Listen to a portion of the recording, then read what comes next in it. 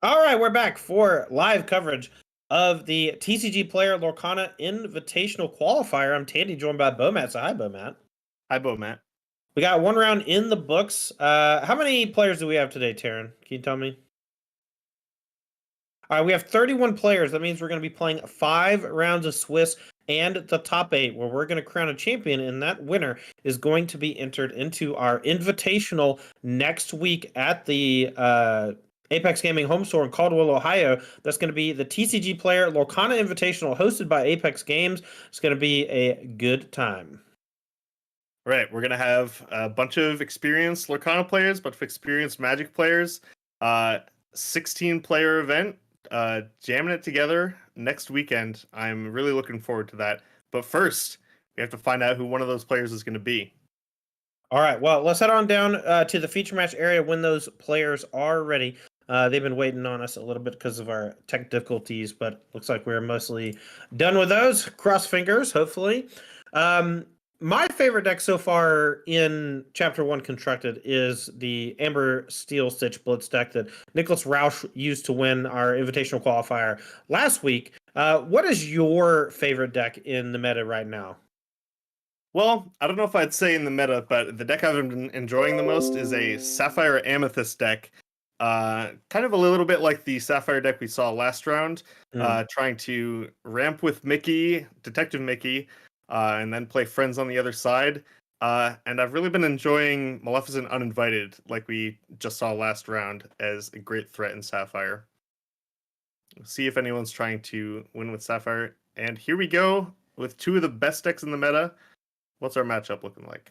All right, on the left, we have Patrick Sweeney with Amber Steel versus Dagan White on your right, playing Ruby Amethyst. This is round number 2, and we are just about to be underway. As these players are finished mulliganing, we'll see how the opener is going to start. It looks like our deck lists are slightly off. On the right, it looks like we're going to be doing Emerald Amethyst aggro. We'll get that updated for you in just a moment. And on your left, that's not Amber Steel. That's going to be it's going to be Ruby Amethyst on your left versus Amethyst Emerald aggro on your right. All right. This should be interesting. I love to see these Amethyst aggro decks. Leading off with Olaf. Actually, a threat that's not going to be able to be taken down by the Sergeant Tibbs. Let's see if our player on the right can get off to a fast start. All right, one thing I want to point out on the Olaf side of things, this one cost 1/3. It is essentially an aggressive character to start things off with. It only has 1 strength, but strength only really matters when you're rumbling in combat. It has nothing to do with how quickly you push towards the end game, and the 3 willpower means that the goons from your opponent, the Sergeant Tibbs, the Lilo, or the Stitch New Dog, these are essentially just going to not be able to trade up into your Olaf basically ever. Right. I love seeing Olaf getting played like this. Exactly like you said, strength is not actually an aggressive attribute, and we see willpower come up all the time. A card like Olaf is not going to die to these goons. It's not going to die to grab your sword. And we're just going to get our lore and our damage dice fixed here. Yeah, I think our spotter might be looking at another match, so we'll get that fixed in just a sec. But Sergeant Tibbs does churn on in to the Olaf. They each take 1 damage. We're currently sitting at 0-0. Game number 1. Both of these players are 1-0. And here is a Peter Pan 3-drop from Emerald. It's a 3/2 with evasive. Right, and strictly speaking, that Olaf should also have 2 damage on it. But looks like it would die to either of these goons either way. Player on the left leading off with Aladdin here. And is we're going to take care of this Olaf. Yeah, Archimedes does take down the Olaf. Now, Patrick Sweeney, it looks like we're maybe playing a more aggressively slanted Ruby Amethyst deck because we are playing multiple different types of goons with Sergeant Tibbs and Archimedes. It'll be interesting to see exactly what the build looks like. You know, maybe more aggressive with Pongo, Goofy 5-drop that has evasive, things like that. Right, and we talked about that one strength maybe being less important on Olaf, but we are getting a little bit punished here with the double goons being able to take care of Olaf without either trading off.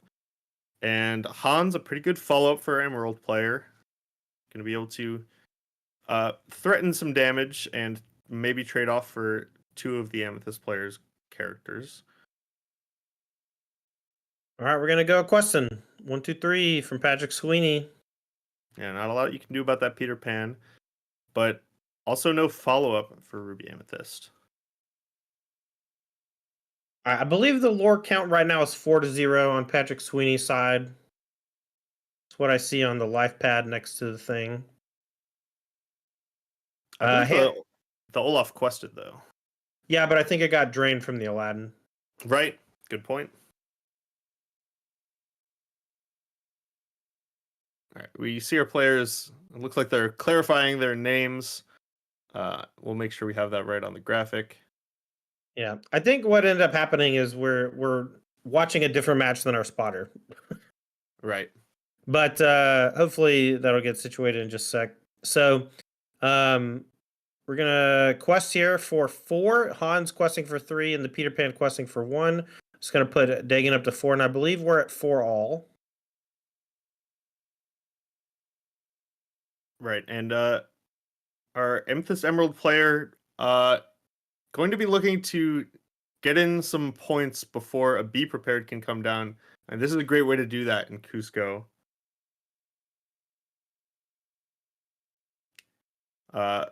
Really putting on the pressure. It's going to be a few more turns until the Cusco is able to be cleanly answered. But as soon as it quests for 3, a couple of these 2/2s are going to be able to answer it. Wow, well, there it is. Here's... Heroic Outlaw. This is terrifying. Yeah, this is really the worst case scenario. The Aladdin Heroic Outlaw here is going to be able to trade off for that Hans, take some lore away, even keep this clock going for Ruby Amethyst, threatening to race the aggro deck here. Thanks to Aladdin. All right, that's going to put Patrick Sweeney up to 8. Can we get this manually updated, Mr. Director, or something? Because the lore's been wrong all game. We got 8 on Patrick Sweeney's side, and I believe we're down to 2 on Logan Peterson's side, thanks to the swing from the Heroic Outlaw. Peter Pan's going to trade with the Aladdin. Cusco now can quest. I believe that's going to send us up to 5 since the Heroic Outlaw. All right, and Logan looks like has a John Silver that he could deploy here, but I kind of agree with this. John Silver would not really be doing it here, and we're going to try to draw 2 cards instead. Maybe put out a little more pressure in these couple turns before Be Prepared. And that's pretty good. A Cheshire Cat. Yeah, Cheshire Cat does threaten to banish anything that hits it, so that's nice. And this Cusco could be answered by the Goons. Would have gotten the 3 lore, though. Instead, it's going to be a Maui. Can he use the Maui to trade there instead of the 2 Goons? I'm not sure that I like it, but Michael Hoskins, I do believe, is a bit more aggressive in his build, so it seems like we're just playing that route. Just trade 1 for 1 on the Cusco. I think that's reasonable. Right, and even if the deck might not be super aggressive, we're in kind of an aggressive position. We've already gotten a bunch of lore getting off the ground here, and trading off this Maui and keeping these Goons to keep questing. Logan's gonna have to maybe answer those at some point. Though here is Jasper, which is pretty good at winning races if it's able to stop the opponent from questing. So we'll see if Michael is actually able to cross the finish line, as that's what his plays seem to be leading towards. All right, Jasper into sorry, not Rapunzel. It's Pascal, Rapunzel's companion.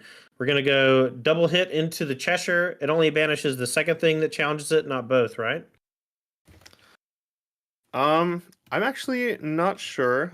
We will clarify and get that corrected if it's been When this resolved character is incorrectly. challenged and banished, banish the challenging character. All right, that's also another mistake. We're gonna maybe try to get that one fixed.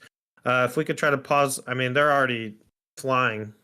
I don't know. This is so hard, but only one of those characters was supposed to be banished in combat, but we're 2 full turns away from it now.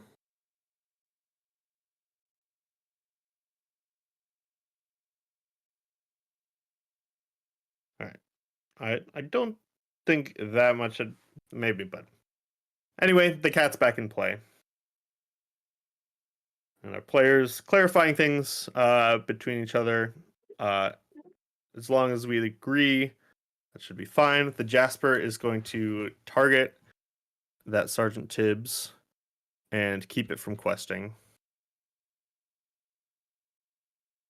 We are in the Wild West when it comes to tournament regulations and rules and stuff. I'm not sure how to do backups. Right. I'm not sure how to do that kind of thing. So I think at this juncture, just being more friendly oriented, like if a backup needs to happen, it's like pseudo backup. It's like pseudo, just as best you Right. can.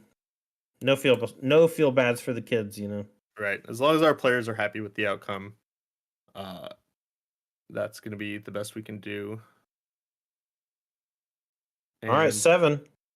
Looks like we're going for a be prepared. All 3 characters from Peterson gonna go down. And now we're going to go back Peterson's way and see if he can redeploy something big here. We know he has the John Silver. Right. And adding the Amethyst to this Emerald Aggressive deck, he was able to get down that Friends on the other side to try to keep some gas going here. And a more aggressive deck might not have any characters left after that Be Prepared. But the Jasper, not a great threat, and it especially doesn't look great against this Elsa. We're going to make sure that Jasper is exerted as it's supposed to be. If we can get a judge in there. And we see in Logan's hand that John Silver actually going to be all right here. Going to slow down the Elsa. And Logan actually has 2 characters in play right now that can keep Elsa from questing. So it's possible he's able to squeak out a win in this race. Yeah, Elsa's probably going after the Jasper anyway. It's a pretty solid trade, but this is going to make it somewhat vulnerable to the John Silver if John Silver wants to get in there. But I mean, I kind of like using the genie on the job to bounce the next thing from Hoskins, but it looks like there is no next thing from Hoskins. So I'm curious how this is going to play out over the next few turns. Right, but also the problem with Ruby Amethyst is once you get to this point in the game, a lot of their most threatening characters you really don't want to bounce. Sure, Michael might end up spending a whole turn playing the Elsa, but you're also not questing after the Elsa comes down. Right. So we're just going to take care of that with the John Silver and see if we ever get a good target for this genie on the job. All right, here comes another Elsa, freezing both of these characters here. Logan could play the genie to bounce it, and then basically the exact same thing would happen next turn that happened this turn. But if you're Peterson, that's actually not that big of a deal, I think. I'd probably go ahead and genie it. Right, another option. All right, looks like we're instead just going to play this Rafiki, really trying to find a good moment for the genie. But also, we have enough characters now that we do have to be worried about a be prepared. All right, we're going to play Cauldron. We're going to look at the top 2, put one on the bottom. It looks like we have a be prepared that we can sing. Play a magic mirror. We're going to draw a card. I really like this careful sequencing from Michael here. Knows he could play all these cards and activate the mirror if he wants to, so he's just going to make sure to look at as many cards as possible before making a decision. And we are going to hold on to this be prepared for at least a turn. Okay, going to go back Logan Peterson's way. See if he wants anything to do with challenging the Elsa with the Rafiki, or if he just wants to quest. My guess is we're going to trade with the Rafiki just to get it off the table.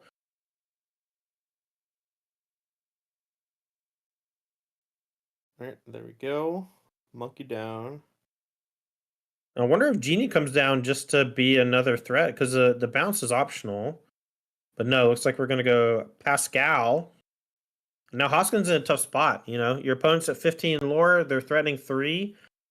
If you don't have something with Rush here, like a Maui, to challenge the Flynn Rider, I mean, that's a lot of lore next turn. You're getting dangerously close to dying. Right, and if Logan is, has a read that there might not be a Be Prepared. Oh, this is a really interesting play. So Logan had 2 options there. Well, a few options, but one of them was ink the Befuddle and deploy the Genie, but chooses instead to return the Flynn to his hand and play it readied, so that neither Rafiki or Maui can take care of the Flynn. So Yeah, Logan is kind of restricting the number of answers that Michael could have to this board. I like that play a lot. That's something that our director, actually, Taryn, did to me one time with the 1-drop Lilo. But here we're just going to go for the 9-drop Maleficent Monstrous Dragon. We're going to chew up the Flynn Rider. Top 2, we're going to leave Maui on top. Back Logan Peterson's way. Genie on the job. John Silver in hand. We're going to quest for 1. And then which 6-drop? So the John Silver comes down and gives the Maleficent Reckless. This is maybe a little risky. A removal spell on the John Silver would mean that the Pascal gets challenged because it loses evasive as soon as there are no other characters in play. As Logan tries to cross the finish line. Yeah, I like the play, though. I think bouncing the Maleficent is mediocre. Here's Ursula. We're going to drain 1 lore, so this is going to put us even further away from winning. But this Monstrous Dragon can't challenge the Rapunzel. No. Oh, and we can't quest with a dragon, too. So here's Cheshire Cat. This is actually starting to get really scary for Hoskins here. Right. If the John Silver, yeah, looks like we're just gonna quest with everything and get that lore. Wonder what John Silver is gonna choose. So Maleficent has Reckless and bouncing Ursula. Interesting. So Logan values the tempo here. He's saying, yes, when you play that Ursula, you're gonna get a card, you're gonna remove a lore from me, but that's gonna be most of what you're doing on your turn. Ooh. Yeah, and we're going to sing Be Prepared, and Michael Hoskins was setting this up for a few turns. Now we have the Ursula, which can come back down and basically heal 1 by stealing a lore and drawing a card. Right, and this was kind of the worst case scenario for Logan's play. Is Michael just gets to recycle that Ursula, and now has a threat to start closing the game, gets more resources, and this is the spot where it could be hard for Emerald to close things out without specifically a card like Cusco. There's Hans, that quest for 3, so without direct removal on it, that might actually just win the game next turn. And how We go much back. removal could Ruby Amethyst deck really have, right? Look, a lot of it is challenge based with Maui, Gaston. You need Dragonfire or Be Prepared to directly move it, or some way to Ooh. tap it down. And we see this Cauldron able to leave a Dragonfire on top, which Michael could spend this turn drawing with the mirror and then playing on the Hans. Some people absolutely love Ursula's Cauldron. It's like their favorite card in the whole game. Here, I think that the believers are winning. Right, exactly. Michael was able to sneak it in very well, used all his ink on a turn to play that in a mirror and draw a card, and has activated it, 5 times at this point? And if you're Logan, that's very threatening. Your opponent has had kind of the best half of all the top cards in their deck at this point, and you can really see it happening. Michael has had, the best play on most of the turns since that Cauldron came down.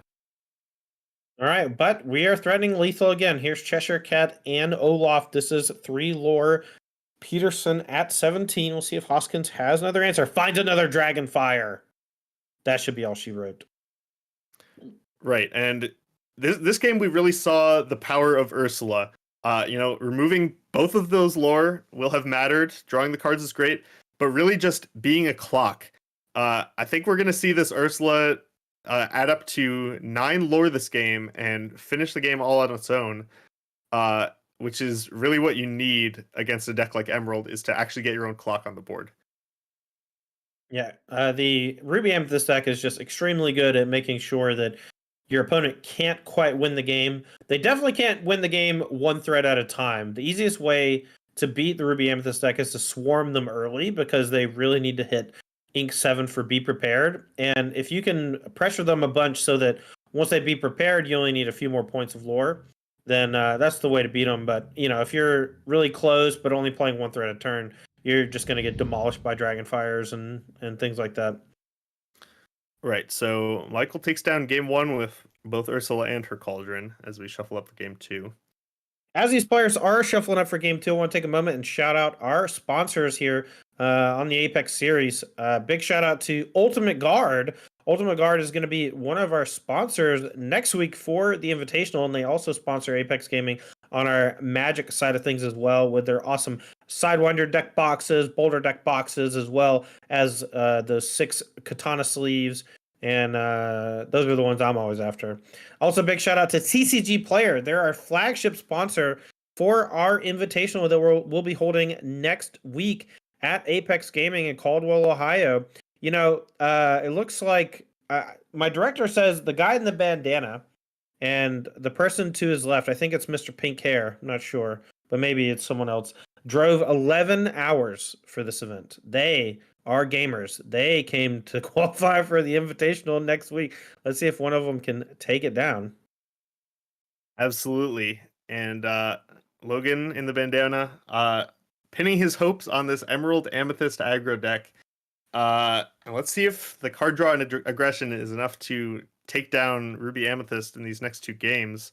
He got close that game. Had a few awkward turns where his cards didn't really line up right, but was still, threatening lethal multiple turns in a row. Yeah, I mean, that's what you got to do against Ruby Amethyst.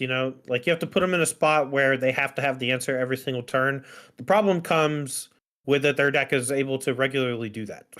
Yeah, exactly. Magic Mirror keeps them flush on resources, keeps them churning. Some builds have the Ursula's Cauldron, so they're able to find more specific answers more quickly. And if you're, resource rich, something like Ursula's Cauldron is awesome, right? Like, if you already have Magic Mirror going, it's just this nice little engine, card selection engine to combine with the card advantage engine. Big shout out to Tanks for the new sub. Appreciate you. Welcome. I'm Tandy of the Lost Boys, joined by my good friend Bomac Courier, also of the Lost Boys. We are bringing you live coverage here of this Invitational Qualifier for the TCG Player Invitational that we'll be holding next weekend. The winner of this event will be qualified for that $5,000 invite-only event. We're in game number 2 of round 2. Michael Hoskins up a game with Ruby Amethyst, and we're underway with a Pascal on turn 1 from Logan Peterson's Emerald Amethyst aggro deck. Right. This is a great start. It's going to line up well if Michael has any 1-drops in hand. The Pascal and unopposed here is going to get likely at least 2 lore for Logan. If he has a 2-drop to follow this up, this is kind of the ideal start. But it looks like he might not. Thinking about what to ink. Did mulligan 4 cards, maybe looking for that more aggressively slanted start, but it does have Olaf here at least to protect the Pascal, so that's nice. Right. This is, pretty close to what Logan wants to be able to do. Is going to be able to follow this up with, looks like, both a 3-drop and a 4-drop. And Michael, this is where it can get difficult for Ruby Amethyst, is having all the right answers in the early game. Late game when you've been able to activate your Cauldron and draw a bunch of cards, you can really line things up perfectly. But if Logan is able to ask the questions earlier rather than later, it can put Michael in a bind. All right, ink number 3 for Peterson. Here comes a Jasper. We're going to quest for one with the Pascal. Going to be very difficult for Hoskins to get the Pascal off the table this turn. And no Olaf quest because we don't want it to get eaten with the Gaston for free. We'll see if Hoskins has another defensive play. We're going to ink a Broom. Here's 3. And there's a 3-drop Elsa. This one, we'll get this one on the screen for you, but this one can exert itself to exert an opposing character, essentially freezing it so that things like Gaston can challenge. This is Elsa, the Snow Queen. This one is usually used for the big shift on the 8-drop, but sometimes using it to freeze an opposing character is quite nice. Right, and it actually lines up pretty well here. Coming down after the Gaston, we saw Logan careful not to quest with the Olaf last turn as to not give Gaston a good trade. But Elsa is, yeah, here we see Elsa was going to be able to exert that Olaf and give the Gaston a good challenge anyway. So Logan just decides, it's going to be happening. I might as well get my lore out. Okay, well, that is the threat of the Elsa is often stronger than the Elsa itself because it just means that Peterson has to play in a very different way. We're going to see if Hoskins can punish him for it. Pascal is relatively safe because it does have evasion as long as you have another character on the table. Let's get Pascal on the screen when we can. This 1-drop is, in my opinion, defining for Amethyst. Amethyst actually has a 1-drop. The quest for 2, one of the Maleficents, biding her time. Right. She is thought of to be as the more aggressive one, but Pascal having evasion, evasive by having another character on the table means that as long as you have another character down, your opponent can't really challenge it unless they have an evasive character of their own, and there's not a ton of those running around at the moment. Right, and we saw, early in the first chapter, Maleficent and Lilo looked very threatening, but people very quickly adapted. And now we see almost every deck, including some number of goons. Those 1-cost 2/2s. So Maleficent gets, a little less consistent. She, against a lot of opponents, can only quest once, maybe twice. Pascal can actually get in quite a few more times if you sequence your cards correctly. Yeah, Pascal's easily, in my opinion, the best Amethyst 1-drop, and it's close to being the best 1-drop in the game. My pick for best 1-drop in the game is currently Hook Forceful Duelist, followed very closely by Stitch New Dog because of the shift from Stitch Rockstar. Right. But Pascal, Rapunzel's companion, is very similar in that regard. Right. Especially we see paired up with this other evasive threat in Tinkerbell. Logan just has 3 lore going here that's pretty difficult for about half of Michael's deck to interact with. All right, Peterson here can play Hans, but if you might want to protect that from the Elsa plus Maui next turn, Right. That's the threat of the Elsa, like you were talking about, is gonna make Logan think twice about deploying most of these things. He's really a little sad here that he's not able to kind of close the door with a Cusco on this turn. That's really what you would be looking for. And it looks like Michael's hand is full of answers. Yeah, Logan not even deploying the Hans, maybe wanting to use it as a guaranteed ink next turn so he can play Genie on the job. I don't hate that play. Right, but we also see, Genie on the job is a pretty good card, but doesn't line up super well against a card like Be Prepared, because it takes so much ink to play. Your opponent is going to be able to answer it a lot of the time in this matchup. And here we see the House of Cards crumble. We have a Dragonfire on the on one of the characters, and we have 2 challenges, and Rapunzel is now Dunzo.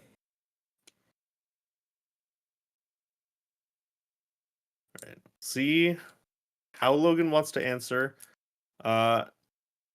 Genie at this point, if that can be one of the ways to combat it, Be Prepared, is just to get down 1 threat and keep questing with it.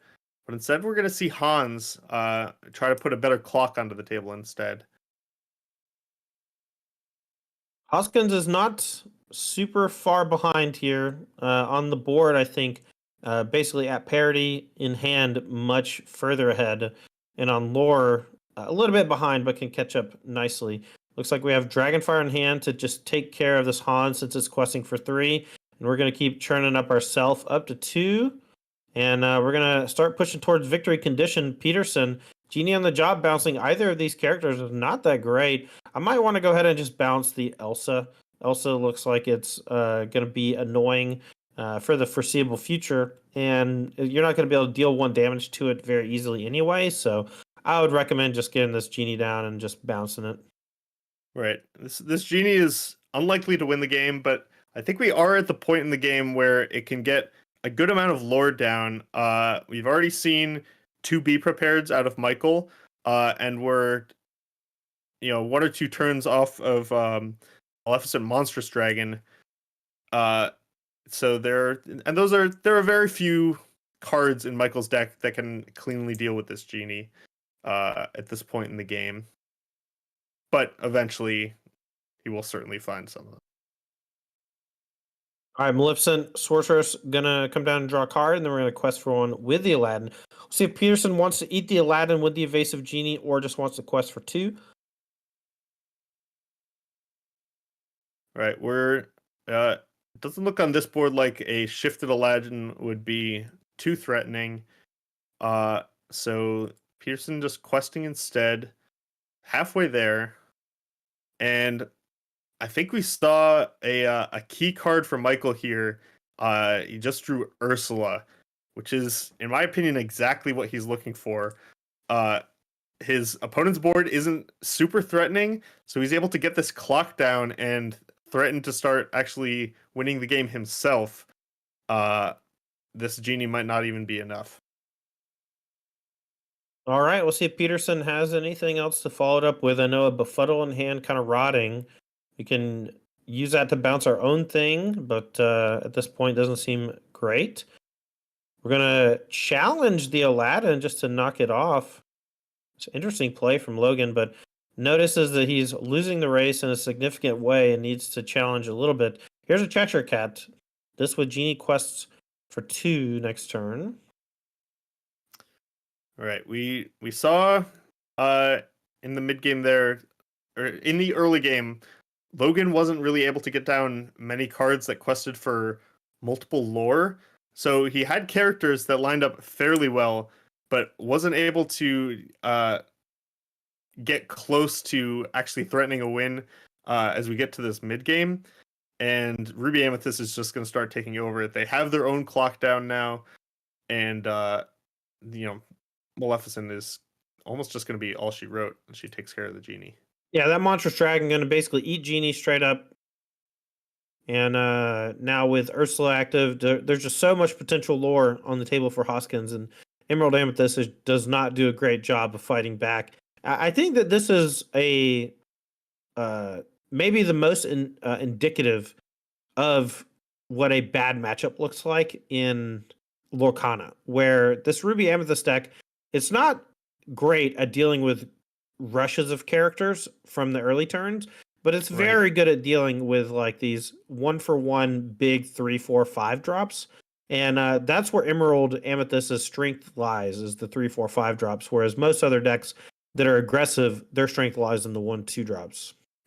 Right, and you can, try to line up your threats against your answers, playing cards like Cusco with Ward or Genie with Evasive, but each of those is only protected from half of the Ruby Amethyst deck, and the other half just gets to take care of it, either by challenging or banishing.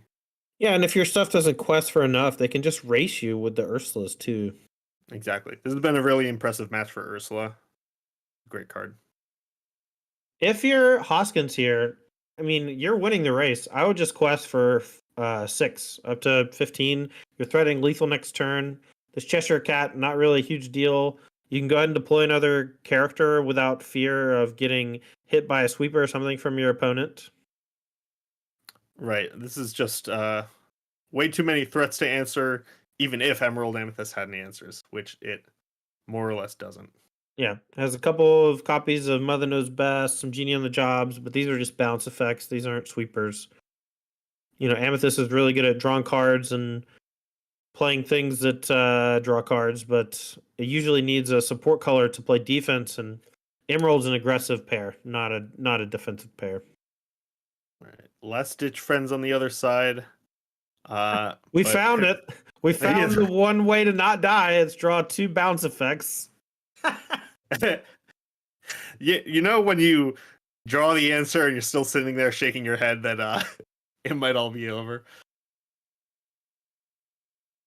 Yeah, if you're Logan, you actually drew the Jenga, but it's just not enough. Exactly. So we're going to bounce Ursula, and we're going to bounce either Aladdin or Monstrous Dragon.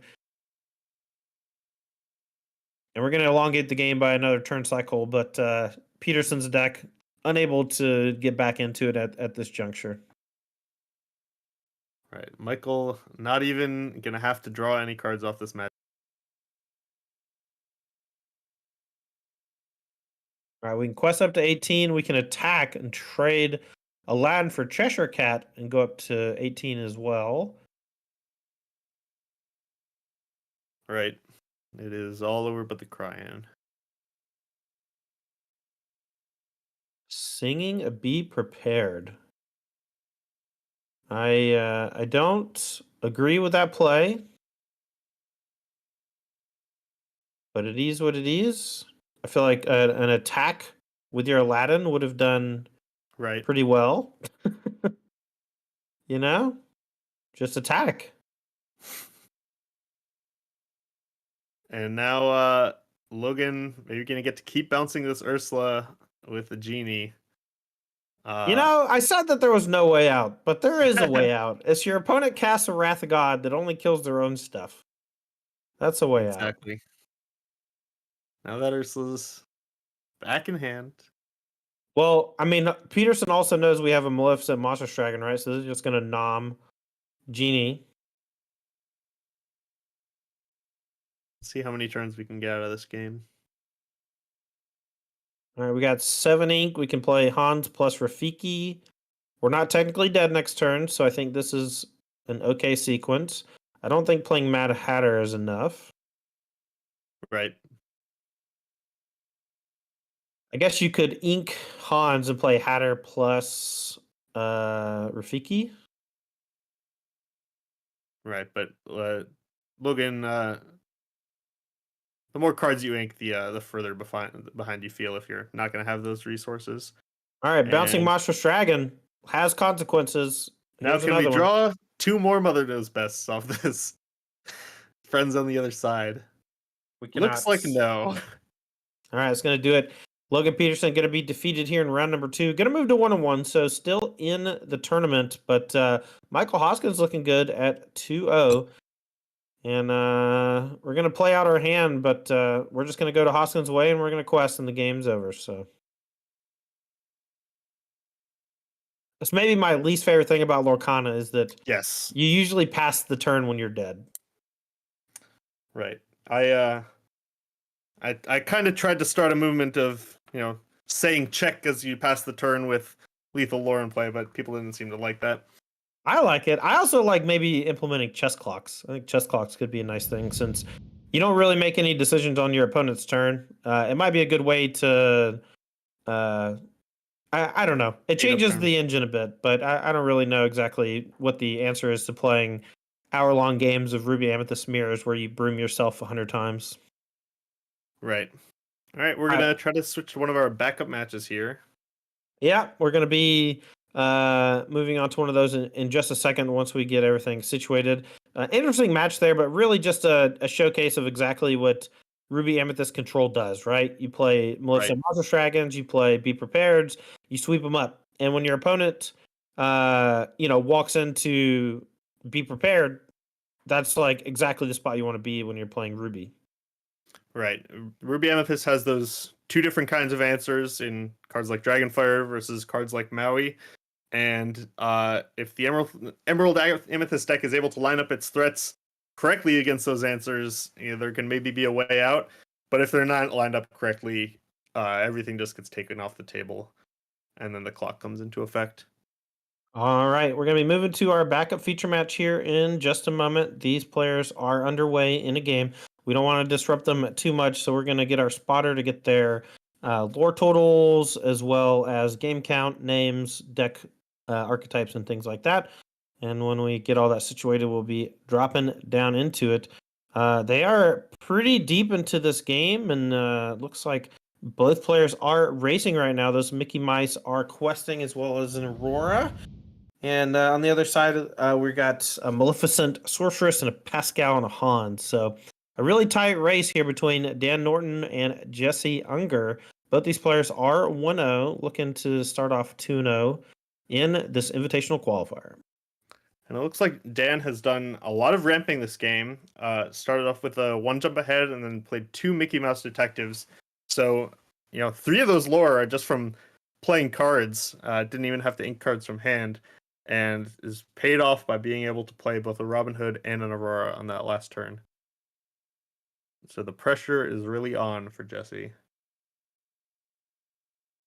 All right, here's a Kuzco from Jesse.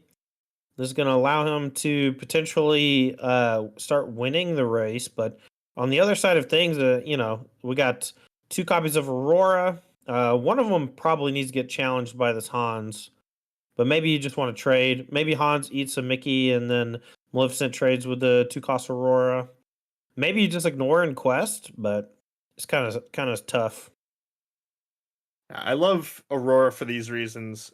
Just kind of an innocuous 2-drop you can put in your deck to keep up on the board, but the fact that it's able to incidentally pressure so well is great, and you see Jesse kind of forced to take it off the battlefield with Hans. And then maybe thinking about singing this Mother Knows Best? Love it. Oh, we're going to bounce the 2-drop instead of the 6-drop. But mostly just don't want Robin Hood to draw another card. I understand. Right. We're at the point in the game where Dan has enough ink to be able to, as we saw, play Robin Hood and also deploy threats. And Jesse is hoping not to fall too far behind on cards, though Mother Knows Best, not great in a card advantage situation. All we've seen is Sapphire cards out of Dan Norton. Unsure exactly what he's playing. We got to see another color. I think there's a Ruby card in there. Looks like a Maleficent Monstrous Dragon's peeking out. Mickey Mouse going to run into the Hans and finish it off. And then we're going to quest for 3, ignoring the Maleficent Sorceress. Hey, we could be dealing with a mono blue situation, but there's the dragon. All right, what are you going to knock off? Pascal, probably. All right. We see the ramp really getting the job done for Dan here. Jesse has, 5 ink in play and is already staring down a Maleficent and wondering how he gets out of this one. There's another Mother Knows Best. That's not exactly the answer. Yeah, Mother and Genie, those bounce effects are quite good in some matchups, but against the big bads like Maleficent Monstrous Dragon, even against this Robin Hood, just potentially getting another card out of it is just going to make you lose the attrition war in the long game. Right. And Mother Knows Best, it's kind of a necessary evil.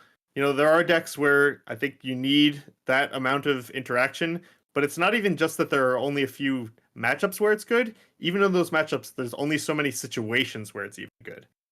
You can, be in a matchup where you want Mother Knows Best and still not be in a board state where casting it does anything for you. All right, here's a Tinkerbell. I believe we're going to sing Mother Knows Best. Probably going to bounce Robin Hood would be my guess. I would have liked, instead of this Tinkerbell, I would have liked it to have been inked. And then I would have liked to have gone Genie on the Job and Mother Knows Best to bounce both of the big characters. While that does allow Monstrous Dragon to come back down and eat the Genie, you would still have the Maleficent and the Kuzco to quest. And then with another Genie in hand, you could just do the same thing again and kind of just bottleneck their turns for the next 2 turns while questing with Kuzco a couple times. This specifically leads you to your opponent, Dan Norton, being able to trade with Kuzco if they so choose. Right. That's a great reason to play those bounce effects, is specifically protecting a card like Kuzco, where your opponent a lot of the time needs a character in play to be able to answer it. All right, well, we have Shield of Virtue that comes down and allows for a challenge after questing. So Dan Norton up to 12, but then is able to eat the Kuzco, and now we're going to go back Unger's way. Has a board that doesn't look so bad here. Can quest for 3. Has the ability to bounce something or just deploy Hans.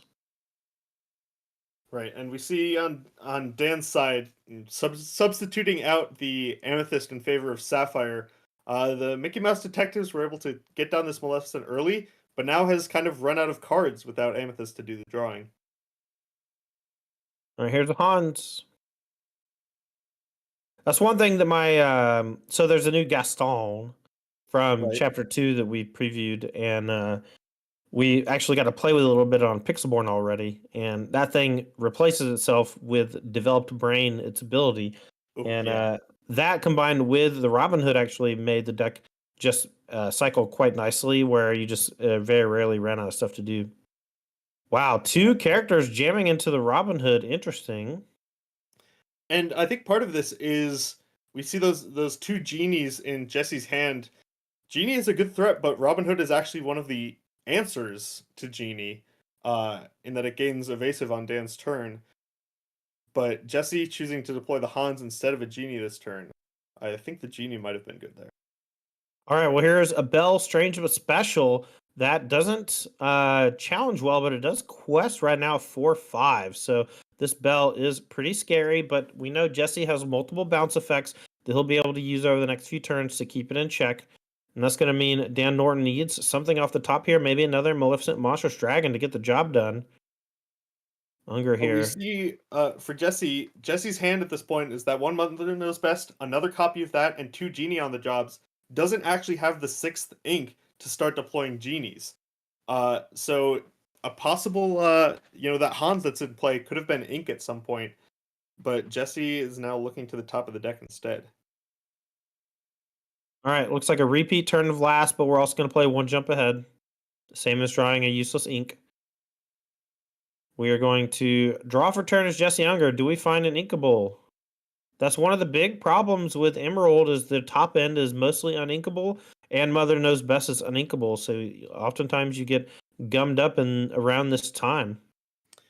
Yeah, Genie on the Job was one of the impressive cards before the first chapter came out, but then kind of fell off once we saw how detrimental it can be to have a 6-cost uninkable character in your hand. All right, another quest for one. Kind of in a holding pattern is Dan Norton getting his Bell Strange special bounced every turn. Here we have another ramp effect. This is another Mickey and the Strange with special. And we're going to go back Unger's way. We can quest up to 16. Do we find an inkable? If we get this Yeah. Genie on the job. Oh, there it is. That's Tinkerbell. We've been talking a lot about Jesse's hand, but actually this Hans in play has been putting in work. It's up to about 9 lore now, and might actually be able to close the game down. Yeah, I mean, this bounce chain that Unger is set up against the Bell Stranger special is particularly devastating against Dan Norton because he's drawn nothing but ramp effects over the last 3 draw steps. Right. But now we found a Develop Your Brain top 2. We got Strutting of Stuff and a Robin Hood. But we're facing down lethal here. We need to draw something or else we're dead.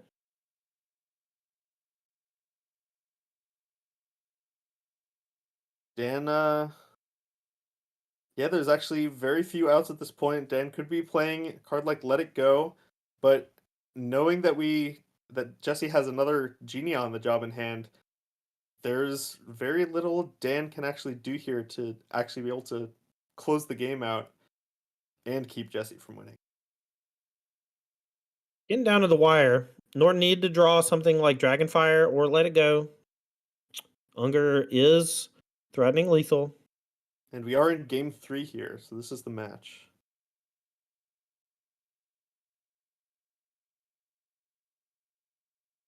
Well, I see a Ruby card.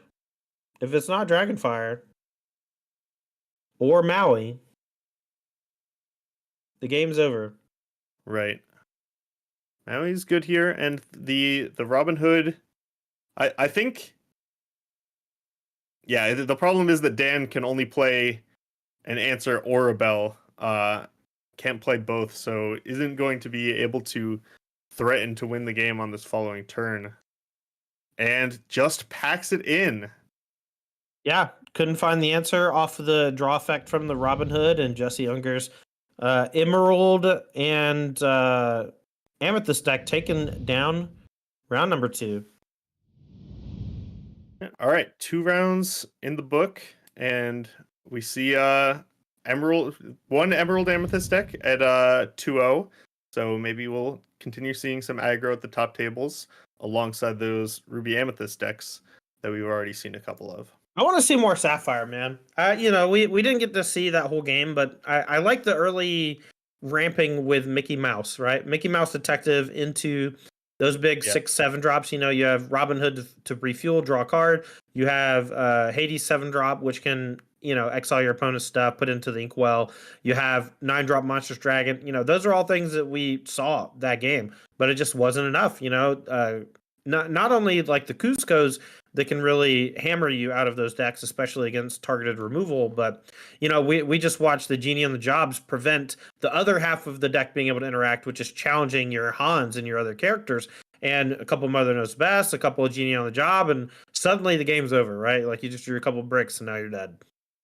Yeah, and we did see the Mickeys were pretty good, but we also saw a bunch of one jump ahead being drawn there, and that I think is just one of the less impressive ramp spells. It can get you off to very fast starts, but if you don't capitalize on that, drawing one off the top can be really bad as the game gets going. All right. Well, that's going to do it for round number 2. We got 5 rounds of Swiss to bring you today, as well as the top 8. So we got about 6 more rounds of coverage here at our Invitational Qualifier at Apex Gaming's home store in Caldwell, Ohio, sponsored by TCG Player. We're going to take a short break here. When we come back, we're going to have round number 3 as players are vying to be undefeated. Normally, when you start hitting that, 2 rounds left in the Swiss, if you're 3-0, you're usually into the top 8. So we'll be looking to see who those top players are as we get into the next round. But for Bowmat, I'm Tandy. We're going to be back in just a few minutes. So we'll be right back for more live coverage.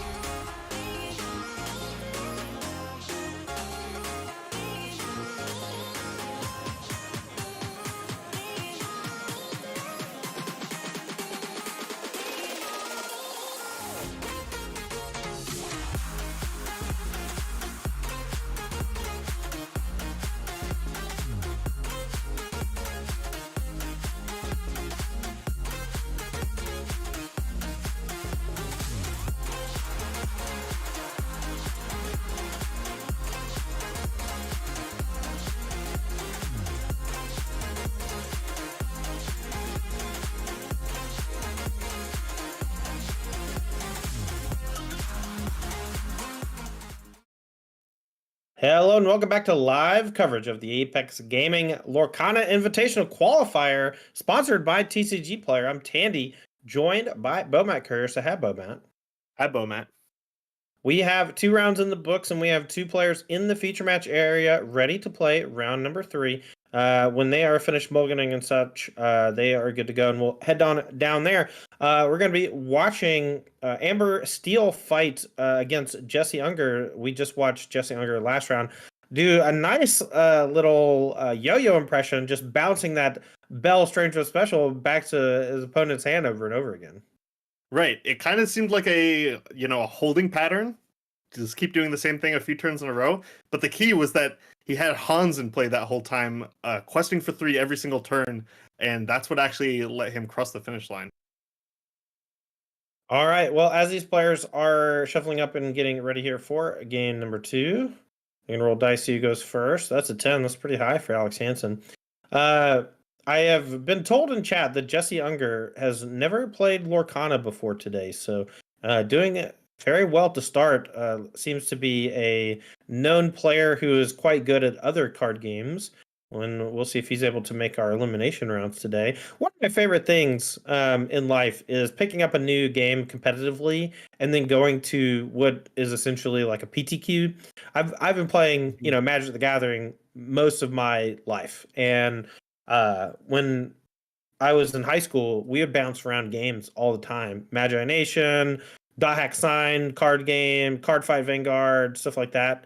And it was always fun to just like go to the first couple PTQs because not many people know what they're doing, and so you're just like on a really level playing field even early in the game's life cycle. And Jesse Unger here, while he's new, seems like he has a pretty good idea of what's going on. Right, absolutely. I kind of I had a bit of that experience with Keyforge when that came out. Rest in peace. But yeah, I always love trying new card games, and it's got to be a special experience for Jesse to kind of come out on top on these first couple days for Lorcana for him. And it looks like we saw about 2 cards mulligan for each player, round about there. Mulligans in Magic the Gathering come with a significant downside. You're 1 card fewer in the hand, but in Lorcana, you just put any number on the bottom and draw that many, and then you shuffle your deck. So not only do you just get like a pretty good opening hand most of the time, but also you get to make sure that the good cards you put on bottom, like the more expensive things, aren't locked there forever because there's just like not a whole lot of ways to shuffle. Right, and I think that's part of the game rules, in part because that can kind of scare players off from mulliganing. Like, yeah, it might feel like the right move to put one of the expensive cards on the bottom, but you don't really want to do that if you like, I wanted to play this card, but getting to shuffle it back in kind of removes that barrier for a lot of players. And we'll see if this Pascal is enough for Jesse to put on the pressure here. Alex hasn't developed anything onto the board. Yeah, just a beer, I guess, on turn 2. Not where you want to be. Normally, you want to play that as ink and then play a 1 or a 2 drop. Captain Hook, Forceful Duelist, nice to start challenging. Looks like Hansen's hand is just full of slow threes, though. Unger here going to play a Flynn Rider in Quest 1 with the Pascal. We draw a hook, so now we can go hook plus Prince Eric on our turn. All right, that's a great way to keep up, but looks like prioritizing this Tinkerbell Tiny Tactician instead. All right, this is going to threaten a big Tinkerbell Giant Fairy next turn with the shift. And that threatens to eat the Pascal. We'll see if Jesse Unger wants to bounce Tink or ignore it and hope for the best. Ignoring and hoping for the best doesn't seem to work out too well most of the time, though. Yeah, this is pretty terrifying for Jesse. This is kind of exactly Ember Steel's game plan if they have a slow start, is just go, you know what? It'll be fine. I will catch up with a Tinkerbell Giant Fairy. Jesse would rather not play into that, but a lot of the time you don't have much choice. All right, Unger going to draw a card with Maleficent. Going to quest 4/3. Is going to put Unger up to 4. And now, though, things are pretty disastrous for Unger if Hansen has the big Tinkerbell shift, and it looks like we have it. There's not going to be much damage on this Tinkerbell either, so Jesse is going to kind of be in the abyss, right? Any character he plays after this is also going to be eaten up eventually by the Tinkerbell. And Alex, a bit of a slow start, but exactly what he was looking for. Wow, To get back into this game. choosing to quest instead of eating Flynn Rider and the Maleficent with an attack. I do not agree with this play from Hansen. Now Unger has a window to get back into the game. These players here making some tough choices, but we'll see how they play out. Kind of hard to think of a reason Alex might have for not wanting to put just a measly 1 damage on the Tinkerbell, but Jesse is going to try to seize this opportunity to load up the board, and I guess the worst case scenario would be grab your sword, but Hans plays pretty well against that. All right, Hans does quest for 3. These 2 characters can't gang up on Alex though, so we're gonna play friends on the other side to draw 2 cards instead of challenging. Found another friends on the other side, but can't sing that this turn. And we also see the Cusco in Jesse's hand. That's going to be pretty good pressure against this Amber Steel deck. They're going to have to probably send 1 big character or multiple small ones, and things are looking pretty good for Jesse here, with enough pressure to likely be able to close the game out at some point. All right, so Tinkerbell gonna challenge the Maleficent, 2 damage on it, and then 2 damage gets to throw somewhere else, and we're gonna use that to finish off Flynn, so we don't have to discard.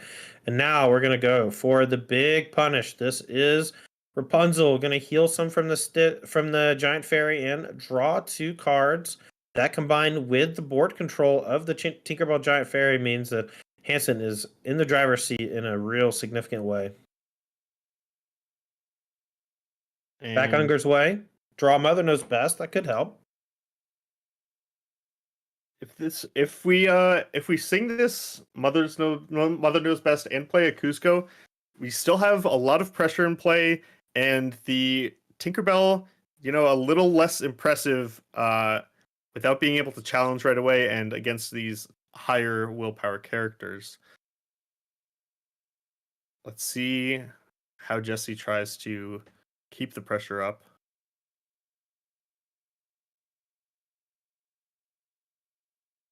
It's the quester thing. Questing up to 9. Okay. Gonna go back Alex Hansen's way. Maybe you're gonna regret this play, not using the Mother Knows Best, but 3 lore is 3 lore. Hansen draws for turn. The Tinkerbell at least doesn't get to do any extra damage after it challenges the Han, but Alex might be lining up a second Rapunzel here, which would really be damaging. Or, the opposite, healing. Yep, and there's that second Rapunzel. So Alex's board just getting bigger and bigger as he deals with Jesse's threats and drawing plenty. Able to keep inking, keep questing with all this lore in play. Yeah, Alex probably turning the corner. Cusco also not very good at challenging, so I think that this is a pretty easy spot for Hansen to quest for 2 with the Rapunzel. Right. Very far behind now is Unger. I mean, I think honestly just playing the Mother Knows Best last turn on that Tinkerbell would have gone a long way, but 3 lore is 3 lore. You know, this Cusco is still sitting in play, pretty scary. Another Cusco in hand is also pretty good. And Jesse Unger says, "Hey, I'm gonna ignore you. You know, do your worst. You know, his worst is still pretty good, but do your worst, and I'm just gonna keep questing for 3." Yeah, and we mentioned Jesse being new to this game. When you're coming from another game, it might be a little you might be a little less likely to look for those opportunities. You know, you say, I have 5 ink this turn. I'm going to play a 5-drop, and maybe not recognize just how much you can get done when songs are added to the mix. But Jesse is going to need to keep up the pressure if he wants to get anywhere against Alex, who has the board position right now. All right, gonna tap 3.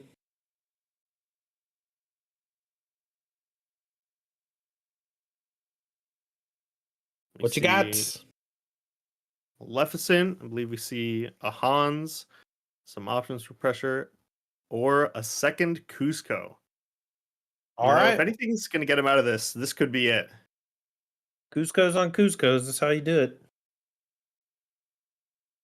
The If Alex wants to take care of this first Cusco, it's going to take probably trading an entire Tinkerbell off, and then may not have enough to challenge the second one unless he has more characters to deploy. But drawing 5 cards over these past couple turns, I think Alex might have some gas to contest. Yeah, Unger should be up to 15 as well. So this is actually, or is he? No. I don't think so. Okay. Sorry. There's a lot of threatening of lore coming over the next few turns. So like Unger really needs to find like a couple more ways to gain like 3 lore at a time, so he can just chain these Cuscos up into just like one character that needs to quest to win the game. Exactly. Alex there playing an aerial spectacular singer and picking up a Hakuna Matata. Hakuna Matata, not often a card that ends up getting played, getting cast, but is a great card to include if you want to be able to hit more ink off your aerial. And that might be what Alex is doing here, as Hades picks up another copy of Tinkerbell Giant Fairy. Yeah, and we're gonna quest for 4 up to 8 is Alex Hansen. So we're keeping pace, but we're slightly behind on lore. Jesse Unger gonna ready here and be able to quest up to 15. Let's see if he can deploy 5 lore at the ready for next turn, even with the Cusco being vulnerable. That's the dream. Exactly. And if there's any deck that can do it, an Emerald deck can. These, the cheapest 3 lore character in the game in Hans, and then anything alongside that could be enough to put lethal pressure into play. But Alex's board at this point also pretty threatening. This Hades and any of the other characters can team up to get the Cusco off the battlefield.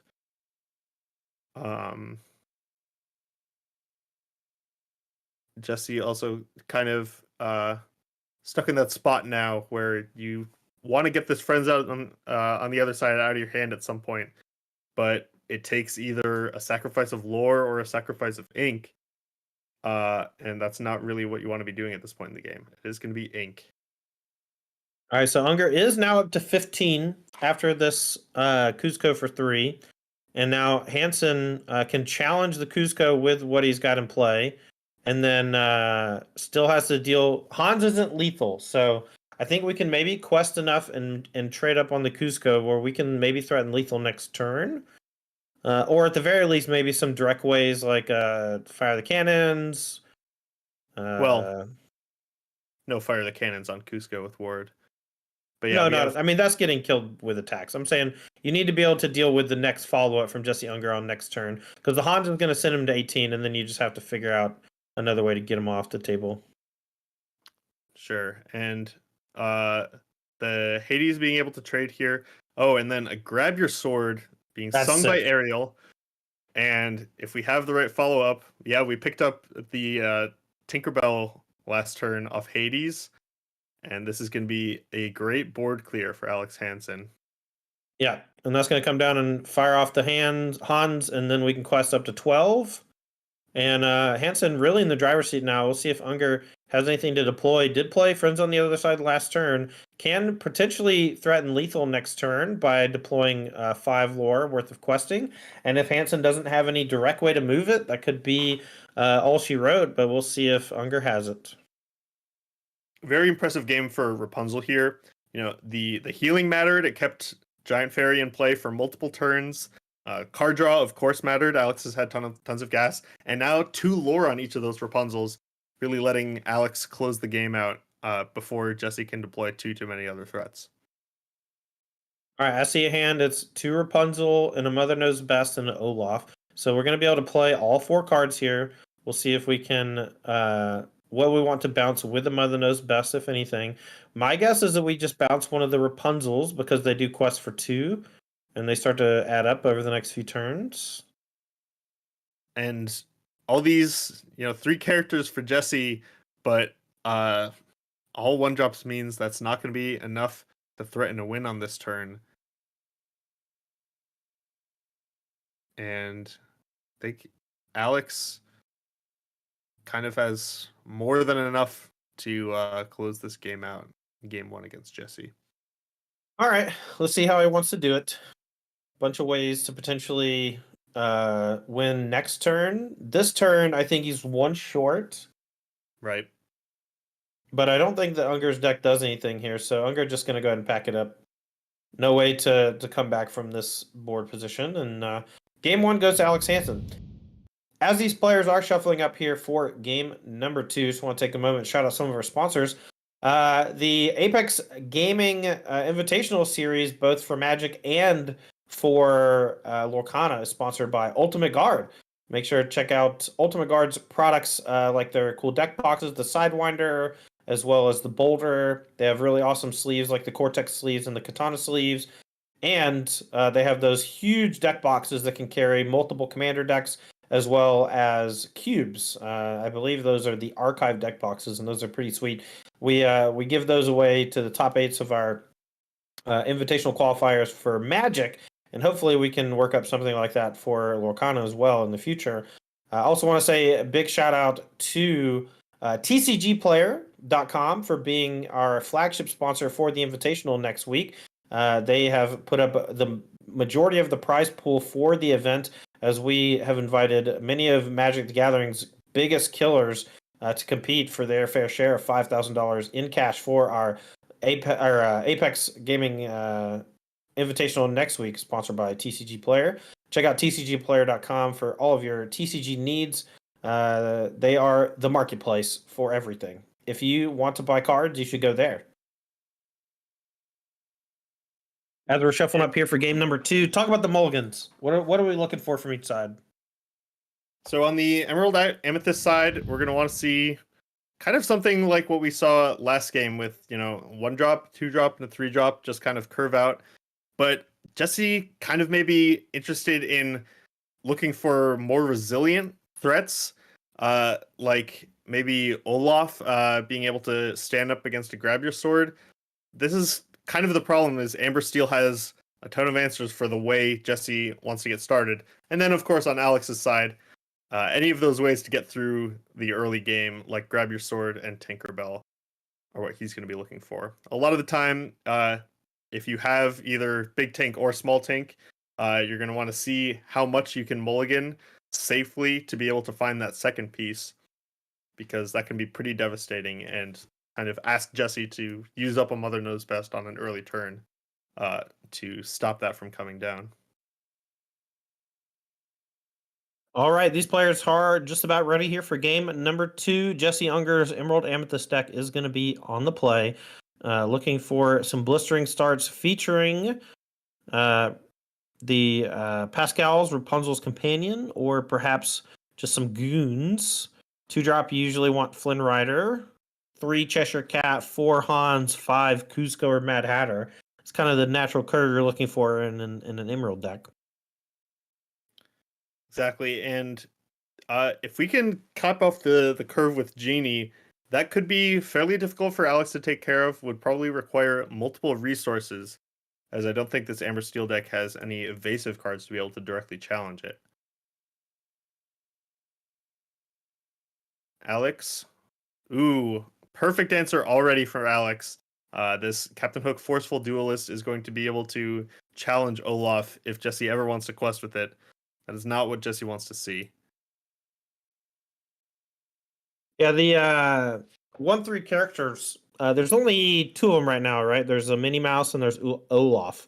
So there's one Right. for Ruby and there's one for Amethyst.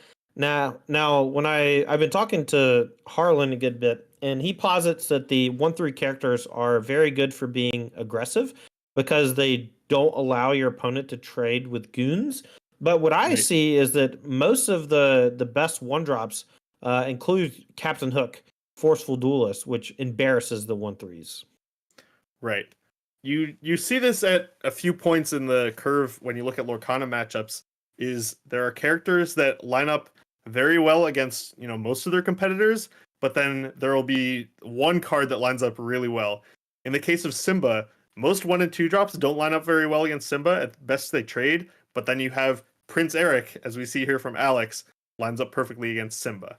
Of course, Jesse doesn't have that in his deck.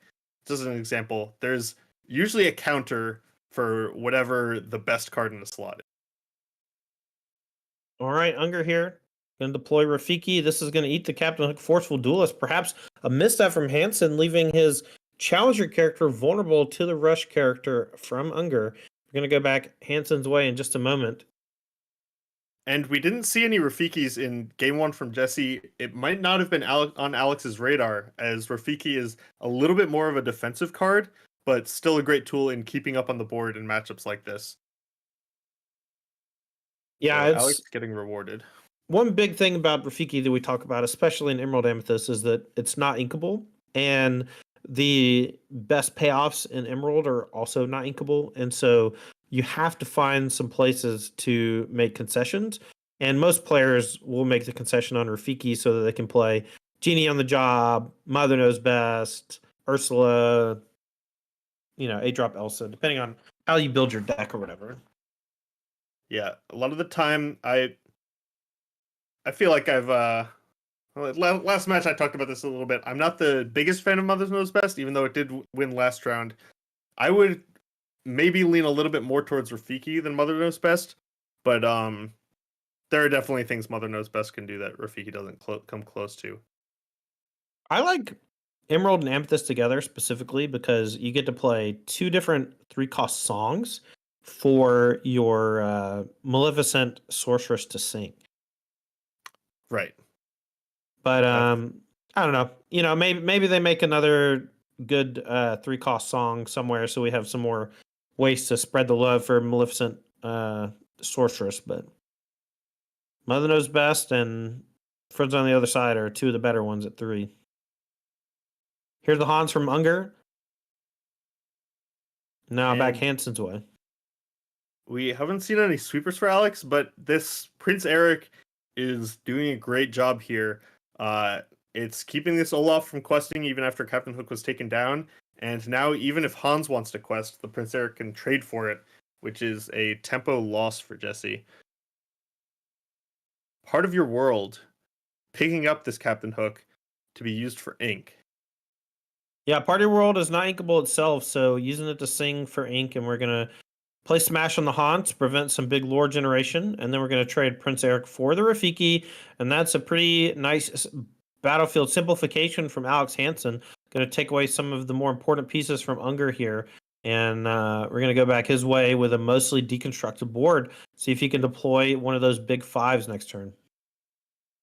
You're pretty happy to see this Prince Eric off the battlefield if you're Jesse, I think, because Cusco is mostly unopposed at this point. Alex is, I mean, certainly can't challenge it this turn, but is probably going to have to trade 2 characters into it on a following turn. And it looks like Jesse has multiple copies of Cusco, even if he has to ink a Mad Hatter to start getting them down. All right, here's Cusco, and we're going to quest. Olaf getting in there. No? Takes these backsies? His finger's still on it. It happens. Look, you're going through the iterations, right? If you quest with it, you're leaving it vulnerable to a 2-point attack from aerial, which combined with something that deals 1 damage is potentially scary. I think questing's pretty safe. At the very least, if Olaf gets sniped by some bigger thing, it's not the end of the world. I mean, it's there to quest a few times before it dies. And we saw in that early game, there's a lot of trading off. Jesse wasn't really able to get off to a lore advantage. But now we see the threats that are sort of unique to Emerald in Cusco and Genie on the Job is how Jesse's going to try to power through this mid game and actually start threatening a win in just a few turns here. Yeah, I mean, it's pretty scary fighting against Cusco. Like, if they play Cusco and your battlefield's empty and you deploy, like, one thing that can challenge it, your opponent turns on all of their bounce effects at that point, right? Genie bouncing is terrifying. Even Mother Knows Best is pretty bad because every time your opponent resets you, they're questing for 3 or more. And Jesse does have that option of deploying a Genie on the Job here and really putting the pressure on. Looking at a Flynn Rider and a Friends on the other side as ink eye.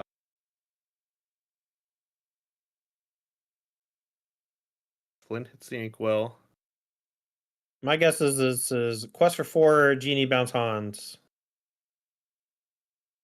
We are eating aerial. Interesting. I guess we're trying to make sure that the 5-drop songs don't get cast next turn for cheap or for free. Yeah, this is still a bit I'm not sure how much we're accomplishing at that point, because if Alex has a grab your sword, might not be singing it, but the fact that it gets to take care of this Cusco is almost just as threatening as singing it. No, I agree. Interesting play there from Unger. Let's see if it backfires. One thing I think newer players to the game, they see a trade that looks beneficial where they get to basically remove your character without removing any of theirs and just putting some damage on their stuff. They think that, hey, that's exactly what I want to be doing, right? I want to be gaining value from trading. And in a lot of scenarios, that's correct. But when you're playing cards like Cusco and you're playing Emerald, I think it's hyper important to always be looking to find ways to quest and put your opponent on the back foot at all times. Yeah, and challenging like that Cusco did, it took the aerial off the battlefield, and Jesse didn't necessarily lose characters, but challenging like that just isn't free. This Cusco now has 2 damage on it, and that is definitely going to be a factor against steel decks, but also against most other decks are going to be able to take advantage of damage sitting on a character to be able to challenge it for cheaper later. So, like you said, trades look, pretty appealing, but a lot of the time they're not actually trades when that damage ends up mattering.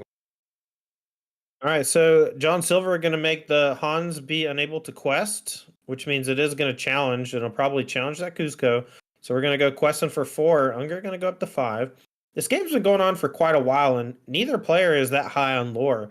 And I think that what that really shows you is that this game is pretty deep, and even though lore is how you physically win the game, a lot of times you just spend 3, 4, 5 turns just jockeying for position, using your characters to trade, using your characters to leverage your position on the board.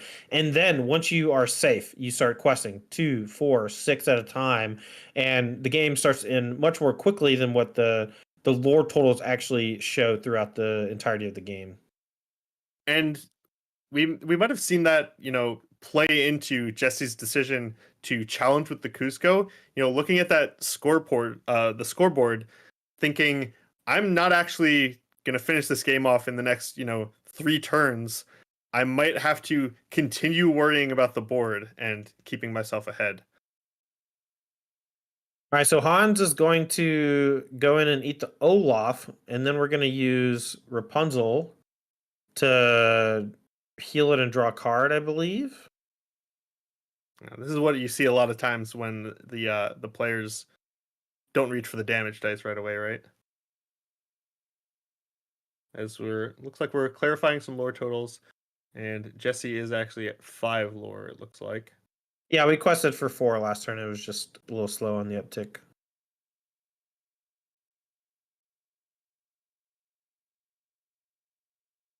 And there's All the right. Rapunzel. Yeah, we're going to draw a card.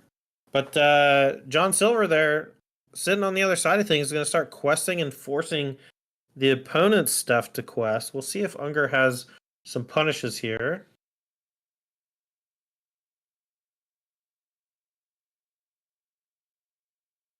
And this genie, I think, is going to continue to kind of go unopposed in this game. We'll see whether Jesse prioritizes keeping the genie out of combat, as Amber Steel, not really able to deal with evasive threats very well, other than by loading up a couple of damage spells. All right, John Silver going to eat the Hans, going to put 3 damage on it.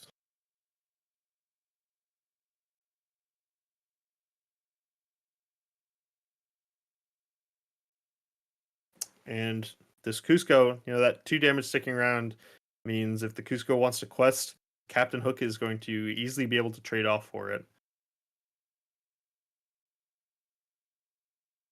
As we look at our options for Jesse here, we have a second Cusco or a Cheshire Cat, a Megara, Tinkerbell, and let's just deploy the Cheshire Cat and get some questing on. All right. I see Meg. It looks like we have a Peter Pan. I think playing that makes some sense. I don't really want to ink anything. I think one big mistake that newer players make is over inking, especially in decks that aren't Ruby Amethyst. I think Ruby Amethyst is one of the few decks that can essentially ink every turn and be mostly happy with it, Exactly. especially when they're drawing a bunch of extra cards. All right, we're going to go back Hanson's way, choosing not to deploy that Peter Pan, maybe afraid of a grab your sword, dealing 2 to everything. That specifically is one reason why I don't play Peter Pan in any of my Emerald decks. And there it is.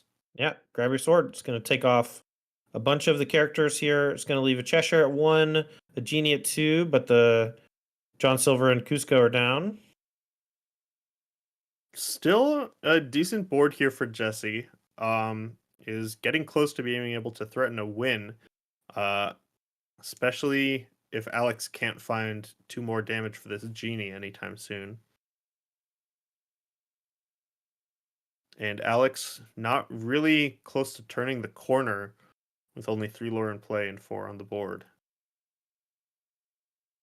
We'll see what Unger wants to do. Has a Megara he can use to buff up the Genie and knock off the Rapunzel permanently. Cheshire, not great at playing offense, but could go Megara plus Cheshire to trade with the Captain Hook. But I think just questing, since we're so far ahead on lore, makes the most sense. I think Meg is a little underwhelming here. This play really, really opens us up to Tinkerbell Giant Fairy. Jesse has to be praying that Alex doesn't have one of those. It'd be pretty devastating. Another grab your sword would also be very, very strong. We'll see if Hanson has either. But you're just setting up a house of cards. You're trying to get all these value trades, and then all of a sudden, you're leaving yourself vulnerable to 1 AoE damage effect. Right. There it is. Tinkerbell Giant Fairy comes down. One to Meg, Ouch. one to Genie, one to Cheshire. All of them going down. And just like that, Jesse's pressure is wiped out. We still have that second Cusco in hand, but it's going to have to get in a couple quests at this point to actually win the game. There's that 1 damage on the Maleficent. All right, we're going to quest for 1 is Alex Hansen with the Captain Hook saying, hey, if you want to trade your Maleficent for my hook, I'm pretty happy about it at this point. That was a great swing turn for Alex Hansen. Let's see if Jesse Unger can redeploy, put some more pressure on. We're at 12 lore. We have Cusco in hand we can deploy.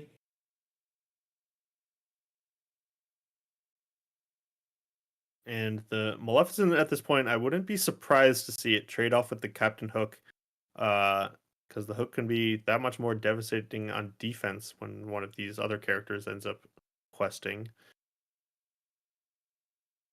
But now Jesse has to think about whether to ink a card and play another 2-drop, or just hold on to all these cards and hope to play them out as characters eventually.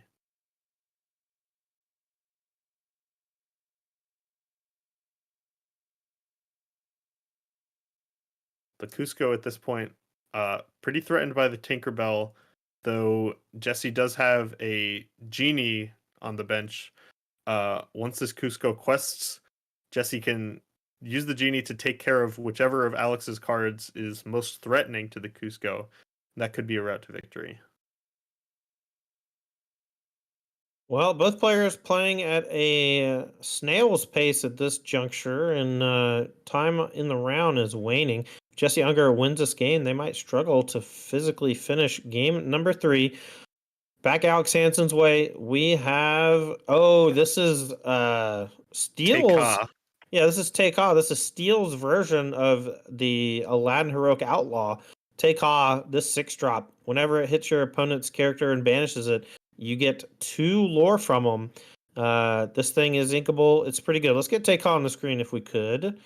This Steel character is quite good, and we don't see too much of it because it's fighting with Tinkerbell Giant Fairy in that 6-drop slot. But Seek the Heart during your turn. Whenever this character banishes another character in a challenge, you gain 2 lore. So doesn't quite do the outlaw thing where you steal the lore from them, you just gain 2, but it can challenge and gain lore at the same time, which is quite nice. But at the very least, it was important for Alex to get a second threat that can answer this Cusco into play, because Jesse only having 1 answer, now the Tinkerbell is free to trade off. Yeah, If Genie that's on the what Alex job wants to do. Genie on the job did a nice job of putting the Take-a back in hand, and now we're going to go back Hansen's way. Unger at 15, but it looks like we drew Grab Your Sword for the turn, so we actually have a full clear here if we want. We go Tinkerbell into Cusco, deal 2 to the Genie, and then Grab Your Sword finishes it off. Unfortunately, I don't think that is going to put Alex Hansen in the greatest of positions, because he's basically passing with no board against 15 lore. Tough stuff.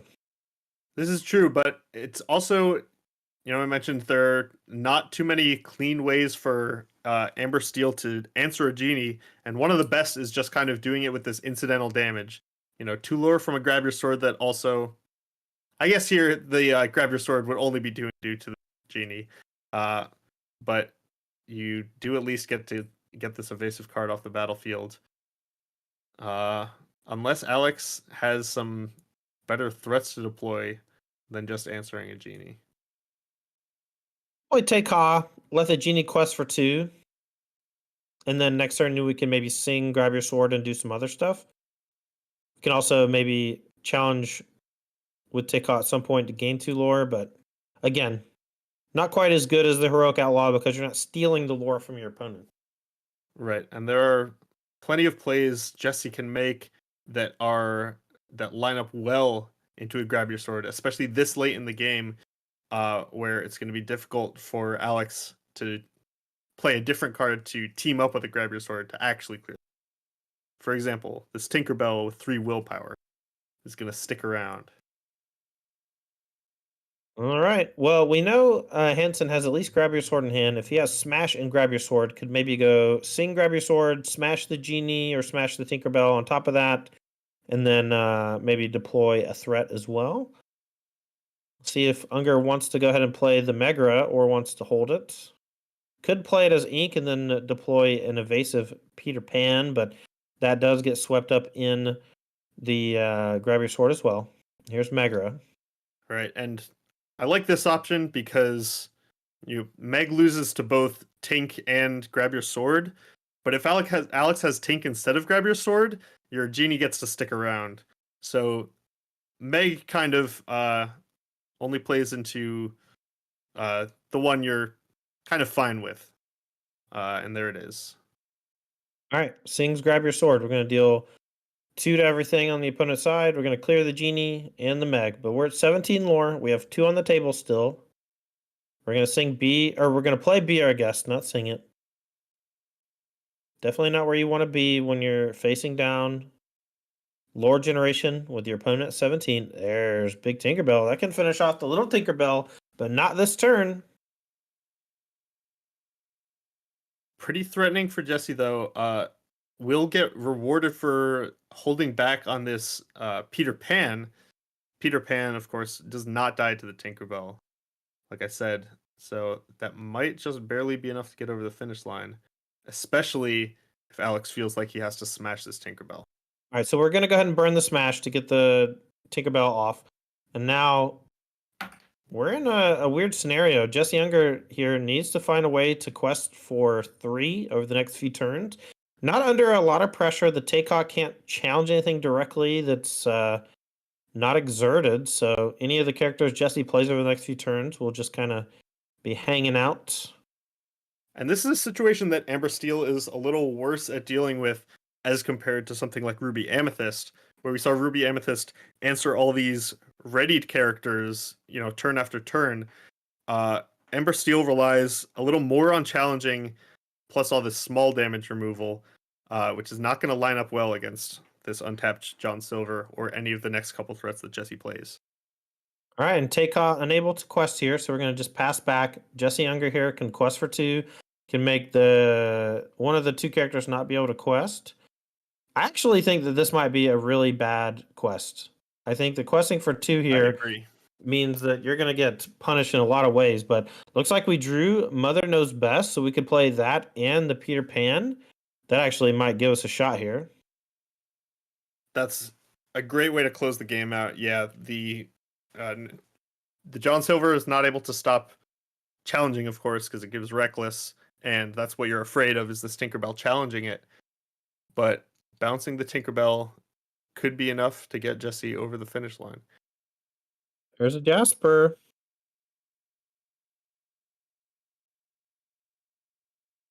Oh, there is no Mother Knows Best. Yeah, it was Flynn, I guess.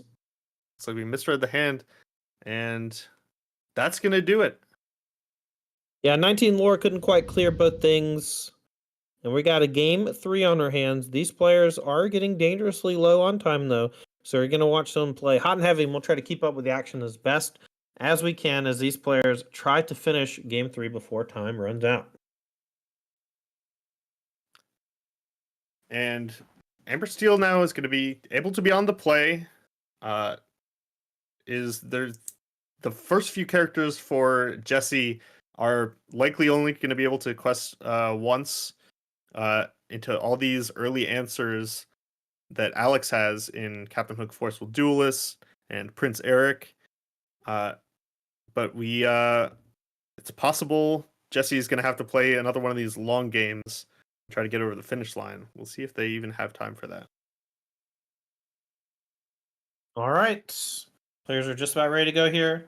Going to resolve mulligans. We're in round number 3, game 3. Players are deciding their opening mulligans for game 3. Looks like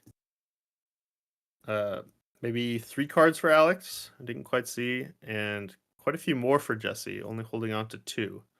Yeah, gonna go digging for 5, looking for a better curve. Maybe getting rid of some of those uninkables. Emerald Amethyst has quite a few uninkables in the deck. And those you don't want to have in your opening hand too much because it gets a little bit weird. And we talked about in Alex's deck, Teika, kind of competing in steel against the other 6-drop in Tink Giant Fairy. But that competition is a lot less severe when both cards are inkable. And you can just kind of put extras in your deck. All right, here's turn 1 Captain Hook from Alex Hansen's Amber Steel deck, putting You Have Forgotten Me into the inkwell. Not what you want to see when you've got that Olaf in your hand. Yeah, just getting bricked off here pretty hard. No 2-drop character here for Hansen. Does have a BR Gas. We're going to go ahead and play that. Look at the top 4, looking for a character to play. Finds Rapunzel. All right. Now the question is, do you want to quest? This leaves you open and vulnerable to Megra. Let's see if Jesse has the turn 2 punish with Megra. Meg would be great. I also don't just love this. I just don't love this quest in general for Alex. When you quest with a challenger like this, if your opponent wants to, they can take the opportunity to get a damage trade at a better rate than usual. Ooh. But Jesse has the answer instead and gets a lot of momentum here. Momentum.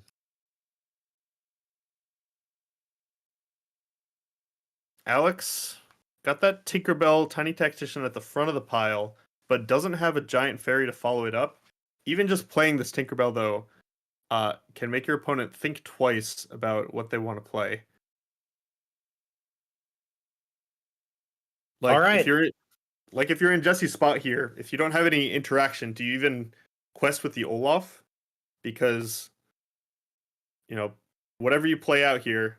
Oh, Jasper actually 4 willpower lines up pretty well against a shifted Tinkerbell.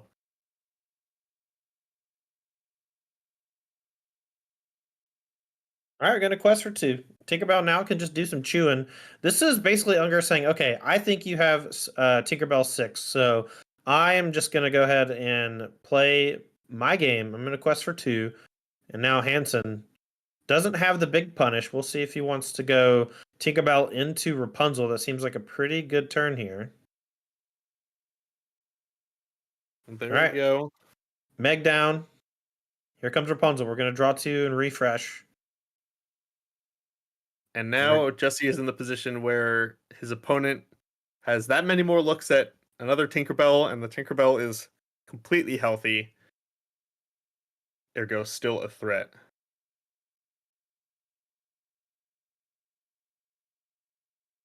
This is a good time to play Friends on the other side, though, probably. Love to sing that card. All right. Jasper here going to sing Friends on the other side. We got a gripful now for Jesse Unger. See what he wants to deploy as ink and as threat. We do have plenty of ink in hand, meaning this genie on the job likely to be able to come down on turn 6 if the board looks right. And that, like I said, can be fairly difficult for Alex to deal with. Right, for now, it's just going to be a Jasper. Now the question is, do you play the Olaf or do you go ahead and just save it as a guaranteed ink for next turn? It looks like Unger is going to save it for ink for the next turn. I like that play. I agree. All right, going to go back Hansen's way.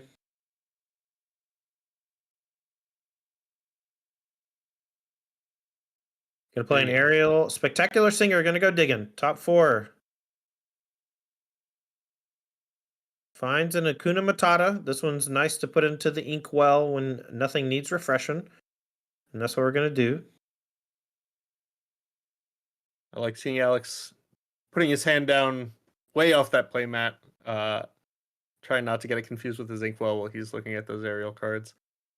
And now I think there was, in that aerial pile, there was a Grab Your Sword, but that doesn't actually line up great against Jesse's board right now, with all the willpower in these Jaspers. And Alex going to take this turn to leave Tinkerbell readied and not expose it to any challenging from Jesse. All right, Unger. Got a grip full. Olaf seems to be like a guaranteed ink. And then we can play Mad Hatter. Can only play one card this turn, so I think the biggest, baddest is the one you want to do. Here's Hatter. We can quest with the Jaspers and make some opposing characters not be able to quest. Hey, dude, TCG, thanks for the raid. Appreciate it. Hope you had a great stream. Welcome, Raiders. I'm Tandy, joined by Bomac Courier in the booth. We are in round number 3 of our Disney's Lorcana Invitational Qualifier. The Invitational is presented by TCGplayer.com, and we will be bringing you that Invitational next weekend. But the players today are playing for their fair share of $2,000 in cash and prizes, as well as an invitation to that event. It's going to be a 16-person invite-only event with $5,000 cash on the line. And we've invited such heaters as the former Magic World Champion Nathan Stoyer, Mason Clark, who's currently doing coverage of the NRG Magic event right now, and going to have a lot of other great players. Here's a huge play, though. Grab your sword, sung off Ariel, Spectacular Singer, going to clear off the Olaf, deal a lot of damage to these Jaspers, and now all these smaller characters are looking to potentially trade in. And we see just a beast is the follow-up. So grab your sword, the amount of damage it dealt is meaningful. All those the 2 on those 4 willpower characters is going to end up mattering this game, but Jesse gets to keep questing with them in the meantime. And Alex choosing not to challenge a Jasper with the Tinkerbell, instead going to loot away a Hakuna Matata. This is a very, I don't know, it's a very, I don't want to, it's a passive play. It's not a weak play, it's a passive play. Definitely. Alex may be trying to commit this Tinkerbell towards the Mad Hatter next turn, but if Jesse had wanted to, he could have just taken care of the Tinkerbell. So I think the choice between exposing it and not, Alex chose to expose it, but also not take a Jasper off the battlefield. Maybe worried about the state of his hand and trying to improve it before the game is over. All right, well, looks like we're going to be singing. This looks like a Be Our Guest. So look at the top 4. We're digging for Tinkerbell Giant Fairy. And I think there was a grab your sword in that pile, but this was the wrong dig spell. So that goes on the bottom. And we picked up a beast that is not really going to do it. These readied Cheshire Cats threatening for 4 more lore in addition to the 5 that exerted. And we are in time now, so this game has got to end quick. All right, we do have a smash that can take care of the Hatter. And then we can send some Knuckleheads in and take care of the 2 Jaspers. And then Cheshire Cats are only going up to 15 next turn. So potentially still in play is Alex Hansen. Unlikely he'll be able to get to 20 lore before the end of turns, but we'll see. Alex shaking his head. Nothing quite lines up well. It'll just be a smash on a Cheshire Cat. Okay, this is going to protect life total a bit better, and then we can challenge the Hatter instead. It's going to allow Unger to draw a card, but we don't lose our character. Prioritizes preventing that card draw instead of taking care of the Hatter.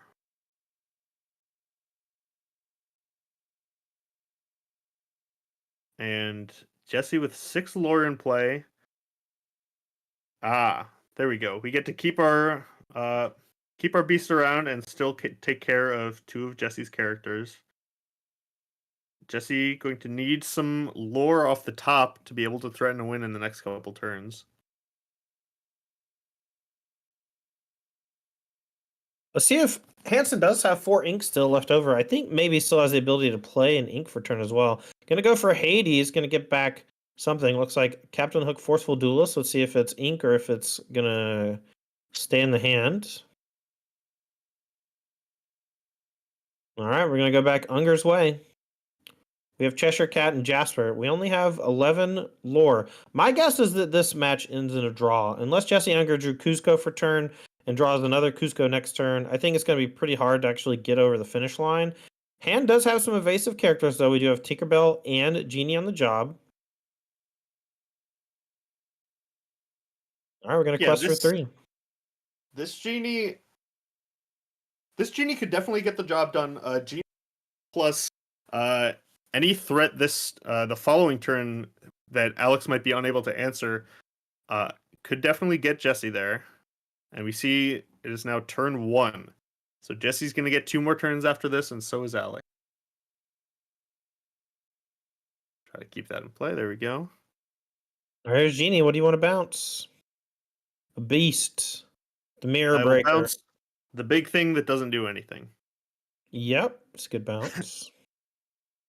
Here we go. All right, turn 2 of turns. Alex Hansen has this turn and next turn to potentially get to 20 lore.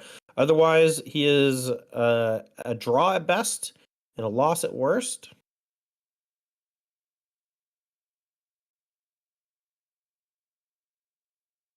Yep, and there's another Hakuna Matata getting inked. We maybe see Alex getting punished for putting kind of a subpar card in You Have Forgotten Hakuna Matata. It does have synergy in the deck with Ariel and ink it, but even if a card can be inked, sometimes you'll draw that off the top and it doesn't do what you want to do, and you just kind of feel stuck. You saw he took a turn off with Tinkerbell to loot away one Hakuna Matata, and then on this pivotal turn, drew it and wasn't really able to add to the board. So there are downsides even with inkable cards. All right, so a lot of stuff trades off here.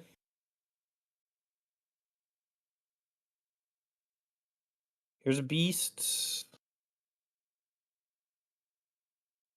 And a Captain Hook. We can quest for one with the Hades. And it's just very unlikely Alex is ever going to be able to assemble enough lore here with only 6 in play. Look, it's turn 2 of turns, and neither player can win, right? One's at 14, one's at 4. Jesse can Unger. absolutely win. No, he has. Oh, he has 2 more turns. I thought this was his last turn. You're right. All right. We can quest up to 16, and then we need to get another 2 lore evasive on the table, and it looks like we have it with that Tinkerbell. So let's see if Hansen has the answer. Unger might be able to steal it on turn 5 of turns. Pretty much just has to be a smash for Alex.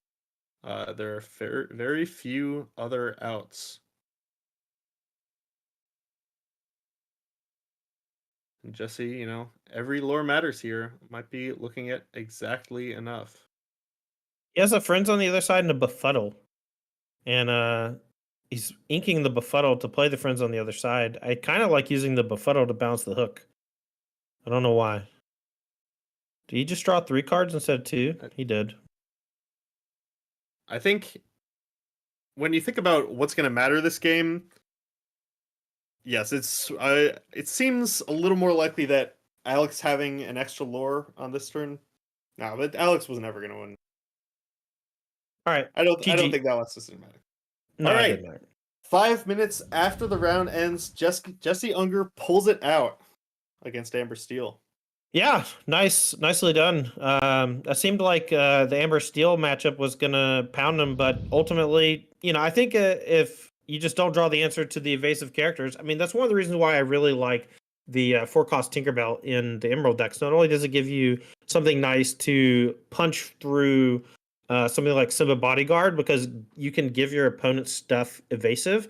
And if you give a bodyguard character evasive, you can't challenge it. Yeah. And so you can just use that to chew through their 1-drops. But you can also use Tink to give one of your things evasive to challenge your opponent's evasive characters. So a lot of really nice things that can do there. And I've been enjoying playing Pongo in many of my Ruby variants, and Tinkerbell is basically just Pongo with huge other abilities. So I think it's just a good card in general. And then we saw Genie on the job. Very difficult for Amber Steel to take care of. They kind of need a lot of resources. That game got to the place where both players had used a lot of resources, and the genie kind of went unopposed and just barely made it to the end. Tony Lord. Yeah. All right, well, that's going to do it for round number 3. When we come back, we're going to have round number 4 of 5 of Swiss, and we're going to be bringing you the top 8 today, where we're going to crown a champion. The winner of this event will qualify for our Invitational this next weekend. We'll be having 2 last chance qualifiers next Friday at the Apex Gaming home store in Caldwell, Ohio. So if you are interested in competitive Lorcana, make sure to head on out to Caldwell, Ohio, and Apex Gaming's home store, and we'll see you next Friday. But we're going to take a short break here, and when we come back, we're going to have round number 4. Don't go nowhere.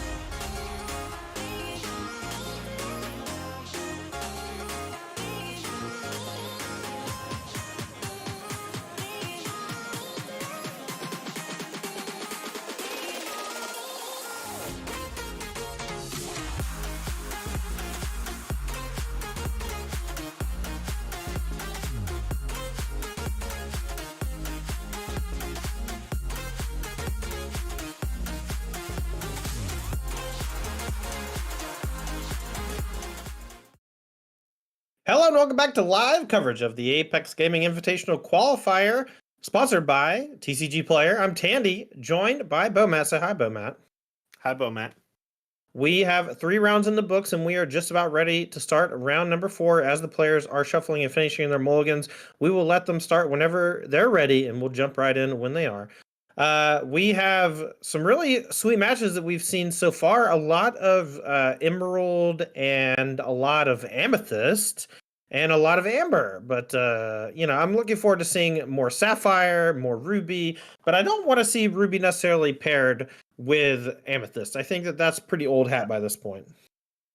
Yeah, let's scout the table, see if we can't find any maybe Emerald Ruby evasive. But for this match, we're gonna be seeing some more Amber Steel, I think.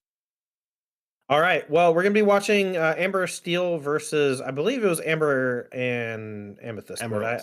Amber Emerald. Okay. So Brad March on your right playing Amber Emerald. He's 2-1. Patrick S on your left playing something and also 2-1. Once we have more information, we'll get that on the screen for you. All right. Looks like we're underway. I see a turn 1 Lilo making a wish. This is one of the most powerful 1-drops in the game. It's definitely the most aggressive 1-drop in the game. Questing for 2. There's only 2 characters that cost 1 that can quest for 2. Amber has the better one with Lilo making a wish just because you have a 2-drop bodyguard and Simba protector to keep it around. And it seems like we might actually be looking at an Amber Steel mirror here. Not Emerald. I saw a Tinkerbell Tiny Tactician, and that looks like a Mickey Mouse Musketeer for Brad. We'll just make sure we have the right match and the right details.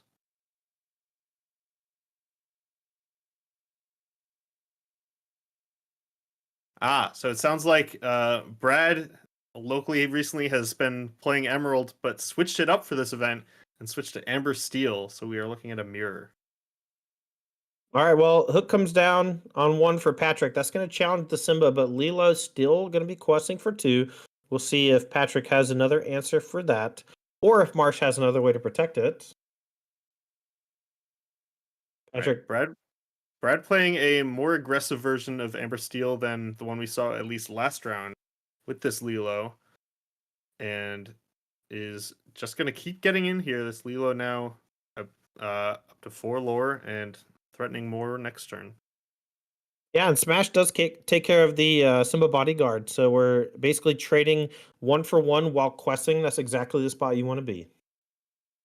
Right. We saw a couple of rounds ago, one of our players finished out the match that way, trading Mother Knows Best every turn while questing with a Hans. And now we're starting out that way for Brad as Ariel whiffs. Yeah, the classic aerial whiff, but as long as your deck is built in such a way where Singer 5 matters as much as musical debut, I think that that's a fine place to be, and missing's not so bad when you are using it to sing things like A Whole New World, which refresh your whole hand. Right. Now a turn ahead of schedule, Brad has to be worried about Grab Your Sword. Ariel. All right. Well, Marsh here, under the gun. Grab Your Sword is pretty terrifying next turn. We're going to play Tinkerbell Tiny Tactician and quest for 2. That means this Lilo quested for 6 lore. Very, very good for Brad Marsh. And this is huge. Brad skipped inking this turn, prioritizing all the other cards in hand instead. Maybe doesn't want to ink this Maximus, but also wants to save this Rapunzel, because even worst case scenario, Grab Your Sword here would not actually be that bad for Brad if he gets to play a Rapunzel next turn and draw some cards. Right. All right, Ariel Singer here. Do you want to go singing or do you want to go eat the Lilo? We're going to eat the Lilo. Put a damage on the Ariel, and then we're going to play Rapunzel and draw a card and refresh it. Back Brad's way. Find Smash. We can use that to take care of the Ariel. We can also ink it. We can go 2 damage on something and then play Rapunzel of our own to draw 2 cards and refresh our Tinkerbell. Yeah, I think there's a good chance Brad, yep, here we go, opts for the Rapunzel this turn. And we started off with a really aggressive game for Brad, but just like that, we have entered instead the Rapunzel mirror, where both players are drawing cards and keeping their characters healthy, and we might be in for a mid-range slugfest. All right. Tell me about these Musketeer cards, because Brad Marsh is playing a bunch of Musketeer things, including, it looks like, is it the Scabbard? What's the item that... That is Musketeer Tabard, a 4-cost uninkable item that says whenever one of your bodyguard characters is banished, you draw a card. So a little bit unorthodox for Brad here. We already saw the Mickey Mouse Musketeer inked, and now there's also a Donald Duck Musketeer to go along with it. Brad is trying to play a little more aggressively, protect those Leelas with bodyguards, and then use the Tabard to keep the cards flowing towards the late game. All right, well, let's see what Patrick wants to deploy here. Both players here have Rapunzel and another character. We're just trying to jockey for position early. Brad Marsh with the Tabard can use that later on as a way to win the attrition war with a bunch of bodyguard characters, but doesn't currently have one in play right now. And that's kind of the problem with Tabard, right? You have to play it either before you have a bodyguard character active, or you have to play it instead of another character. So it's just kind of a wonky card, and it's not inkable. Right. It can be pretty difficult to fit in there. It looked early on like a Tabard strategy might be good against Ruby Amethyst. Be prepared banishes all your characters. So if you were able to line up Tabard and a bunch of bodyguards, you would draw a bunch of cards off that, but it didn't quite pan out. All right, gonna cast Grab Your Sword and then trade with the Tinkerbell to prevent Giant Fairy from coming down. But that leaves Brad Marsh potentially with the ability to play another Rapunzel and heal this one. Doesn't have it, it doesn't look like. So now we can play Tabard. You said Tabard's not inkable, right? I don't think Tabard was inked. What was the card that was inked? Somewhere the Tabard's still in hand. Oh, I see. It was a Donald Duck, the 4-cost Donald Duck Musketeer, because instead Brad decided to play Maximus Palace Horse, one of the best, more expensive bodyguards. All right, Patrick's side of things, we're gonna go attacking the Maximus for 1. This means another Rapunzel almost guaranteed, and there it is. We're gonna heal 3 and draw 3. 1, 2, 3. We're in for a grindy, long game, but Brad Marsh is way ahead on lore. We'll see if Patrick can find the tools to keep up. Looks like he's playing a similar build that's aggressive with Lilo Making a Wish. Cards like that are not great here, but stuff like Captain Hook, Prince Eric, these are things that you can play here to potentially help out. But we're going to play a bodyguard, Simba Protector, and pass the turn. Brad can't be too happy about drawing these 2 copies of Lilo Making a Wish. This is a pretty rough matchup for those, as both players are packing Grab Your Swords and Giant Tinkerbell. So Maximus can sing Grab Your Sword here and allow Brad to deploy another thing. It doesn't quite get the job done. Let's see, we can deal... Okay, here it is. We cast Grab Your Sword, deal 2 to everything. Rapunzel eats Simba, and then Maximus eats one of the Rapunzels. Right, and this does a good job clearing up, but we weren't able to develop any pressure this turn, and we are at least insulated from a Tinkerbell. I believe that Rapunzel should have 4 damage on it. Correct me if I'm wrong, but it was 2 damage on it. Or did it only have 1 damage on it? I think it only had 1. Yeah, I got healed for 3, I think. Okay, I'm wrong. All right, sorry. Don't mean to break your train of thought. Just trying to make sure the game's right. Yeah, so if we did see a Tinkerbell Giant Fairy from Patrick here, Patrick still wouldn't be able to clear that Rapunzel because of the Maximus as a bodyguard. Wouldn't be able to play to clear the bodyguard either. So Brad is all right here, up behind the horse, but still can't be very happy with his hand. Is not really going to be happy to deploy these Leelas at any point, especially not on the same turn, but even just one is going to be incidentally swept up. All right, deal 1 to both. I think no attack is fine. Right. It's hard to quest next turn against this Tinkerbell. It does threaten to do some serious damage to your stuff, even if And you play the Tabard. yeah, and I wouldn't be surprised to see maybe less interaction in Brad's deck to be able to fit all these musketeers in. But there is another horse. Of course, it's another Unfortunately, horse. a horse, of course, of course. Uh, the horse can come down, but uh, the attacks for Patrick are pretty good if it's a bodyguard horse. So instead, taking this turn off, play a tabard and start sending Lilos into the grinder. All right, let's see if Patrick has another sweeper effect. I see a grab your sword, I think. It's hard to tell. Does steal. We I will don't know see. what it is, but the cards are a little dark. All right, here's Hades, Lord of the Underworld. Going to get back a Rapunzel. It's going to be a great play next turn. This turn, not that scary. And then we're also going to play another Spectacular Singer. Going to go looking at the top four and then putting them on bottom.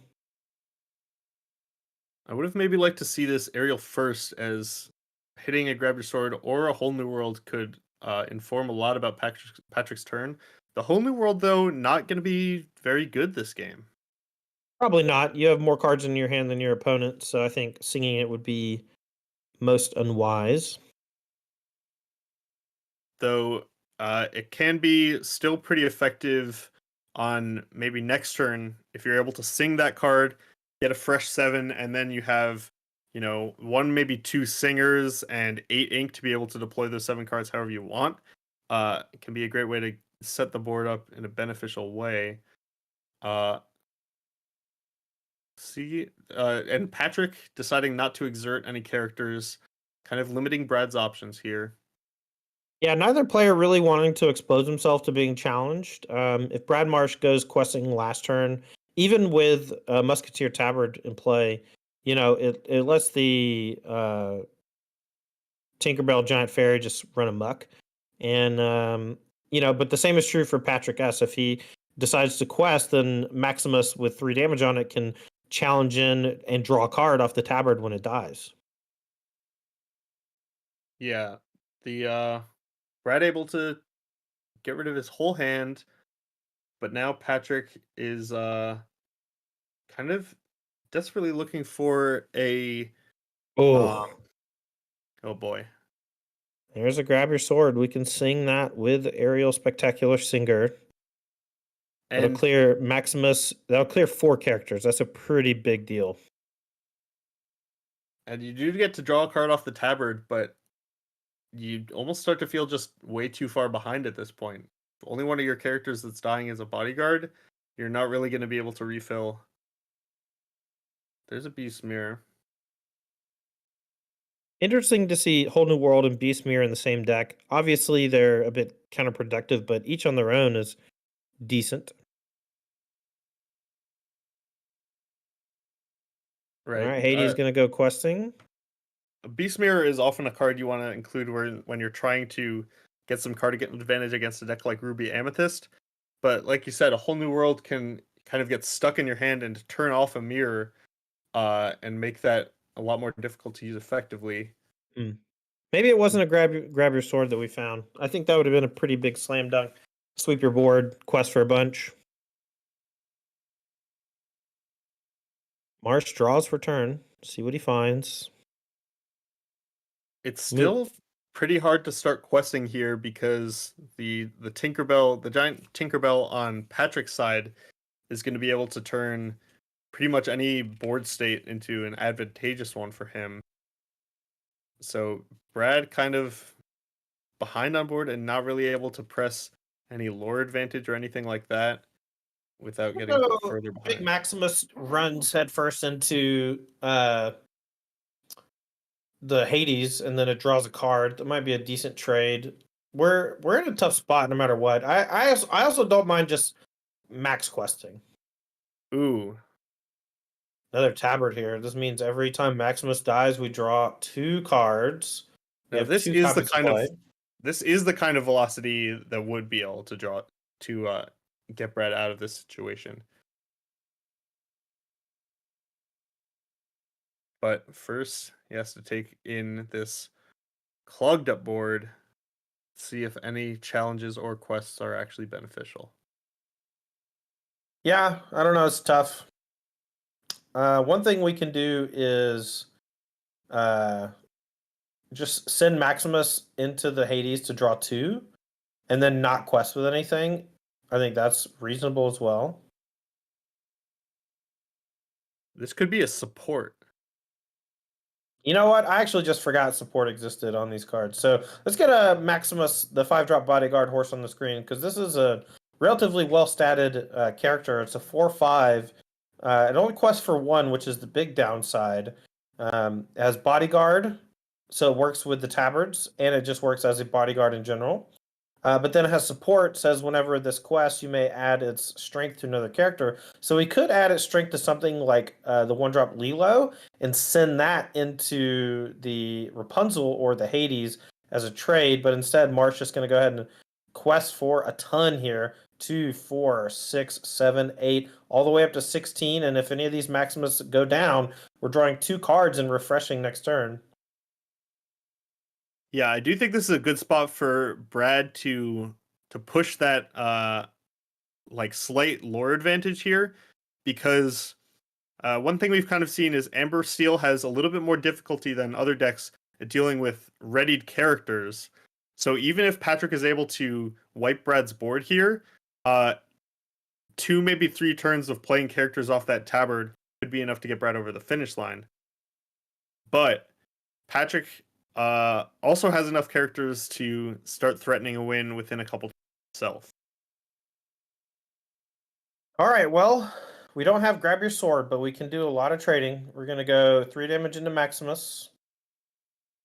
Oh, maybe we do. Nope, we're going to take 2 out with this Tinkerbell. Yep, both Maximus go down, but we draw 4 cards. This Brad Marsh. Tabard says whenever one of them is banished, you draw a card, and it triggers for each one. Yep, there's the tabard. Does not care whether banished in a challenge or banished by an action. Yeah, and now we just chew up everything. You saw that? Brad said, okay, I'm going to quest with everything. I know that it's all going to die, and that's okay. All right, and we're going to quest for 2 with the Lilo as our last action up to 7. And at 16-7, Brad with a clear board, but if he can deploy 4 lore worth of characters here to quest next turn, he can threaten lethal. We'll see if he has it. Patrick, on the other hand, has 14 lore in play. Meaning if Brad isn't able to threaten lethal, Patrick is, and there's almost no way Brad's going to be able to come back from that.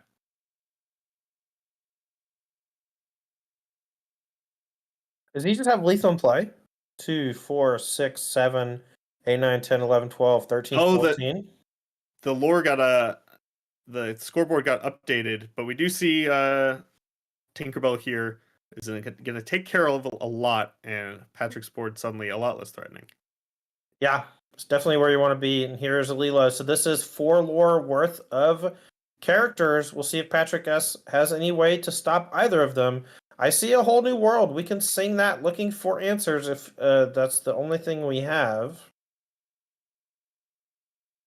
See multiple whole new worlds, so the the other benefit is we get to discard one of these whole new worlds. And Questing for 3, 4, 5, 6, 7, up to 14. yeah, it's unlikely those characters would be doing anything else. Well, the Though, Rockstar can maybe sing something. I don't yeah, I I don't was love surprised that. by that.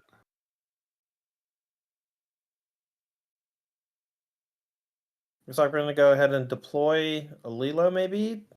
I don't love it because I think you're just threatening lethal next turn. I guess maybe you're not threatening lethal most of the time. It's pretty close. Brad wouldn't be able to play multiple sweepers, so these 2 Rapunzels with only 2 damage on them are pretty safe. Um, All right, looks like we have a judge call. Patrick just going to ask a question about a card in his hand real quick. Maybe a weird interaction he's not sure about.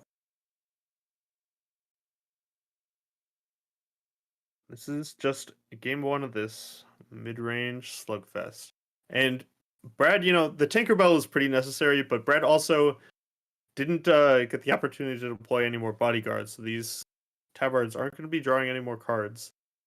Though the two each might have been enough to close the game out for him.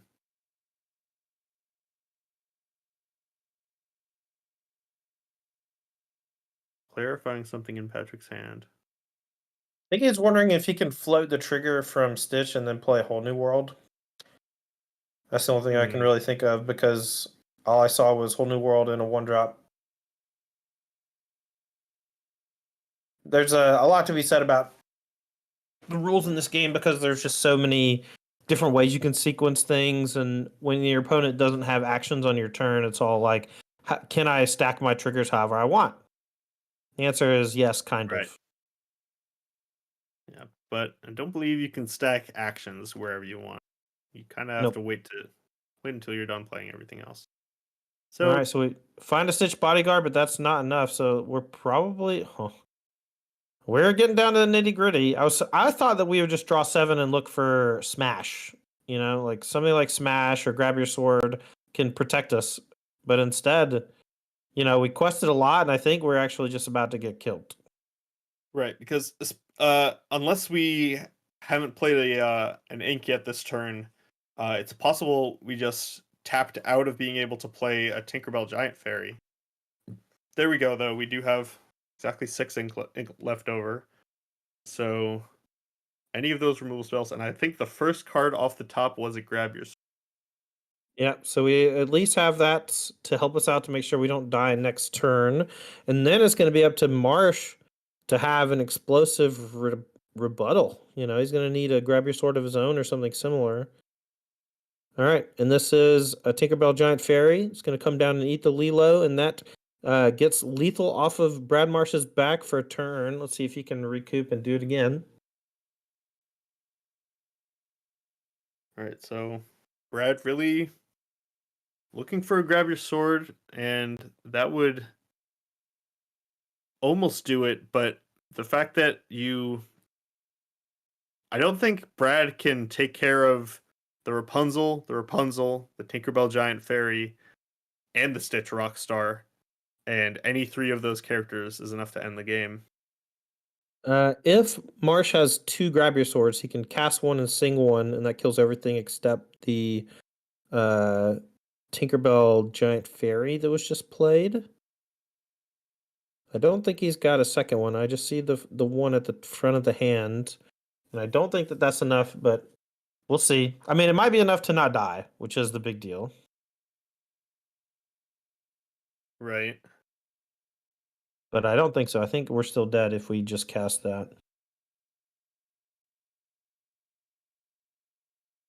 Brad working his way through this somewhat complicated board state. I mean, it isn't. It isn't. You're basically bottlenecked. Once you cast your thing, the board half clears.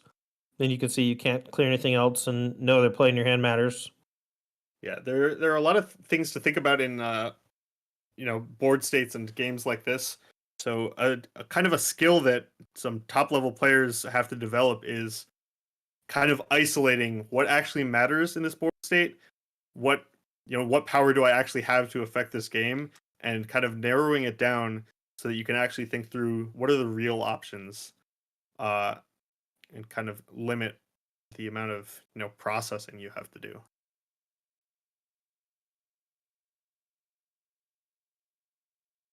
Well, there's a bodyguard in place, so you can't do that. So let's stop that, please. Good catch. I think I missed that too.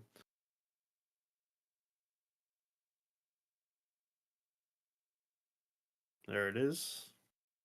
And that's going to be pretty that might be all she wrote for Brad, because he was kind of counting on getting those 2 lore off the battlefield.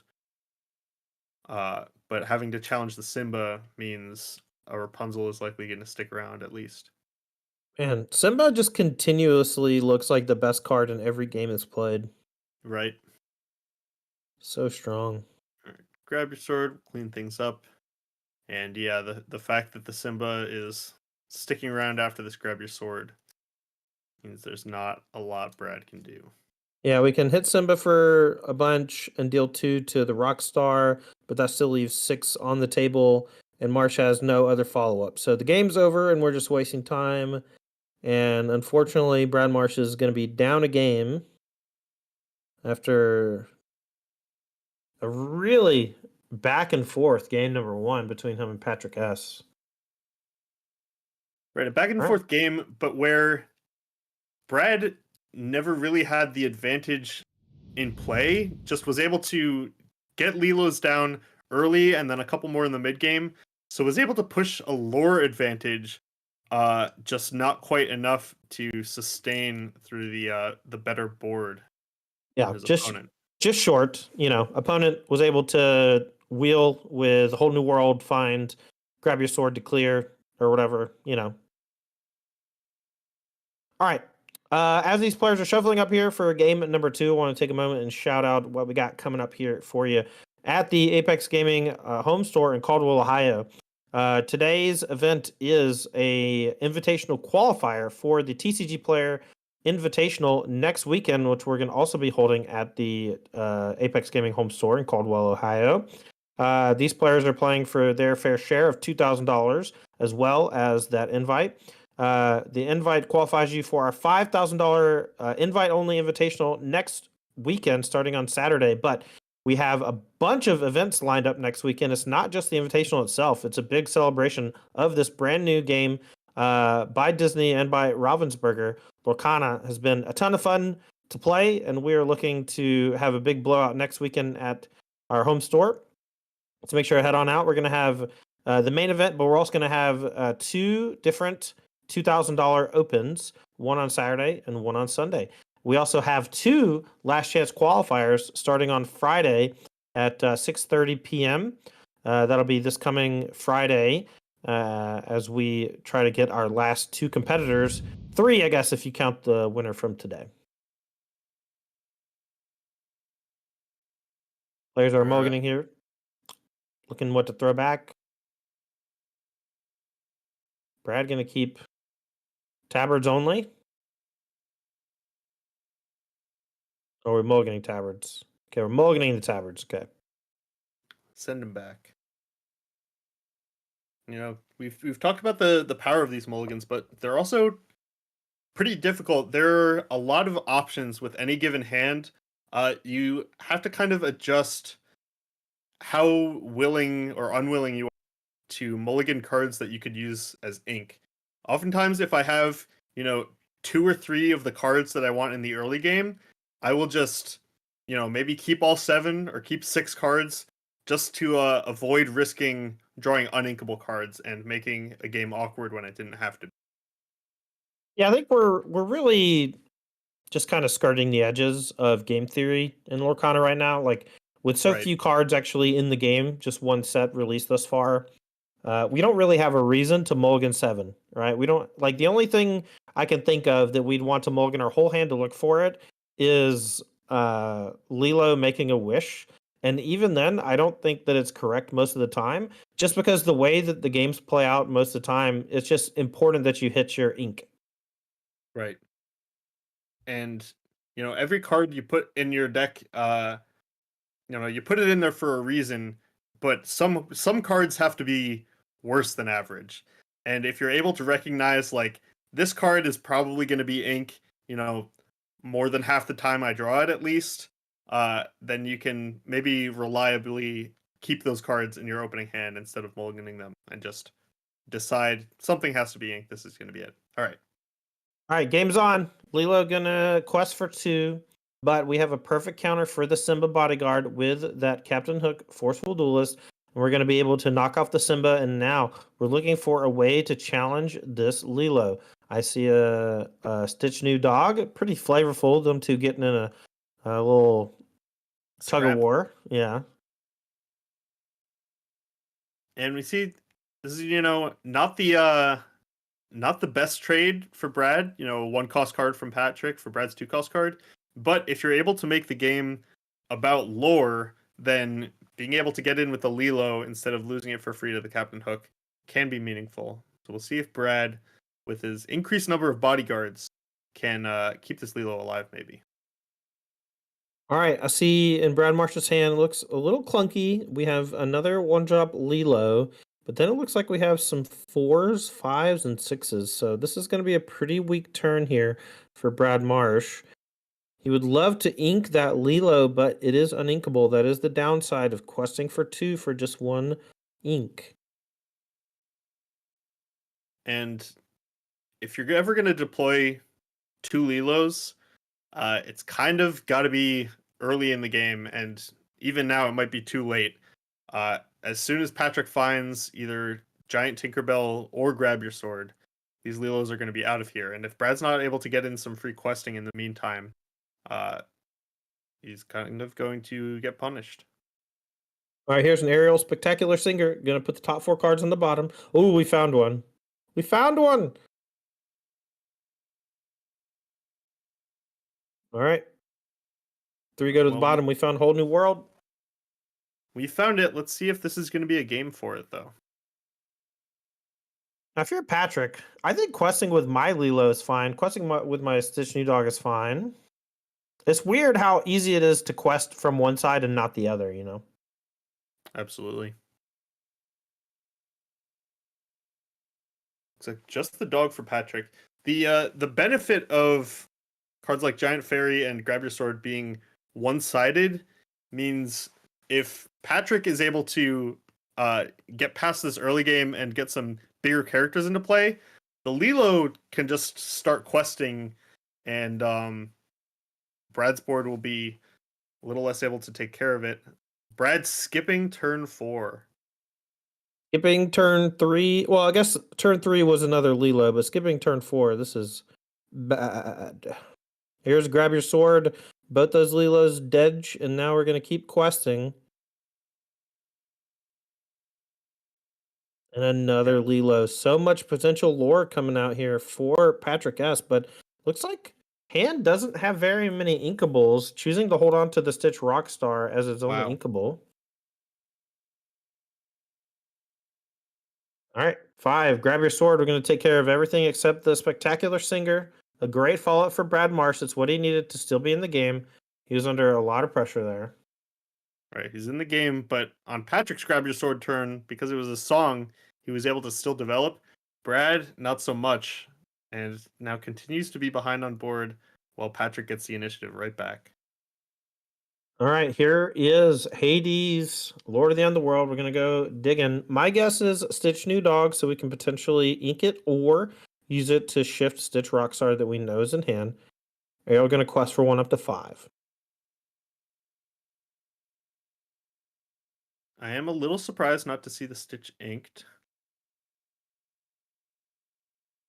There's a Mickey Mouse in the inkwell for Brad, and Tinkerbell Giant Fairy to finish off the aerial. All right, 1 to everything. Hades going to be left with a damage on it.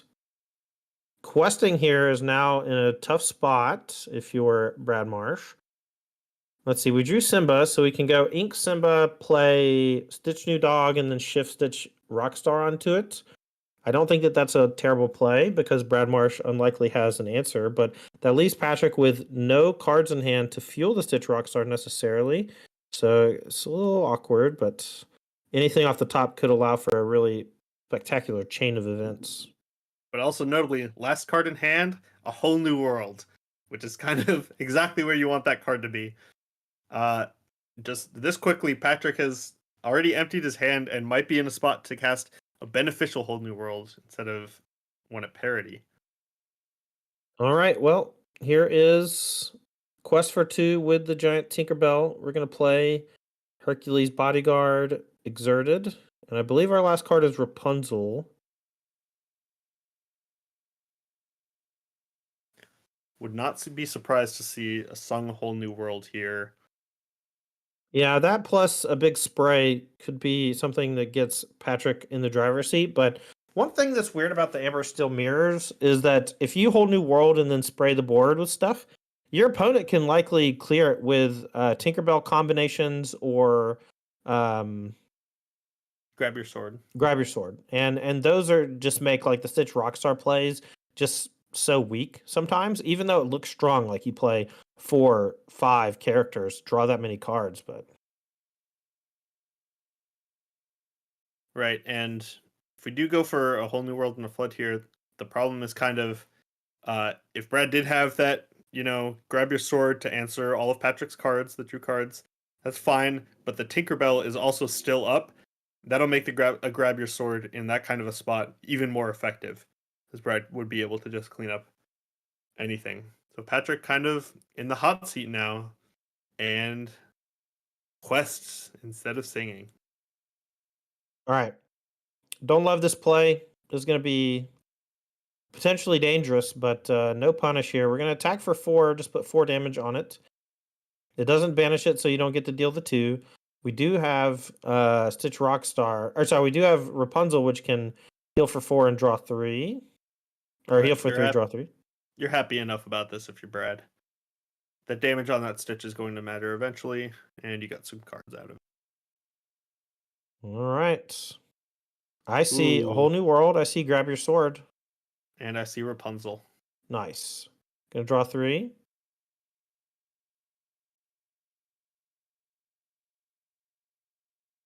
And we might be in this kind of back and forth spot for a little while. Patrick has Captain Hook. Forceful Duelist can play that. Exerted to draw a card with the Stitch. And,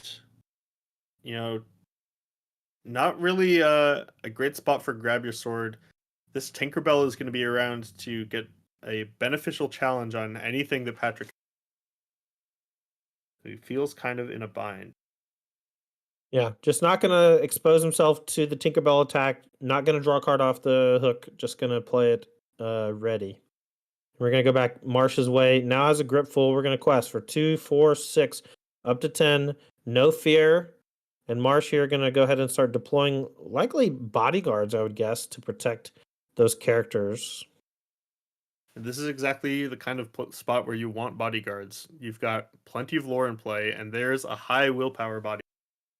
Yeah, let's get a Mickey Mouse Musketeer on the screen. This is one we don't see too often, but this bodyguard character is part of the 3 Musketeers, all 3 of them bodyguards working well together. This Mickey Mouse was also the promo for Gen Con. All right, we're going to start off by casting Grab Your Sword, deal 2 to everything. And that's going to allow for some really nice combat tricks here. 7 willpower does Mickey Mouse Musketeer have. Very difficult to kill in combat. Takes a lot of work here. We have Captain Hook, Forceful Duelist, Grab Your Sword, and those 2 together. Still not enough. Right. That's just so many resources if you send in the Grab Your Sword, the Captain Hook, and the Stitch. And even if you do that, you can't take care of any of the rest of the characters. So Mickey Mouse really putting in work. Yeah, this just feels like once Patrick enters into this like stage of the game, if he is the one challenging and not able to clear Tinkerbell Giant Fairy, things get really bad for him. Gonna even send with the Rapunzel too. This is gonna allow for a nice little 1-2 punch that clears both characters without much damage from Brad Marsh's side. So if you're Marsh, you're in a very good spot now. Right. I don't like this quest from Rapunzel at all. You give the Tinkerbell on Brad's side a much safer challenge. You're only going to be putting 1 damage on the Tinkerbell, which means it gets to stick around. All right, and Stitch Rockstar is now down without drawing any cards, I believe. Here's a Maximus bodyguard and a Simba bodyguard. We're going to go back Patrick's way. No board versus 4 characters on the other side. Grab Your Sword can clear 2 things here. We'll see if he has something like that or just a mishmash of characters. There's a Cerberus. That's a big boy. 5-6. And that's going to end up challenging a single bodyguard 1 time, and the game might be over past that point. Yeah. All right. Draw for turn is Brad Marsh. We'll see what it is. We got 2, 4, 5, 6 lore up to 16. And with a bodyguard in play, now another bodyguard in play. This is Donald 3 Duck bodyguards. Musketeer. Oh, yeah. Nothing we can do here. Can maybe sing Whole New World and look for some wild combination of things, but without more characters to sing or shift onto, I don't think it's going to do much. Right. Instead, try to go one at a time. We can draw some cards. All right. Squish the Maximus. Draw 3. We need Smash. No, that's not enough. I think it's over. We're going to go to game number 3. Brad Marsh takes down game number 2. Go Eggs with a new sub. Thank you so much for the support. We really appreciate it. We are in round number 3, round number 4. We're going to game number 3.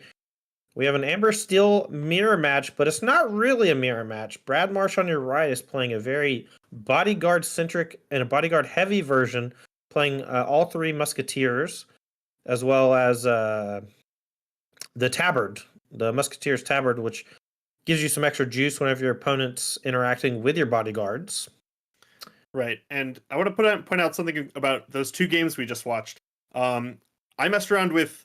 It was a much more aggressive build of Amber Steel bodyguards, but I did play bodyguards early on, and I was first attracted to the bodyguard cards themselves, and then I thought I'd look at the Tabard, and what I found in the games was that the Tabard was kind of lackluster, but just the bodyguards complemented the aggressive game plan so well, and that's what we saw in those 2 games from Brad, is the Tabard game, spent 8 ink on them, they drew 2 cards each, and that wasn't enough to close out the game. But then in game 2, Brad was able to set up a lot of lore and then get up that wall of bodyguards and really prevent Patrick from interacting effectively. And that's the game plan that Brad, I think, is actually looking for. All right, players here are going to take a mulligan.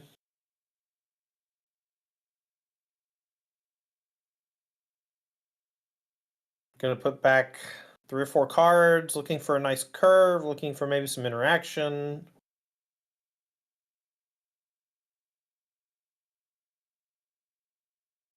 Some players set down the cards they don't want. Some players set down the hand they want on the table.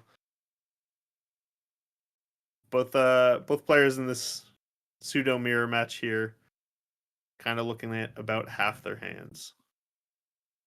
Someone needs to tell Brad that he can do his mulligan. You don't gotta wait on your opponent to do it. It's like wasting time. Let's go. You got to shuffle. 11 minutes on the clock. You better hurt. I think both players keeping 3, sending back 4, something like that.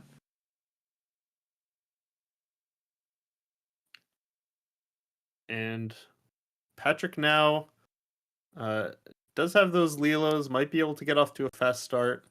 But of course, both decks pretty easily able to deal with Lilos once we get towards turn 4 or 5. All right, Patrick going to be on the play here. Let's see if he wants to start off with the Lilo. What is your take on Lilo on the play versus Lilo on the draw, especially in a Lilo on Lilo match? I think pretty much you have to be you kind of have to be happy with just getting 2 to 4 lore out of an early Lilo a lot of the time, unless you have a perfect hand. And unless your opponent leads off with a goon into a 2-drop, you can usually get 2 to 4 lore, or maybe 4 lore out of a Lilo, even on the draw. I think it's fine. If you're putting it in your deck, that's kind of what you're signing for. I think when you're on the draw, it's so hard to protect. And I almost always mulligan it when I'm on the draw, especially if I know my opponent is playing a lot of characters early in the game. And that's when I want to start looking for Hook Forceful Duelist in my opener, right? Like I like having that on the draw because it specifically can challenge the Simba bodyguard. But here, both players have the Lilo into Simba to protect. And I'm curious here, if Patrick S has Smash, yeah, this is maybe just game over. House of Cards crumbling down, right? Yep. So bodyguard gets knocked off by Smash. Simba eats the Lilo. And then Leela goes questing. Patrick up 4-2, and the only one with characters on board. Brad Marsh plays Tinkerbell Tactician. Setting up for maybe the best catch-up tool in the whole game. Looking to be able to shift a giant Tinkerbell. Let's see if Patrick is able to set up his board in a way that doesn't outright lose to that. All right, well, we have thumbed a Tinkerbell Giant Fairy to the top, and we're going to do the big catch-up mechanic here. 1 to everything, and now we can attack and challenge this Simba, and then deal 2 more damage to that Rapunzel, but this means a backup Rapunzel from Patrick could be pretty devastating here. Absolutely. That's kind of what you have to be afraid of if you're Brad. But not getting punished this game. It's it's a difficult line to walk when you're playing against the characters your opponent does have in play versus the cards they might have in hand. And Brad chose to take care of the board that did exist rather than playing around the second copy of Rapunzel, and it does get rewarded for it here. All right, well, Rapunzel is the draw for Brad, and he can play this and refresh his Tinkerbell Giant Fairy and draw 2. If Patrick ever decides to get frisky in Quest, this Tinkerbell Giant Fairy looks pretty terrifying. Marsh going to quest for 2, and now Patrick, back your way. Let's see if you can find some way to clear this Tinkerbell. Smash plus attack with your Tiny Tactician could do it.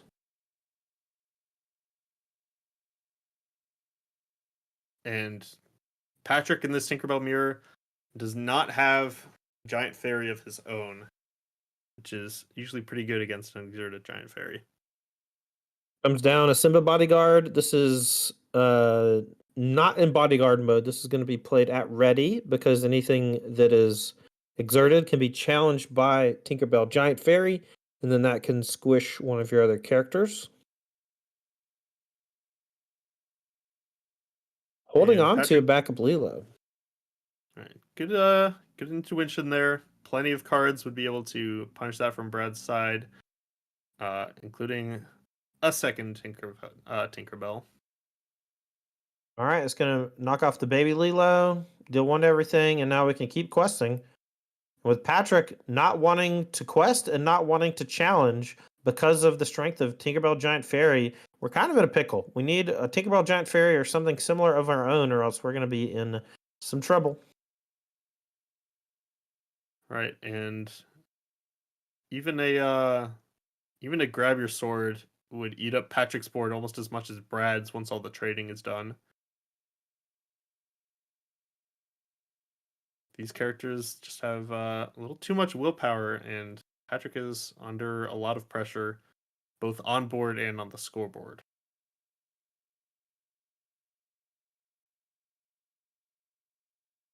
Inks the Aladdin.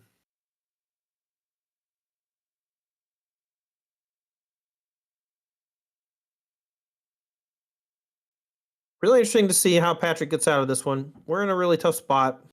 Tinkerbell Giant Fairy often dominant in these steel mirrors. This is kind of the perfect spot for Cerberus. Right, that's a character that can take care of a Tinkerbell or a Rapunzel all by itself, and has some pretty high willpower of its own. This is kind of exactly why you play this card. All right, looks like we're going to 3 trade into a Tinkerbell. Wow. I mean, you got to do what you got to do. It's either do nothing or 3 trade. Yeah, I'm pretty impressed with Patrick for being able to come to the conclusion that that's his way out of this game, is just taking lore off of Brad's side of the battlefield at whatever means necessary. All right, going to keep questing for 4. This is going to put Marsh up to 12. Has another Giant Fairy in hand, but doesn't look that great at the moment. Might want to deploy some smaller things. It hopefully has a bodyguard to protect the Tinkerbell, maybe. Nope, just has a tabard. And LeFou. This Amber LeFou costs 1 less if you have a Gaston. Quest for 2. Relatively weak character overall, but does quest for 2, which is important for what's going on here. But here is Cerberus going to chunk in for 5 and eat that Tinkerbell Giant Fairy straight up. And now both Tinkerbells are off the table, but all the characters that you were trying to protect are gone. Right. Still has 4 lore in play and has not seen signs of any sweepers from Patrick's side, which means he might be able to just keep questing and keep deploying lore, and since that he can make it over the finish line, slams a Tinkerbell Giant Fairy.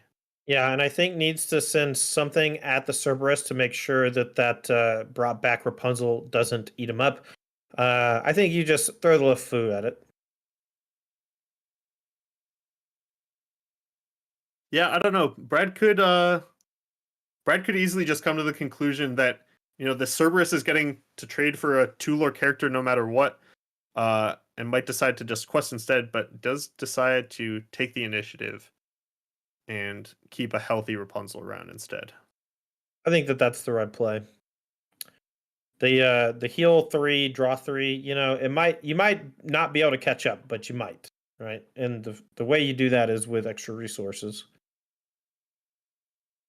All right, Rapunzel draws 1, heals the Hades for 1, but I don't think we can really challenge, and we can't quest. Maybe next turn we can double challenge, but maybe the damage is too far gone at that point. And Brad, despite all that, still able to threaten lethal on the turn following this one. And if that was a Mickey Mouse bodyguard, might be able to protect way too many characters for Patrick to ever deal with. Yeah, this was the Gen Con promo that I got, and I thought the card was sweet. I hadn't, you know, really learned much about the game yet at that point when I first saw it, so I thought, hey, 7 willpower, but it's only 2 strength. That's not enough. Turns out it's enormous, and it is enough. And at 7 willpower, it's just so hard to knock off. Yeah, willpower is a super important stat in this game. We see players playing characters for their willpower all the time, and here we go. All right, Brad Marsh takes it down 2-1 in the nick of time, and his Amber Steel deck moves to 3-1. Very likely able to intentionally draw next round and make it into the elimination rounds. And you know what that means? That means that we have a whole bunch of win-ins coming up. But before we do that, I want to show y'all something really cool. This was actually the card that I opened. It should have been out of my very first booster pack. And I don't want to say that in a weird way, because it's stupid how this worked out. Because we are making content, I've been like holding stuff until I have a camera on me to be able to open product. And our good friends at Apex Gaming actually sent me one of each of the starter decks when they was first came out. But I didn't want to open them yet. I wanted to wait and make a video out of it. Fast forward a month and a half or whatever, and I'm like, okay, I ran out of booster packs. I can't buy booster packs anymore. I'm going to take the booster packs out of the starter decks and open them for pack openings for short videos. And this was the very first pack I opened from the starters. And the starters were the very first cards that I was going to own. And it should have been the very first card I ever opened, but I didn't. So. Yeah. All right. Well, we have 4 rounds in the books. We got some win-ins coming up on camera next round. We're at time, and turnaround has been pretty good here. So let's take a short break here while we get round number 5 set up. We'll be back for more live coverage of the Apex Gaming Invitational Qualifier, sponsored by TCG Player. We'll be right back.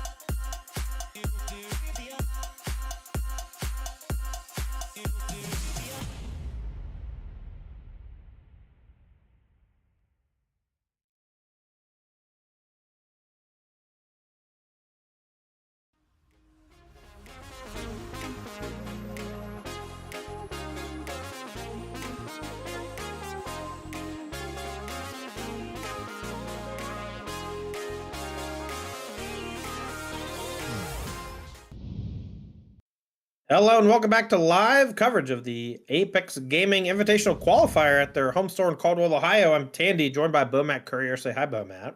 Hi, Bomat. And we got 4 rounds in the books. We are about to play the last round of Swiss, and we are going to be finding our top 8 after this round. We've seen so far just a nice variety of decks with Amber Steel seemingly coming out on top. Not a whole lot of Ruby Amethyst, which is surprising. Ruby Amethyst Control has been the big bad of the format for the first month and change. What do you think about this resurgence of Amber Steel? Yeah, well, I have to imagine that a lot of that is based on Nicholas Rauch's win a couple weeks ago at the previous Invitational qualifier with Amber Steel. Maybe the deck is picking up in popularity. We've certainly seen a lot of it at these tables, but we've also seen some, variation in these builds. Just last round, we saw a build with a lot more of a bodyguard focus. Yeah, I think there's a lot of different ways to build it. I personally love my Stitch Blitz build that goes Stitch Rockstar, Whole New World, Aerial, Spectacular Singer, but there's so many different ways that you can build it, and people are just bringing their own flavors, and we're still very early into, solving first chapter constructed, and we're about to get second chapter too, so it's going to change things up significantly. So looks like the players are finished with mulligans and stuff, so let's head on down to the match and watch round number 5 to see which of these players takes it down. Do we have records? Yeah, records for these players. They're both 301, so this actually is not an elimination match. This is actually for seeding. So whoever wins this match will either be first or second seed. We had 4 players at 3-0-1 going into the last round of Swiss, and all of them are playing for seeding in the last round. Unger here on Emerald Amethyst leads with Olaf back Josh Courtney's way. Yep, Olaf, one of the better one drops against Amber Steel. It's not going to die to either of their sweeps, and Josh answers back with his own one drop. I don't know what this device is that's sitting in play, but I see all of the color symbols from Lorcana on it, so it's a nice little design. Looks like he's using it to hold all of his minus counters and things like that. Yeah, nice little custom laser cut box, maybe. Crazy what we can do these days with technology, right? Yeah, laser printers are super cool to me. Laser cutters, rather. I like laser printers too, or not laser printers, 3D printers. I don't know much about them, but they kind of blow my mind. Yeah, for sure. I spend a lot of time on YouTube watching 3D printing and laser cutting and casting. All right, Jesse figuring out which 2-drop he wants to play. Decides on Meg. All right. No buff from the Meg. We're going to quest with that Olaf. We're going to go back Courtney's way to see if he can have anything to challenge either of these characters. Lilo is a nice little 1-drop, but not when you're being defensive. And here it looks like Unger is taking the initiative, but we have the Lantern into a second copy of Lilo making a wish. Looks pretty weak in the face of this Olaf. Right. Usually with multiple Lilo hands, you're really only worried against steel decks in particular, but Olaf definitely very threatening to this Lilo's, is not going to cost much at all to take care of them. But Jesse now, it's interesting to me that he decided to quest with the Meg, because if Josh feels like these Lilos aren't going to get much done, it could be very attractive for him to trade a Lilo for the Meg. All right. 3 gonna be Cheshire Cat, and we're getting aggressive. And now Courtney able to trade with the Lilo into the Meg. I actually think this is a relatively reasonable trade. You know, questing for 2 versus 1, obviously a down trade, but when you're this far behind on the board, any trade you can make is usually pretty decent. Right, absolutely. The alternative being, if Josh has a grab your sword or a giant Tinkerbell lined up, he might be content to just sit on these Lilos until Jesse's board is cleared, and then just start getting down some lore and turning the corner. All right, back Jesse Unger's way. We're gonna draw before readying everything again. Kind of start giving some penalties. I gotta come up with No. like a penalties guideline, I think. We gotta Yeah. have some escalation. Talk to the players before the top 8. All right, Unger here has a hand with a couple of friends on the other side, Jasper and a Peter Pan with evasive. Peter Pan going to the inkwell as it always does. Now, notably, Jesse's looking at Josh's board and sees 2 ink and 2 lanterns. So Josh skipped playing an ink last turn. Is still keeping up on ink thanks to the lanterns, but those are only for characters. So Josh isn't threatening a grab your sword for a while now, unless he Right. gets a bigger character into play, and is still not threatening a giant Tinkerbell this turn. All right, even has a third lantern in hand. So a very gummed up hand from Josh Courtney, unable to play any of those defensive measures. His hand is relatively weak considering. But here comes Prince Eric, and we're going to go challenging. Do we take out Cheshire Cat or do we eat? We eat Meg. Okay. This is an interesting trade because if Jesse wants to trade off the Olaf for the Prince Eric on a following turn, well, the Simba, of course, will make that difficult. Yeah, Simba Bodyguard here might actually lead Josh into questing with the Lilos this turn. So maybe we're starting to turn a corner. Here's 4 lore. We're going to go up to 4. Ah, it's a lore counter. That's what it is. Okay. I see the little spin ups there. It's hard to see from here. I'm sure it looks way better down on the table. Yeah, we're gonna stick to our scoreboard. Uh, Josh, trying to get aggressive, like you said, the Simba might have been the missing piece, but still, with that third lantern and no third ink, is not really threatening to interact except through challenges. Which Yeah, but Hook and Eric both do a great job of doing exactly that. exactly. And Jesse, started off with a 1-drop and a 2-drop, but neither of them quested for 2 lore. So Jesse hasn't built up a whole lot of lore with these first few turns in which he was ahead on board. Yeah, Cheshire is threatening to trade with one of the characters from Courtney's side, though, if he wants to quest with it. Could also use it to maybe sing another friends on the other side if he doesn't think that questing is that valuable.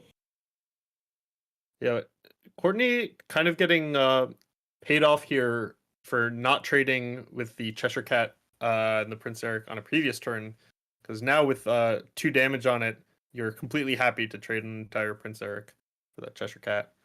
So Unger might not be aware of the Tinkerbell trick. He has Tinkerbell in hand that can give something evasive, and he could give evasive to the Simba, and then his Olaf could eat one of the Lilos, but doesn't go for it. Just going to play Maleficent Sorceress and draw a card and finds Hans.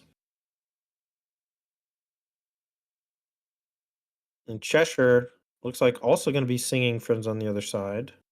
Looking for another thing to deploy here to defend. Yeah, I think I might like just questing here.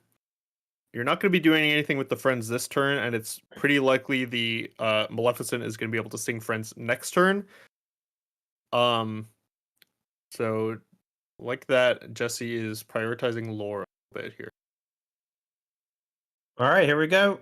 Josh Courtney going to untap with quite a bit of lore and defense, even missing a bunch of inkables, but has those 3 copies of Lantern now, which can play characters. If his deck is full character oriented with Stitch Rockstar and very little in the way of the actual spells, it might not be that difficult. But Hook going to trade for Cheshire. I don't love that. I feel like the Eric should have traded with it. And then Hook could have eaten the Olaf. That's true. You could also maybe not be worried about the Olaf, and the Eric having damage on it could be important for a Rapunzel. Ah, that's fair. Rapunzel in hand would make a lot more sense. But Rapunzel not in hand, maybe not. We'll see. All right, we're going to quest for 2, 4, 5, up to 9. So we're almost even. And yeah, like we said a couple turns ago, this Simba was the missing piece. Those Lilos sat there for a few turns, on turns 2, 3, and 4. But now that there's a Simba, they are really racking up lore and threatening to turn the game right in Josh's favor.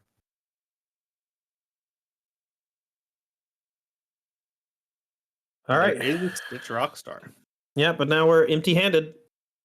So we're going to go back Unger's way. If we can find a chain of characters next turn. We're empty-handed, but with 9 lore in play, and our opponent only has 3. So the race definitely in Josh's favor. And Jesse's deck doesn't have a whole lot in the way of catch-up mech.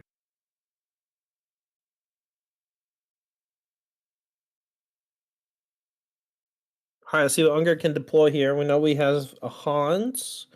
I don't know what we have in the way of being defensive, so we might just need to tag team on the Simba here to knock it down. We can go 2 characters. Jasper and Olaf go into Simba. Each take 2 damage, but then Maleficent Sorceress can challenge one of the Lilos. Yeah, really, where Jesse would want to be would be a Rafiki, or maybe using that Tinkerbell trick, if he's aware of it, to be able to get these Lilos off the battlefield. But using 2 challenges just to take care of a Simba is, it's kind of what you have to do, maybe, but isn't really progressing your game all that well. All right, we're going to draw 2 cards. Found a Megara, so now we can use that plus Olaf to eat the Simba, and then Jasper can take care of one of the Lilos. Okay. Can do that plus a 3-drop, or can potentially play the Tinkerbell 4-drop to give the opposing Simba evasive, which means that you can challenge the ground creatures. Here's Meg. Meg helps. All right. Simba down. 2 damage on the Olaf. Olaf plus Meg is a nice little combo. Allows you to eat a lot of early characters without losing any battlefield presence. I'm almost interested in maybe questing with this Jasper instead to keep the Stitch from questing. Because, like I said, there's not all that many catch-up mechanisms, Emerald Amethyst, and Jesse really has to worry about his own lore as much as his opponents. Jesse gonna play Hatter as Ink and plays a Hans. Is gonna quest for 3. A great turn from Jesse. See what Courtney can do. No cards in hand, but a Stitch Rockstar at the ready. 3 copies of Lantern, so we can spray and pray. What do we draw? 2. Nice. There it is. Prince Eric, we're gonna draw a card. Next. There's a new dog. Draw a card. It's the Stitch Blitz. And then Lilo draw a card. And then Stitch draw a card. Is that good? Draw 4 cards. 5 ink for what? 2, 4, 5, 6 lore off the 1 card. Oh yeah. Pretty good. Now Eric can take out the Jasper. I like this trade. It already had a lot of damage on it. Now, I think questing for 2 with the Lilo is reasonable, but part of me wants to eat the Olaf. I don't know why, but I want to eat it. I also don't know why. Because it looks tasty.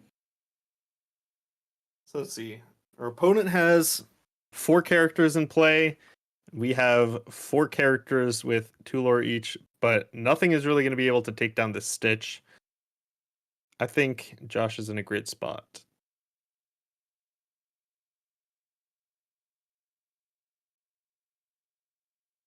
All right, Unger draws for turn.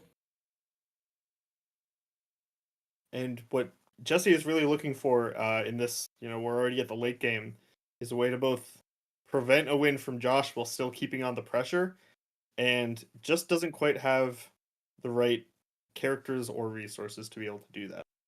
Yeah, I mean, Emerald Amethyst is not the best at challenging, right? Like your 4 or 5 drops are things that quest for 3 and don't have like a ton of strength, right? They're not high challenge characters. They're high willpower and they're high lore.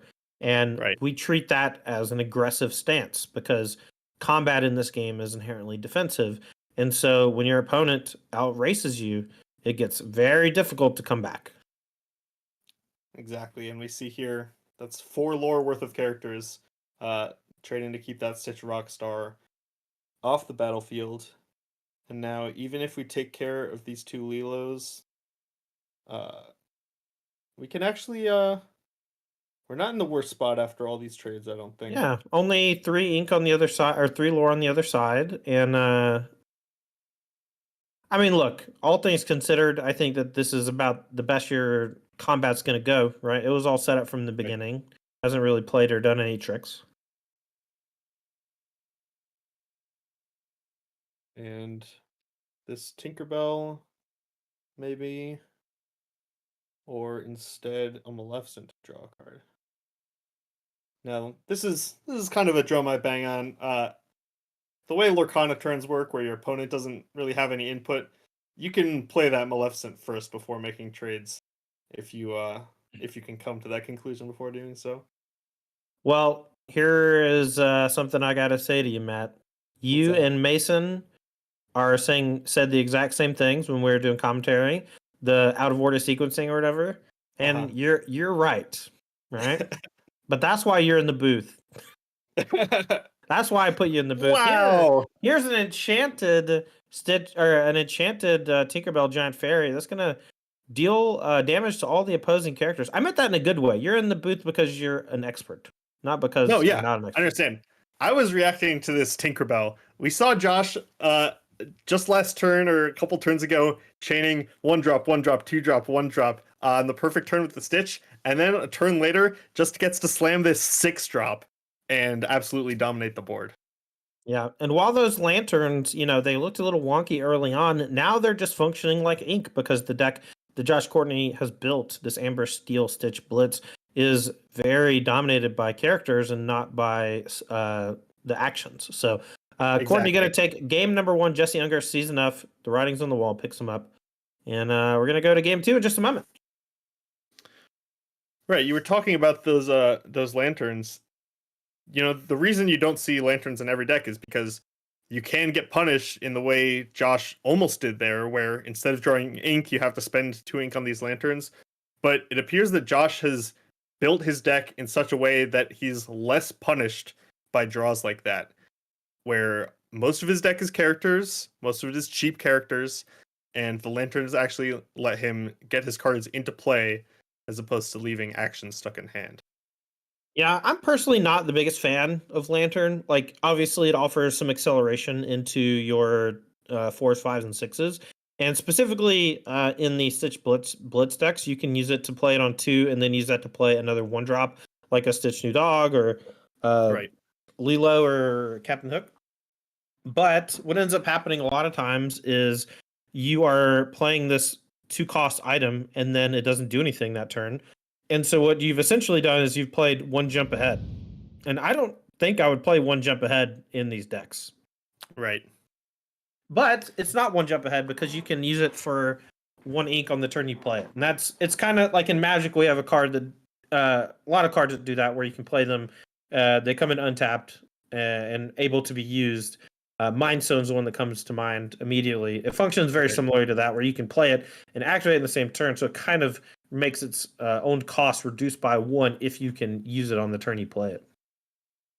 Right. And another thing we saw out of Josh that game that I thought was really impressive was we saw those 2 early Lilos, but Josh held off on questing with them for several turns until the coast was clear and got really paid off. A lot of the times, player could be aware that you're playing an aggressive deck and you see this 2 lore, you're like, I got to get this lore on the scoreboard. But with Lilo, when you're not playing against a steel deck, if you can just sit on that until the time is right, you can really get paid off, and Josh did in that game. All right, while these players are shuffling up here for game number 2, I'm going to tell you about the Lost Boys. The Lost Boys is a project that I've been working on. I started it with Bomat about 2 months ago. We've been making all sorts of Lorcana content, and we got myself, Bomat, Harlan Fear, who used to play on the SCG Tour back in the day for Magic the Gathering. We also have our good friend Zach Weaver, who you constantly do battle with at our locals in the last round, because y'all both always go undefeated. Right. But yeah, make sure to check out Lost Boys LOR on basically all platforms. We have a weekly podcast. We have gameplay videos where we play on Pixelborn and a bunch of other cool content. And we're off to the races. Let's get to the game. Turn 1, we got Pascal from the Emerald Amethyst player, Jesse Unger. And Josh Courtney responds with Captain Hook. Doesn't look that great against Rapunzel, and this is like, the reason why you play things like Pascal, because they get away from these challenger characters. And yeah, Captain Hook lines up a little better against this Flynn. As soon as the Flynn quests, Josh will be trading a discard to deal with it, but the Captain Hook will at least get to stick around and threaten the next character. All right, Courtney is show strength gonna ink a Simba bodyguard, gonna play a lantern and a Stitch new dog. So threatening a potential turn 3 Stitch Rockstar. Pretty scary stuff if you're Jesse Unger. All right, we're gonna go back Unger's way. I have my spotter say, "Hey, you better start readying your stuff before you draw a card, or we're gonna get angry with you." And so you see Jesse, he started to draw, and then he's like, "Wait, got her ready first." Yeah, let's keep the board state clear. Definitely interesting that we saw Josh inking that Simba. Really must prioritize this lantern as part of his game plan. I think if it's in your opener, you kind of have to. If you don't leverage it, it's gonna rot in your hand and not get to count as ink. Whereas this turn, it got to come down and kind of count as an ink on the turn you played it. So I like the play from Courtney, especially without a lot of other inkables in hand. The top of the curve can sometimes have those songs that are not inkable. Here is a Cheshire Cat. We're going to go Questing for 3. Jesse Unger up to 4. Going to go back Courtney's way. We have a nice answer for a couple of things. A smash here from Courtney would be devastating because the whole board would collapse for Unger. Here's an aerial singer. Going to look at the top 4 and put them on the bottom. Oh, we found one. Be our guest. I would guess that's going to hit the inkwell. There it goes. That's where it's supposed to go. Right. There are some cards in this game that you shouldn't really be playing them until very late in the game, and Be Our Guest is one of them. If you spend your turn 2 playing Be Our Guest instead of playing any character or Man Accelerator or whatever, you're dead. Yeah, and you can sing it, but even singing is always a cost. Right? I like singing it with Simba. Simba is like you always want it to be exerted. Yeah, so that's the best case scenario. Yes, Unger! Yes, thank you so much, you did! We'll make a Lorcana player out of him yet. So there's no challenge on the Flynn Rider. To me, that means Courtney is about to play a Grab Your Sword next turn. So if you're Unger, it's relatively telegraphed, and so you just probably want to play something that can survive it. Hans here seems like a pretty great play.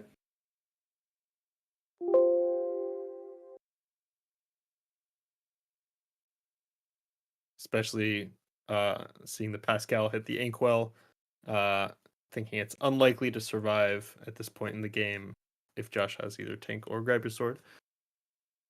All right, quest 4-5. Unger up to 9. About halfway there. Oh, maybe up to 10. Did I miscount? Nope. I'm the best. I got 10 fingers. I can count to 10. I got 10 toes. I can count to 20. Also looked like a whole new world in Josh's hand. I wonder whether we'll see that played this game at all against the also aggressive Emerald Amethyst deck. You know what I noticed, Matt? What's that? People really don't like to attack Flynn Rider. Definitely. People get attached to their cards. This is great sequencing from Josh here. We see Stitch attack the Cheshire Cat first, and then Grab Your Sword to take care of it so that we don't lose our Stitch to the Cheshire Cat ability. Yeah, the Cheshire Cat ability is specifically tied to the character banishing it, which is the big deal. So big heads up play there from Courtney. And now we're going to play another aerial, looking for another song. Do we find... That enchanted yes. Tinkerbell's in there.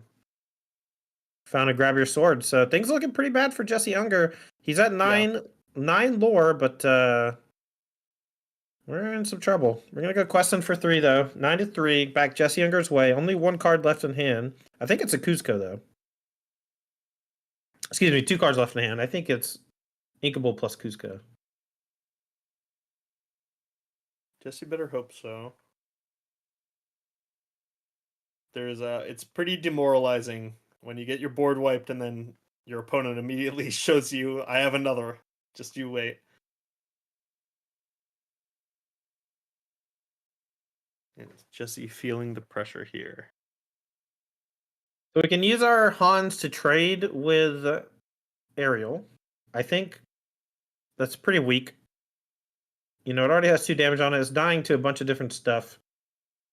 But 3 lore matters a bunch. So I'm just all in on hope I draw 3 Cuscos. It's hard to even say what to prioritize if you were thinking of challenging with the Hans, because the Lilo has more lore and the Stitch is threatening shift, whereas there's a second aerial in play. You maybe aren't scared of a whole new world. You know there's a grab your sword that your opponent can already play. Just kind of a rock and a hard place. 2 grab your swords. Oh no. Wow. He tapped on both. I was like, are we just trading? No. Grab your It's sword worked. ×2. And we're going to follow it up with another Lilo. And we're going to quest 4/4. Back Unger's way. Board is clear, though. Turns Not out feeling in the good. aggressive matchup, the player with the one-sided board wipes in their deck has an upper hand. Yeah, we've seen this time and again. Emerald Amethyst falling to Amber Steel. These Stitch Blitz decks with Grab Your Sword and a bunch of ticky-tacky damage. Very tough for these Emerald Amethysts to overcome, especially those really aggressive starts that feature Tinkerbell Giant Fairy. Here's another Aerial Singer. Going to look at the top 4. Doesn't find one this time, but hit on the previous 2, so you got to be pretty happy on 2 out of 3. I don't know. You don't draw a card off your thing that won you the game already? What's the point? This deck doesn't seem very good to me. All right, we're going to quest for 2, 4, 5, 6, 7, 8, up to 15. Unger, no way out. Game, set, match. Going to Josh Courtney here in just a moment. Oh, I see a Befuddle. Maybe I'm wrong. Oh, no, that was Olaf. Excuse me. All right, so if we kill both of the Lilos, we're still questing for 1, 2, 3, 4, 5, and we're at 20. So, I believe that's all she wrote. And Josh Courtney is going to be one of our top 2 seeds going into the top 8. Yeah, and that's exactly where we want to be. Stitch Blitz 401 going into the top 8. You get to be on the play because higher seed gets to choose play draw. That's an old remnant from our days playing Magic semi-professionally.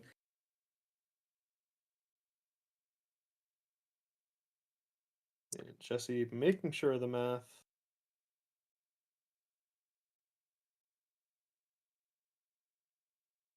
All right, and he packs it in. Josh Courtney, 401, going to be your first seed. Jesse Unger still likely in the top 8 with a loss. It'll come down to tiebreakers at the end of the day, but his are likely going to be good because he just added a 401 to his resume. So congrats to both of them for making the elimination rounds, and big shout out to the Amber Steel Stitch Blitz deck that is currently 4-0-1. We're going to be moving to one of our backup matches. We have Patrick S. Oh, no, this is from last round. We'll get our graphic and stuff updated for you in just a second. We have Zachary Powers on your left playing Ruby Amethyst versus Dagan White on your right playing Ruby Amethyst. This mirror could go a while. This looks... I'm just going to take a shot in the dark. We're in game 1. Right. All right, I'm just going to let you talk for a while, Matt. I got lunch here. All right, yeah, we've just gotten confirmation. This is game 1. We see... Dagan White does have 2 characters in play to Zach's 1, so and a significant lore advantage. Dagan having this Ursula's Cauldron along with the Magic Mirror, almost I would say more potent than the double Magic Mirror on Zach's side, because Dagan's draws have just been that little bit much better. he's going to continue to have the better half of the top of his deck for the majority of this game. Just a question of whether he can close it out. Now, Zach, with two of the other important cards in the mirror, Shield of Honor and White Rabbit Pocket Watch, allowing him to both protect his characters and rush into Dagon's unprotected characters. And here's a Maleficent to swing the battlefield a little bit more in Zach's favor. And kind of hard to tell how many cards each player has in hand. It's probably a million. Yeah, it's probably a lot. Dagon gonna start off the turn with a Cauldron. Yeah, that looked like 9 cards. Good All right. lord. Instead of talking about this game, here's what we're going to do. We're going to let these players play the game. If you'd like to make comments on what's happening, that's fine. Here's what's going to happen, and y'all feel free to challenge this however you want. Both players are going to remove their opponent's stuff every single turn, and at the end of the game, they're going to have no cards left in deck, and they're going to broom their stuff back in, and eventually they're going to get to broom their broom, and it's going to become the dumbest end game you've ever seen in a card game. It's horrible. Yeah, that's just about right. I wonder how many more months of this we would have to go through if we were stuck here before Ruby Amethyst players would start offering handshake deals like maybe this game let's just ink every broom we see. Deal? I didn't want to talk too much about potential fixes for this kind of thing yet, because I don't like trying to figure things out when the company who makes the game could easily just make a decision that nullifies everything that I want to try to do, right? Like, for example, one problem I found in this matchup is that neither player has incentive to play a card. And so what ends up happening a lot of times is both players sit on their magic mirrors and draw a bunch of cards until they think that they have like a route to victory over like a 5-turn prong or whatever. Right. And what ends up happening is that both players just have like 10, 12, 15 cards in hand. They hit every ink. They manipulate the top of their deck with Ursula's Cauldron. They draw a card every turn with Magic Mirror. They play an ink every turn. And every single thing that they play replaces itself or destroys an opposing card. And when that type of thing starts happening, there's no mechanism to force the action. And so players will sit with their Maleficents in hand and wait for the perfect target.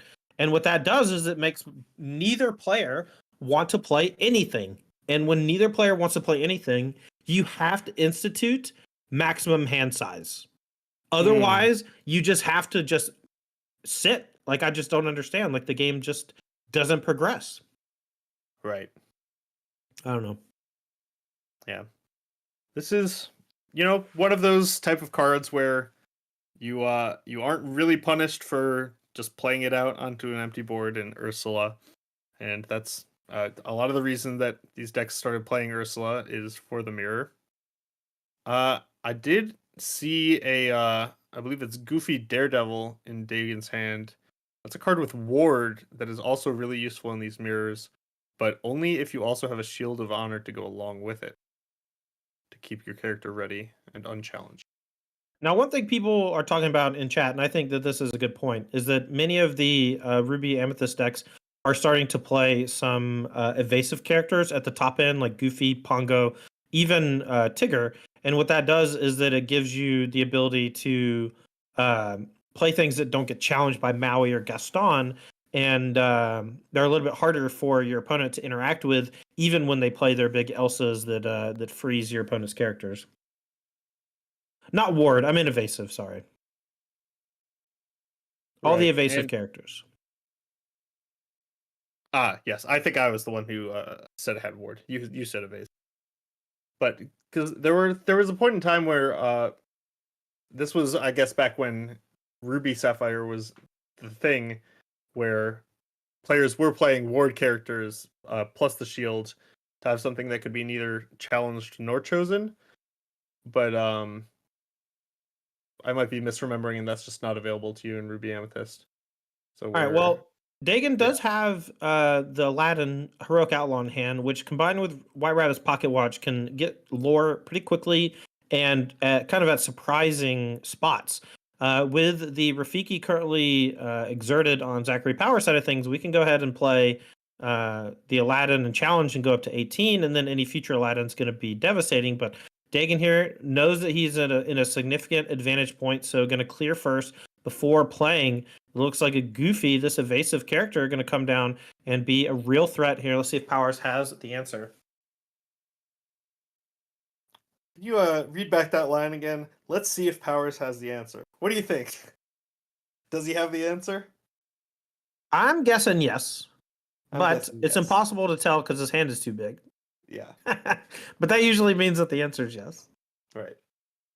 And but that's one of the reasons why I don't know if the evasive characters are that good of an answer. Exactly.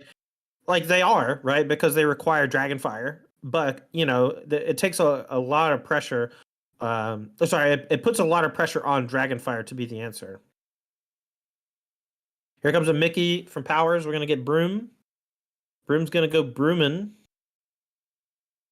At this point, I'm not sure what you put back. Maybe the Ursula. It's going to be an Elsa. Powers maybe looking for more ways to deal with this Goofy before Dagon is able to set up an actual win state. For example, if Zachary doesn't find a clean answer in time, Dagon could set up a combination of Elsa plus Aladdin plus Pocket Watch to get 4 lore in one turn. And that could be what Zachary is afraid of. I think that's what Dagon's going for. He's pretty close to doing it. Yeah, because that was the problem. Good. Because that was the problem on the previous turn. Was if Dagon had taken the line of Aladdin rush into Rafiki, that only puts you to 18, and then if you have an exerted character, Zachary can just do the same thing right back. So getting close to 20 is not really an effective plan once you're at this stage of the game. You really have to kind of do it in one fell swoop without exposing any characters to an opposing.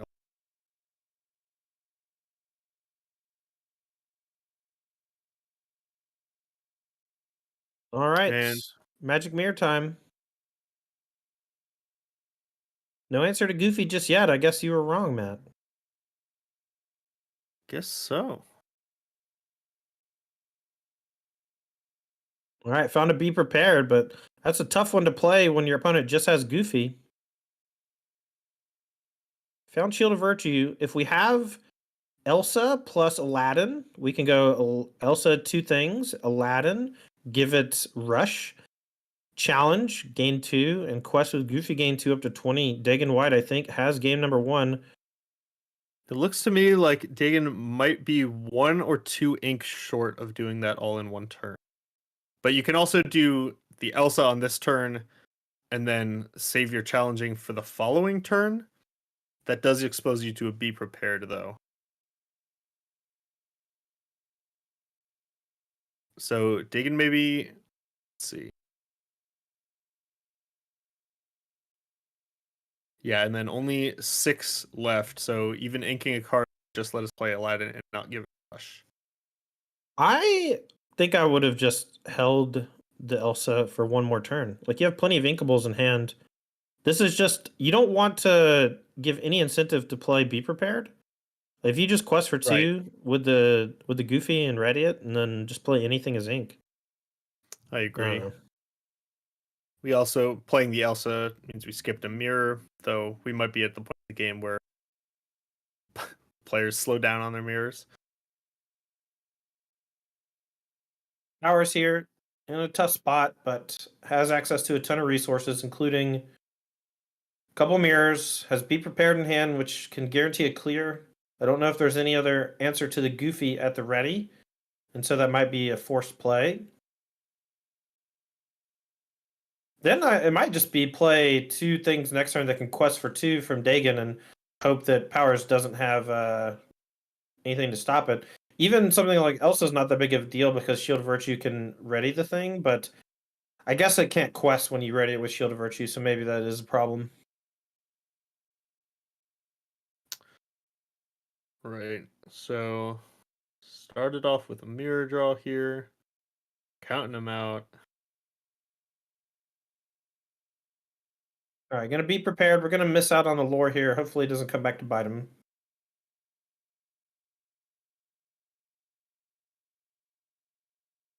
I don't know. Do you think he'd be able to get 15 lore in 11 minutes? Seems unlikely. I mean, maybe not. Maybe it's just a decking mechanism at this point, and just gonna rely on the Mickey and the brooms. But with Dagon at 18, this is pretty scary stuff for power. It's gonna need a sweeper basically every turn for a while. Gonna Cauldron, look at the top two, finds a Be Prepared, but I don't know if he wants it. Has about 10 or 12 cards left. Both players pretty low, both hovering around 8 to 12. I believe Powers has fewer cards in deck. Yep. But I haven't seen any brooms yet from Dagon, so it's possible there are no brooms in Dagon's list. Got to make room somewhere, and we're playing Cauldron, a lot of shields, pocket watches, things like that. Goofies. All right. Lethal threat deployed. Anything else? And Oh, Archie. I like Archie. That way you just quest for one next turn and then ready it, and it's threatening lethal by itself. right. It's possible Dagon gets punished here for having run out that Elsa. This turn we would have been able to win if the Be Prepared hadn't been threatened.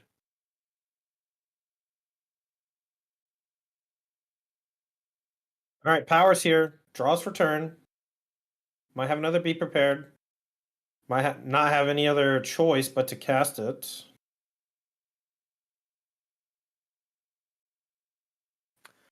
Which I think is kind of good enough. I don't know. You get to draw a couple more cards, hopefully have answers for whatever the follow-up is. I think with your opponent at 18, it's really unlikely they're going to play any.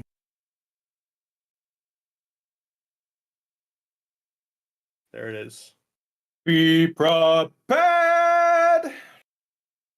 Our teeth How was and that? ambitions are bared. That was very good. Or wait, no, it's lower, isn't it? It's like be prepared.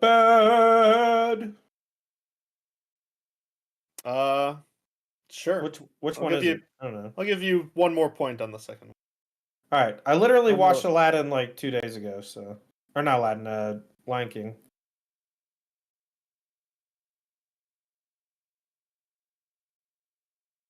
All right, we had the sweeper last turn. Here's a goofy. This thing is scary. Zach Power's going to need an answer. Dragonfire, Maleficent. A lot of answers already gone. But that's kind of the nature of the beast. You ask the question every turn. Hey, Ruby Amethyst, you got the answer. It's usually yes. You're fast Malachi says, approaching- please stop. Hey, Malachi, I got something for you. Please leave for 10 minutes. See ya. I can't just have fun. I got to get yelled at by chat. Yeah, right.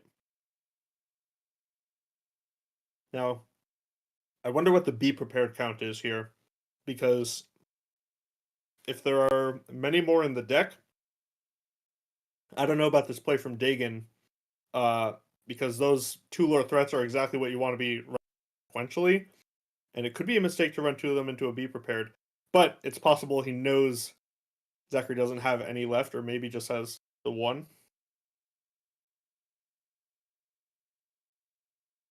Yeah, I mean, I don't think he would have played the second character here if there weren't 4 Be Prepared in the grave. Yeah. Walsh wants me to sing Zero to Hero. That one's going to be a hard one because that song has a lot of octaves. Because it's like 5 people singing it at once or whatever. Right. All right, Dragonfire and the Goofy. Do we have the answer to the Aladdin? It does quest for 2. Here's the Monstrous Dragon. We have the answer for both. Back Dagon White's way. Things feel like they're slowly slipping away for Dagon. The turn that he played that Elsa, I think is going to come back to haunt him. And if he loses this game, it's unlikely he'll be able to win a game and get a draw, which means that likely going to be taking the loss here if he can't get that last 2 lore. But here's a Maleficent Dragon of his own to take out the other. And again, we're threatening lethal. Every turn, threatening lethal. Right.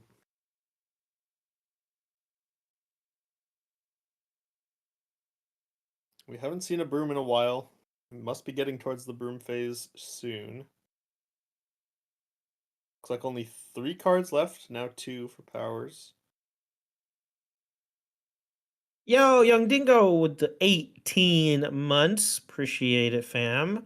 Young Dingo is going to be one of our players in the Invitational next week. He's a big-time Magic the Gathering streamer, and we love having him out to Apex Gaming in Caldwell, Ohio, and we're looking forward to hanging.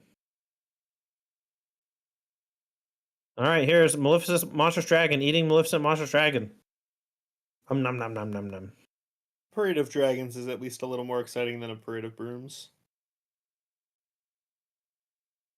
All right, well, now I feel a lot more safe. Aladdin comes Yeah. down and takes the lore off of Dagon White down to 17, and here we are.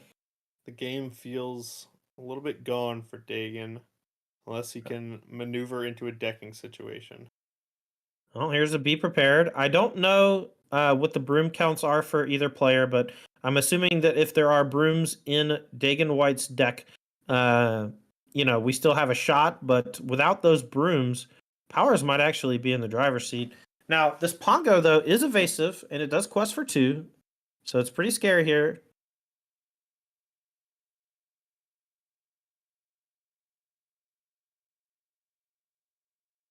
There's a broom.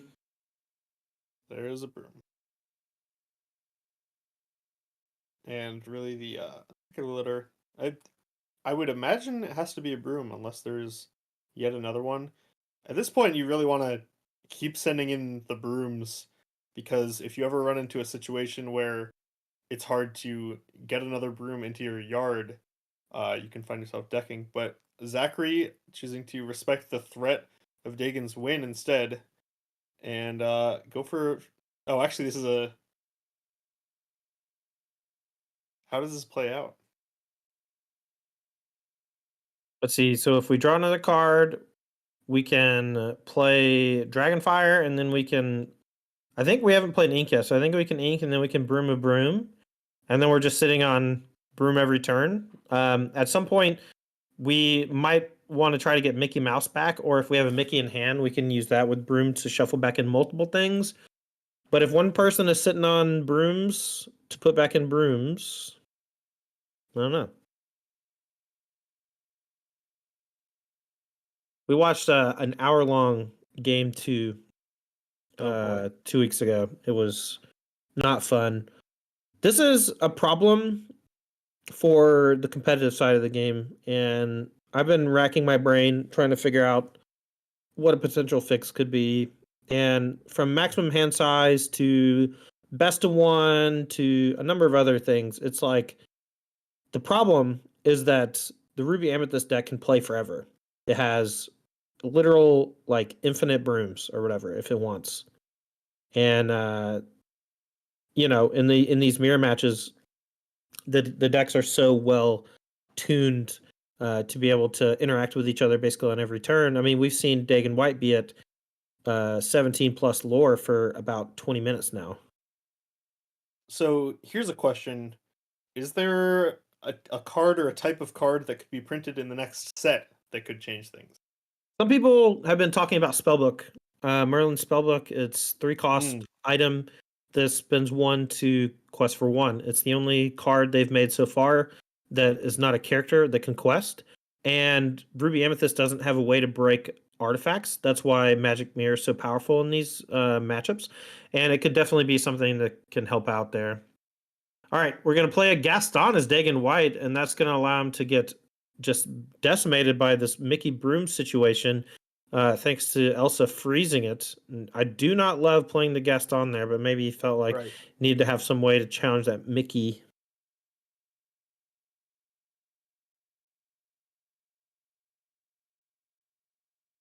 It's still going to take a few turns for Zachary to actually quest enough to be able to win this game. And Powers here not even exposing any of his characters to getting challenged. Yeah, that's the problem, is you can't do that, right? Yeah, you lose to Aladdin if you do, so Heroic Outlaw with the White Rose Pocket Watch. All right, Power's here in the broom lock. We'll see if he can figure out a way to answer this Pongo and put something back into the deck. You have to quest, though, at some point, right? Otherwise, the brooms never die. Right. So, one thing someone pointed out, Dagon actually could have readied the Pongo, which could have protected it from Pocket Watch plus an evasive character. Probably just a mental misstep. But also at this point, I'm pretty sure we've seen every card in both players' decks, right? So maybe just no Zek doesn't have any evasive cards.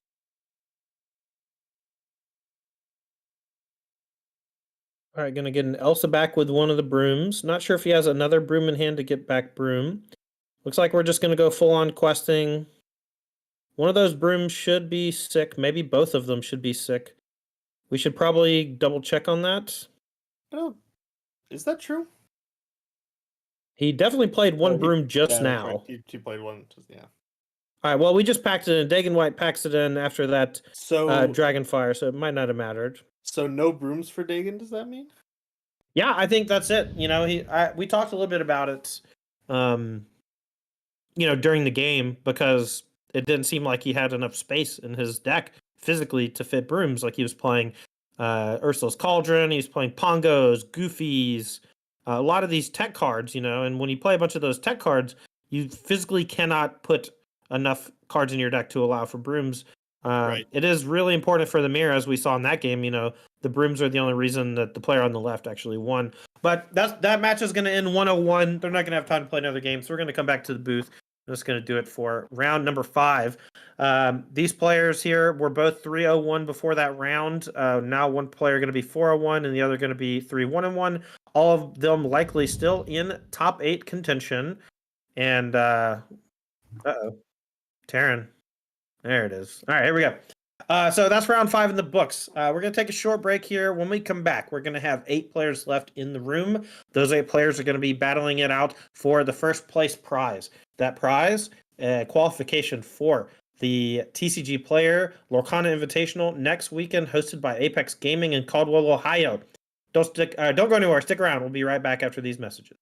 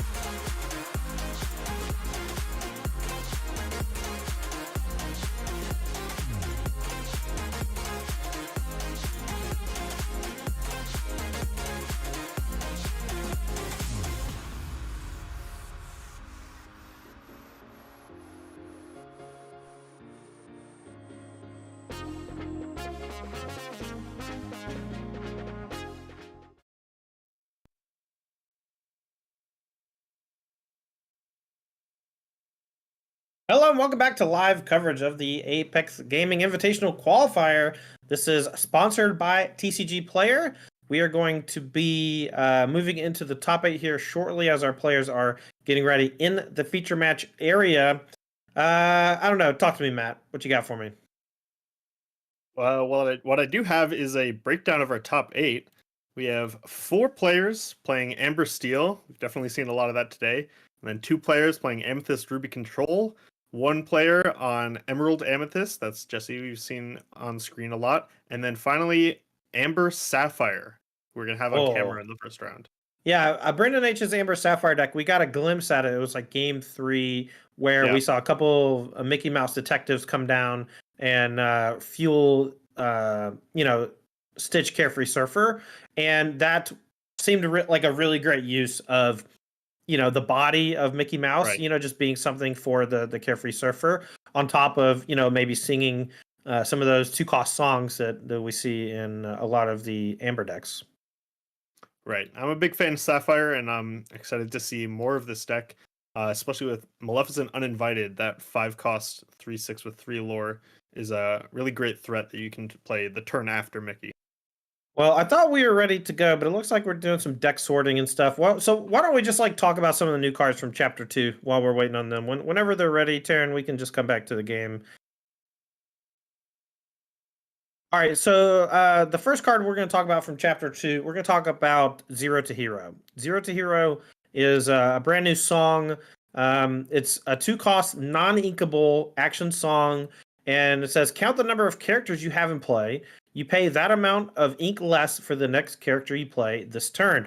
And so essentially what this does is if you're playing the like Amber Steel aggro decks that we've been seeing flood this room, you go 1-drop into Simba Bodyguard into on turn 3, you can play any number between 1, 2, and 3 characters that cost 1, 2, and 3 ink.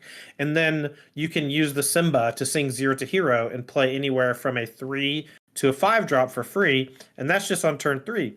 Right. Alongside Stitch New Dog, you can occasionally do like a big shift of Stitch Rockstar on turn 3. And I think that that just makes 0 to hero a potentially really explosive card.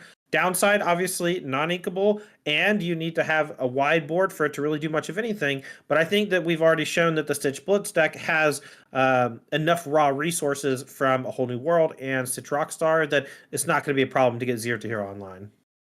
Right. I haven't gotten a chance to play with this card or watch it yet, but I'm definitely impressed from what I've heard from you. And one card that's interesting to compare it to is Just in Time from the first chapter. Some people were excited about Just in Time, and it didn't end up making a mark. But there are a couple advantages of. You do have that downside where you actually have to have a board to be able to use this card. But unlike 0 to hero, this is a song, and it's not capped, right? A lot of people were playing these Amber Emerald decks with Just in Time, and then having the question of, do I put Genie on the Job in my deck? It's a 6-drop, and I can't put it in with Just in Time. But 0 to hero scales really well. It has a really high ceiling, and you can sing it to really take advantage of it. Yeah. One thing I love about it is you can play characters before you sing it. And so just because you start the turn with only one character, like if you just start with a Simba in play, you can play 1 or 2 or 3 characters with your resources that you have available. Use your 2-drop to sing to play an extra creature. And in a deck like Stitch Blitz, you're getting to the point where the ink, like your raw resources, actually been the big bottleneck, because you actually Right. usually have tons of resources thanks to A Whole New World, thanks to Stitch Rockstar. And 0 to hero not only allows you to just do more explosive things early, but once you already have your engines online, it just allows you to do the most ridiculous stuff. Right. We keep throwing around Stitch, Rockstar, Carefree Surfer, also pretty good. I think the most devastating is just going to be a 0 Tinkerbell Giant Fairy. Yeah, 0-cost Tinkerbell or 0-cost Rapunzel that draws you some cards, anything like that. I was doing it with Hades, Lord of the Underworld, and getting back my early characters that died, and that was more than good enough. Yeah, and Hades is especially going to be good with these decks because if you need that more expensive character to play, you can just pick it up with a Hades. A good friend and competitor in the Invitational next week is Brennan DeCandio. And when I posted my Stitch Zero deck on Twitter a few weeks ago, me and you actually had a nice little conversation. I actually had a card in my deck, the new Tiana, that just doesn't work in a deck that plays A Whole New World because it's just like impossible to get empty-handed. Right. And it was just really funny. But once I realized that was like, oh, I just have to take that out of the deck, I was like, okay, this is the deck. This is 0 to hero, Stitch Blitz. I think this is the future of aggro. And Brennan, in a very mean way, said, I think your deck would be better if you cut 4-0 to hero for any other card. And so for the past 2 weeks, I've just been like, you know what? I'm going to make this card broken. I'm going to do everything I can. And I think it is. And when you compared it to Just in Time, I think that the problem with Just in Time is that on turn 3, it's excellent. And you can put in a 5-drop, something explosive like Cusco, something defensive like Goofy Bodyguard, or any of the powerful 5-drops that exist in the game, right? Yeah. But once you get to turn 4, it's horrible because it's only +1 ink. And once it's turn 5+, it's unplayable. It's not inkable, so that means it's pretty bad. But 0 to hero doesn't scale poorly. And you actually said that earlier. And what I really want to stress is that no matter what point in the game, the only time 0 to hero is going to be truly bad is when you have no other resources at your disposal or you have no characters on the table. And if either of those is the case, you're dead anyway. That's just kind of how this game works. And the way that the Stitch Blitz deck is built, you're just flush with resources at basically all points in the game. And I just think that Zero to Hero is just like a perfect I don't know. It's like Simian Spirit Guide in Magic. Like it's just free. You have a bunch of wheels to draw 7 cards. The only way to abuse extra cards in this game so far is characters. We have like a really bad item deck in Sapphire with I forgot the Amatoa? name. Yeah, there's Tomato, but there's a couple there's like a whole bunch of items matter cards in Sapphire, Right. and that deck just doesn't quite get there yet. And some of those builds, like the one that you've been playing that has the wheel effect, like you're playing a bunch of ramp effects to play a whole new world. But I think that the best way to use whole new world is to flood the battlefield with characters instead, because those physically progress towards the end game, and not only a more functional way by being able to challenge your opponent's stuff, force them to have answers to you, but in a more consistent way because you don't need the whole new world to actually get off the ground. Right. All right. All right. Well, we're going to talk about some more new cards when we have some downtime, but we haven't had that much downtime today. The players are ready in the feature match area, so let's head on back down there, and we're going to watch the quarterfinals. We're going to start off with Brendan H. With Amber Sapphire, and we saw Brendan H earlier on this deck where he had a nice little double Mickey Mouse Detective into an early Stitch Carefree Surfer to draw 2 cards. It looked like he was going to be winning that. Unfortunately, did get knocked off in that game and match, but still able to take it down the rest of the way and make it into the elimination rounds in the 8th seed. He's going to be up against Zachary Powers playing Ruby Amethyst, the big bad control deck of the format. Right. And yeah, we're gonna be up against the test here against Rumi Amethyst. We'll make sure to update that scoreboard. Neither of our players are at 20 lore just yet. And going into our mulligans, and this might be a spot where Brendan has a bit of an advantage. Zach might not be familiar with Brendan's deck, but Brendan knows exactly what he wants. Amethyst.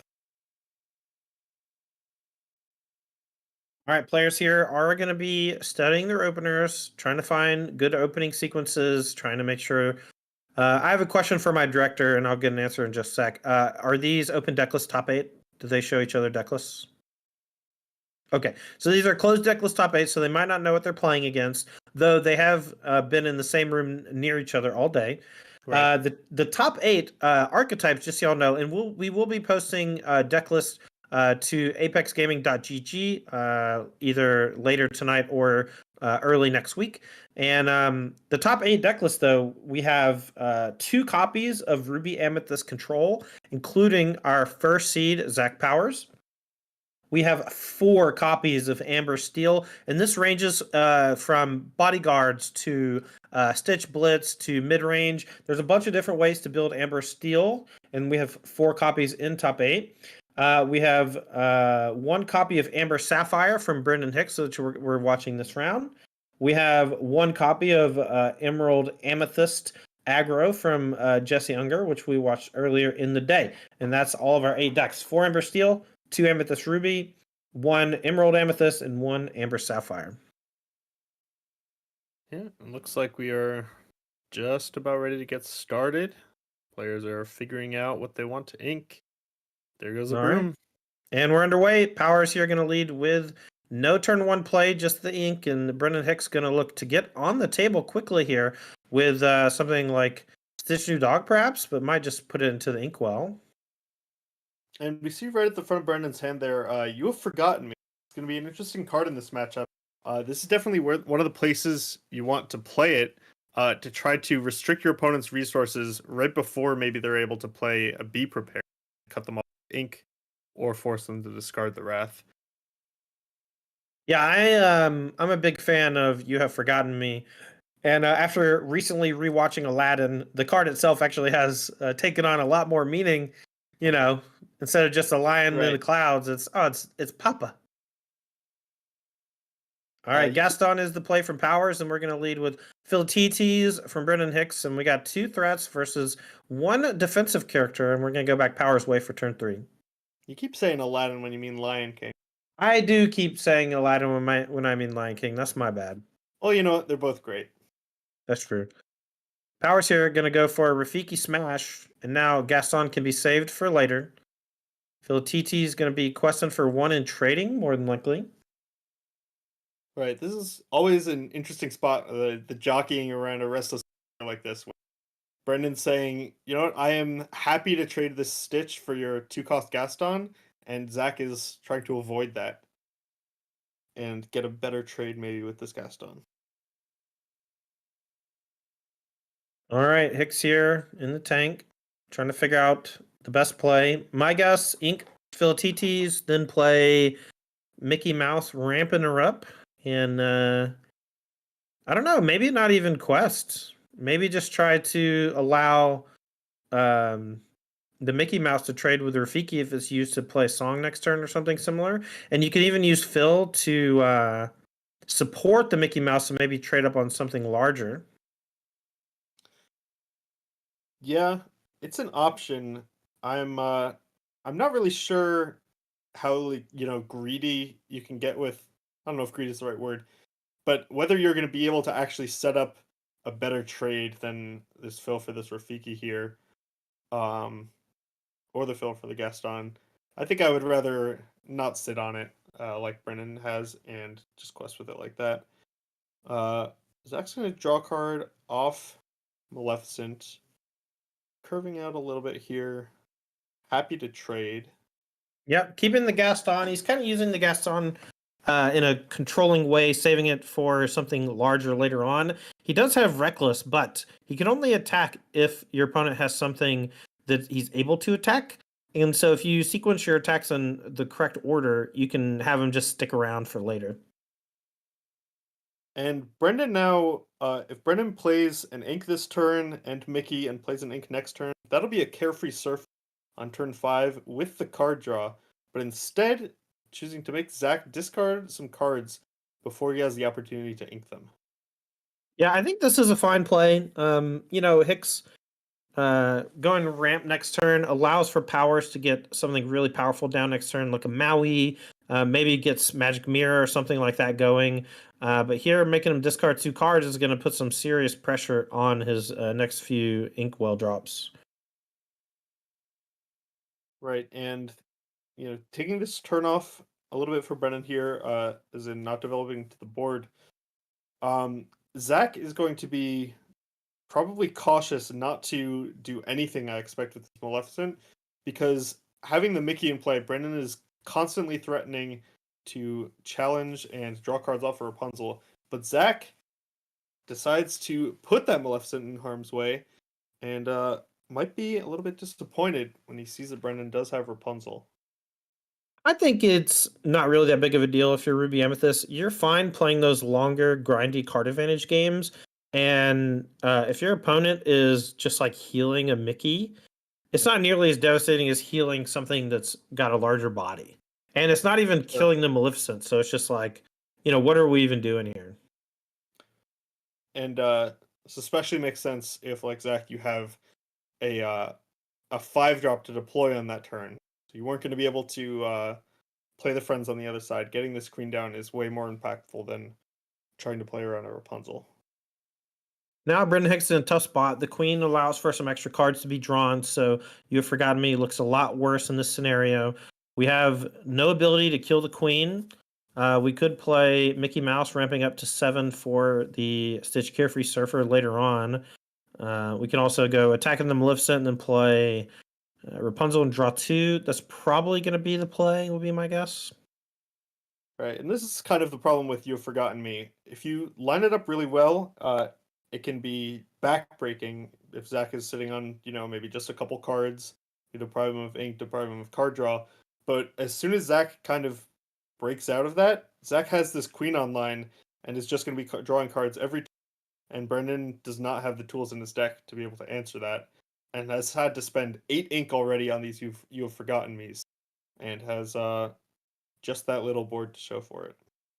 Yeah, and now Power is going to undo half of one of the You Have Forgotten Me's by just drawing a card with the Queen, and can start, deploying some later game threats once hits ink, but going to decide to not quest with the Maleficent. Interesting.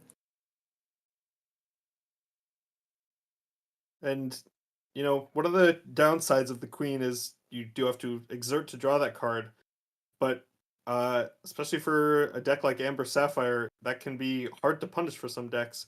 And it took an entire card for Brendan to take care of the queen.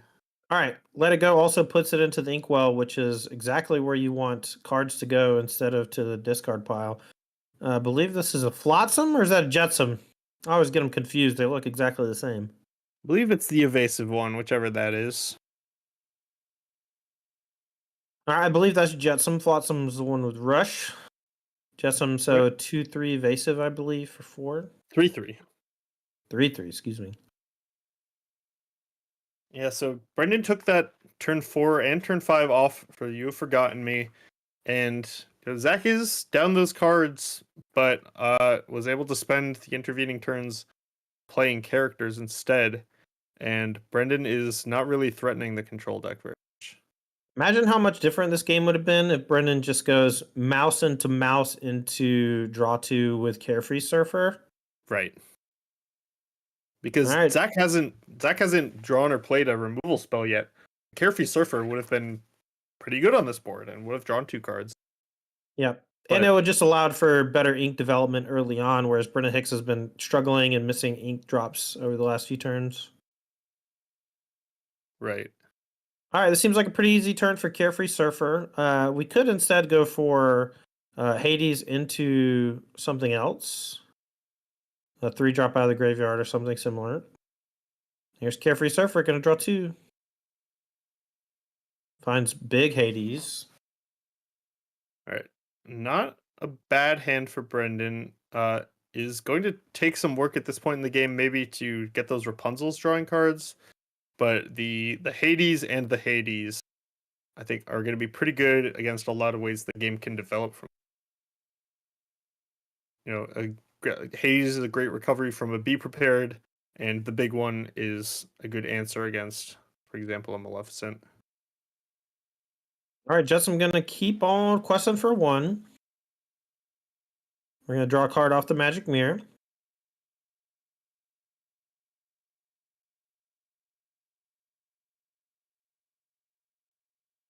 Looks like the first broom has been drawn for Zach. Not really the matchup for Broom. Yeah. Could have a marathon game on our hands. These decks do both have lots of ways to draw cards. Games can go long from either side because of it. Brendan Hicks has a Gripful. I see Mickey Mouse, 2 different types of Hades, a Rapunzel. And to be our guest.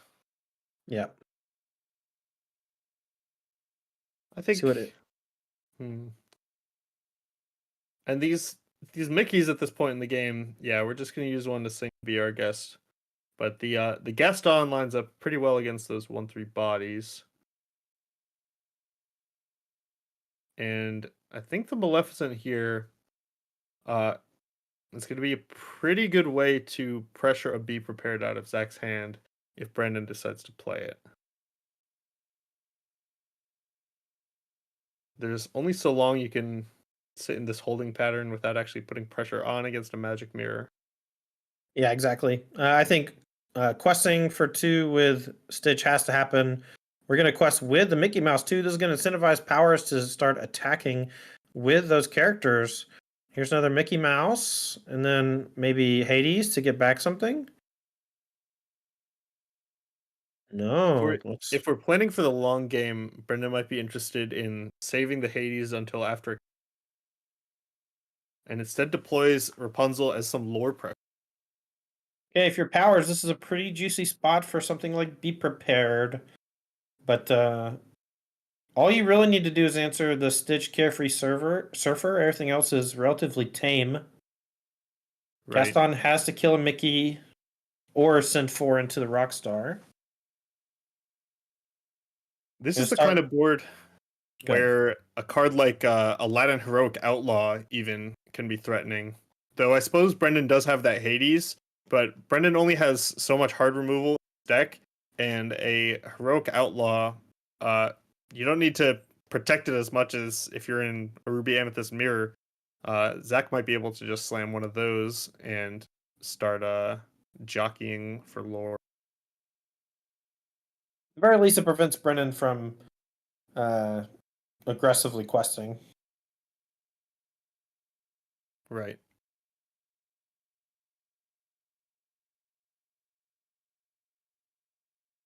All right, tapping big. There's the monstrous dragon, and we got an answer to the carefree surfer. He gone. And this Gaston will have to hit one of the Mickeys. Jetsam hits the other. Okay, so mostly clear board now for powers. We're gonna go back Hicks's way. We can quest for 3 only.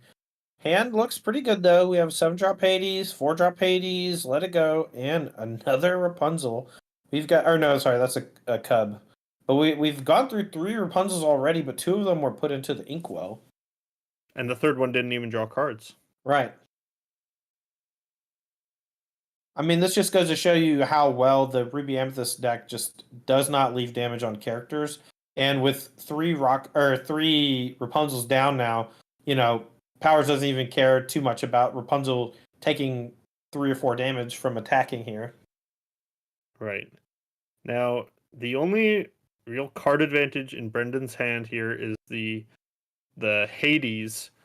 What he would really like to do is pick up Carefree Surfer and keep the cards churning, but you start getting to the point where anything you do is either answered well by a Maleficent or answered well by a Be Prepared.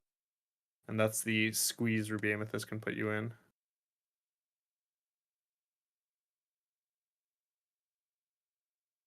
All right. Brennan here. Gonna look to trade Mickey for the Gaston, it looks like. And then Hades gonna eat up Maleficent Monstrous Dragon. To the inkwell with you. And then Big Maleficent gonna get put into the inkwell so we can play a cub. And then here comes Quest for 2. Nice turn for Brendan Hicks after a pretty bad turn coming last round for Zach Powers, just putting the hurt on him. Right. If I'm in Brendan's seat, I think I'm concerned that I've just played into my opponent's hands with a Be Prepared. You know, he didn't play one the previous turn, but Zach's previous turn was good at setting up a turn like this, where a follow-up Be Prepared would be good, but it looks like he actually just doesn't have it, which Brendan has to be happy about. Inca Broom. Maui gonna chew up the Rapunzel. Needs a damage on it. Here's a Queen, and no quest from the Maleficent. Doesn't want to give Hicks the option to eat it. Be our guess is the draw. Hicks, though, does have maybe bigger plans. Still 1 ink short of the Carefree Surfer plus Hades.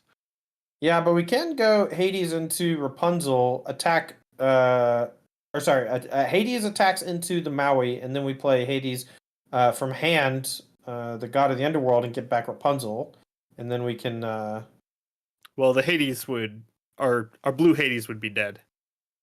Oh, right, it has 6 willpower, right? Sorry. 6/5, yeah.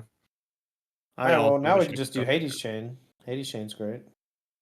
Yeah, this is a good spot for Brendan.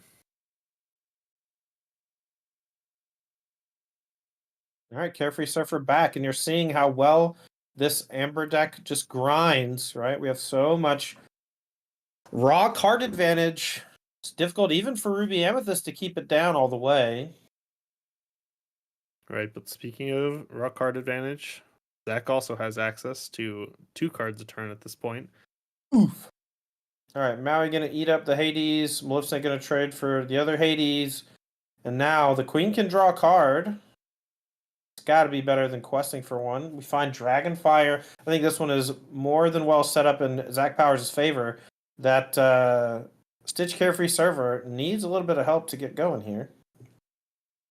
Right, and you were talking earlier about how Ruby Amethyst is really the only deck that can keep inking turn after turn, and we see that here. Brendan Hicks has skipped ink on a few turns because he just didn't quite have enough cards in hand, kind of had to play them all to keep putting on pressure, and is now stuck in a spot multiple turns in a row where he doesn't quite have enough to deploy his entire hand.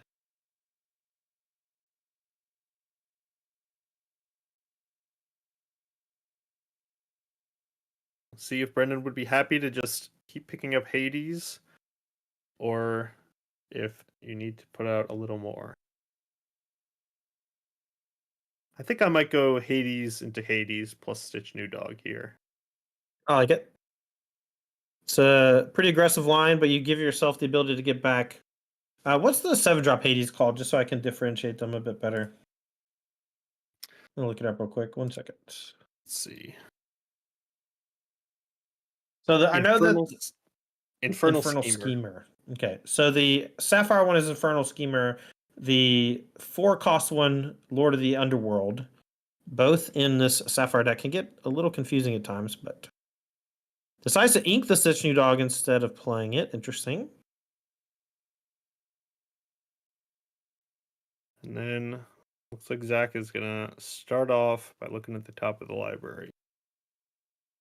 Yeah, but putting it in his hand. Dark Hour Magic Mirror as well. Zach has 5 cards in hand, I believe, and a bigger board than Brendan. More cards to come. Yeah, kind of burying him in raw resources. We're going to Dragonfire away a Baby Hades just to keep off Carefree Surfer on the top end. Questing for 3 up to 6. Zach Power's firmly in control. See if Hicks can find a way out. Right, that telegraphed Carefree Surfer means there are only some cheaper cards Brendan can draw to actually turn it on. It looks like he did get there. 10 mana. 10 ink, excuse me. Yep, 10 ink in the Inkwell. We got a Simba Bodyguard we can play. Carefree Surfer, which we can play and draw 2 afterwards. Might be best to just go ahead and knock off one of these 2 big characters from Powers, though.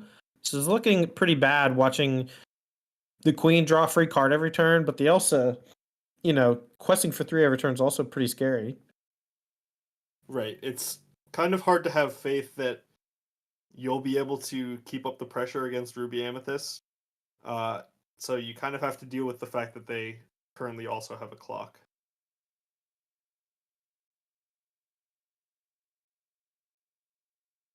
All right, Queen down, goes to the Inkwell. All right. Zach, I doubt Zach minds too much. Still has plenty of cards and a magic mirror. All right, and no quest, so no reason to play the Bodyguard Exerted. We're going to instead just protect it from the Maui. Powers draws for turn. Going to go ahead and quest for 3 with the Elsa, up to 9. So many big payoffs in hand does Zach Powers have, including multiple heroic outlaws. But here's a Be Prepared. We're going to go ahead and blow up all of Brendan Hicks' side of things. And with Powers, with a ton of cards in hand and no Carefree Surfer trigger coming next turn, that's a pretty heads-up play if you're Powers. Right. Eye of the Fates is alright, but I have a hard time believing we've accumulated enough lore for Eye of the Fates to really be threatening at this point in the game. Here's a question. Do you just play the Carefree Surfer even though you don't get to draw 2? In order to hold it, I would have to have some amount of faith that I was ever going to draw. And I just can't say that right now with nothing else to play. But Brendan still has basically hope. just be another Hades, I think. Hades, Lord of the Underworld would allow for like a triple Hades chain. Right. I'm wondering how many Lord of the Underworld Brendan can be playing. We've seen 2, but it's an uninkable card, and you already have a hand to play. All right, plays Baby Aladdin. This is gonna steal 1 lore from Brendan Hicks. Puts him even further away from the victory condition.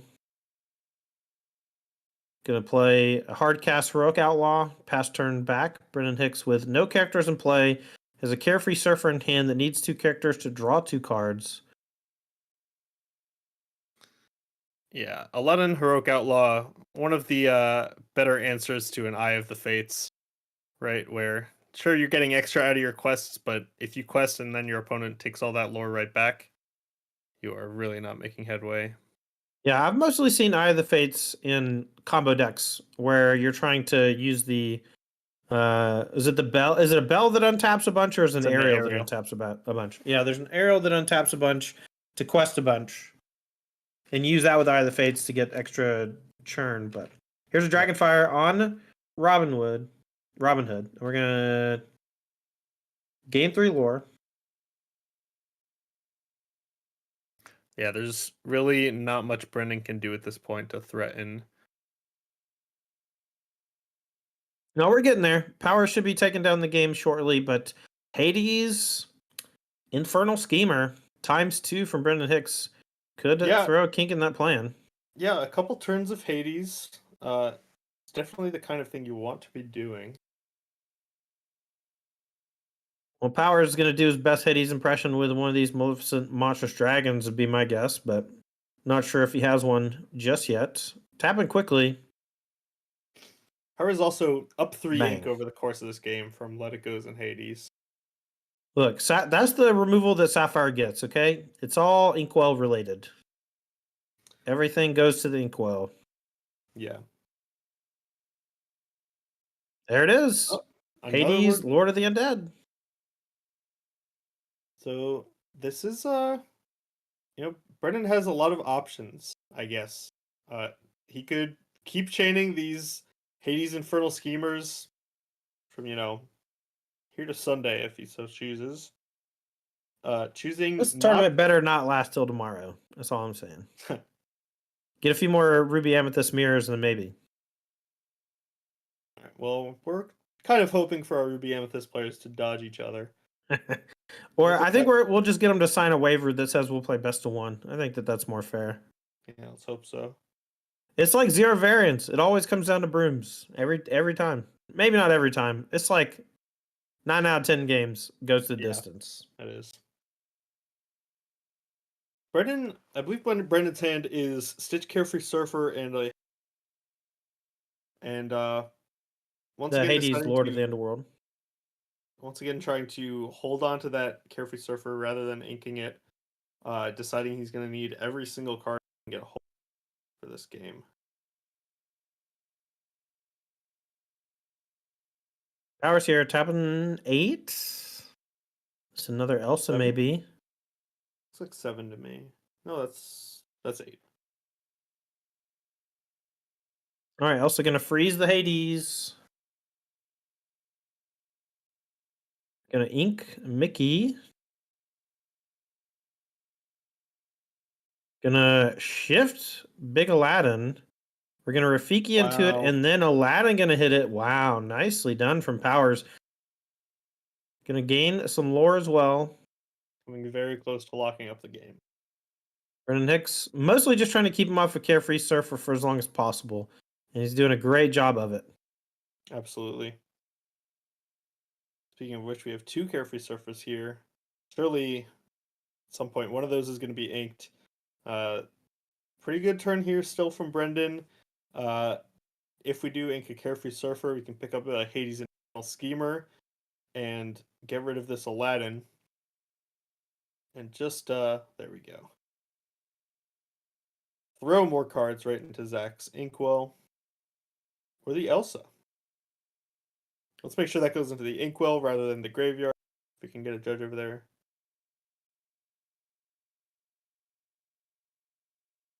Darren, you got it?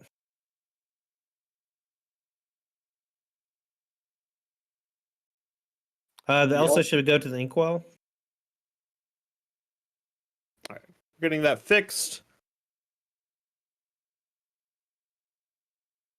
I'm a little surprised to see Zach singing the Be Prepared here rather than questing, as we are pretty close to the finish line. And we could have... So we're prioritizing drawing a card off Magic Mirror over getting those 2 more lore. And with Mickey Mouse Brave Little Tailor, I'd say that's a pretty good call, as the Brave Little Tailor will end the game very quickly. All right, so the Elsa does get put into the Inkwell. We go Be Prepared into Brave Little Tailor. We're at 15 lore with a giant evasive monster. Brendan Hicks draws a You Have Forgotten Me. Perhaps it was a good thing to forget him because he's not doing a whole lot here. I don't know what you're talking about. Zach has 2 cards in hand. Get him out of here. Bye. That's what we call a moral victory. Yeah. You got anything to stop this BLT? Some lettuce and tomato? French fried potato? All It's right. Magic Mirror free at this point from all the Let It Go ink. Yeah, I think we've got what, 3 Hades Infernal Schemer and a Let It Go so far. Yeah. Question for 4. Brendan Hicks needs a way to get the Brave Little Tailor off the table next turn, or he's dead. This should put him up to 19. Well, now he's got to deal with 2 things. Now you got to deal with 3 things. All right, Brendan, what you got? Check. Slam the top of the deck. Mate. All right, It's a game miracle. 1 goes. Zachary Powers, Ruby Amethyst. Interesting game.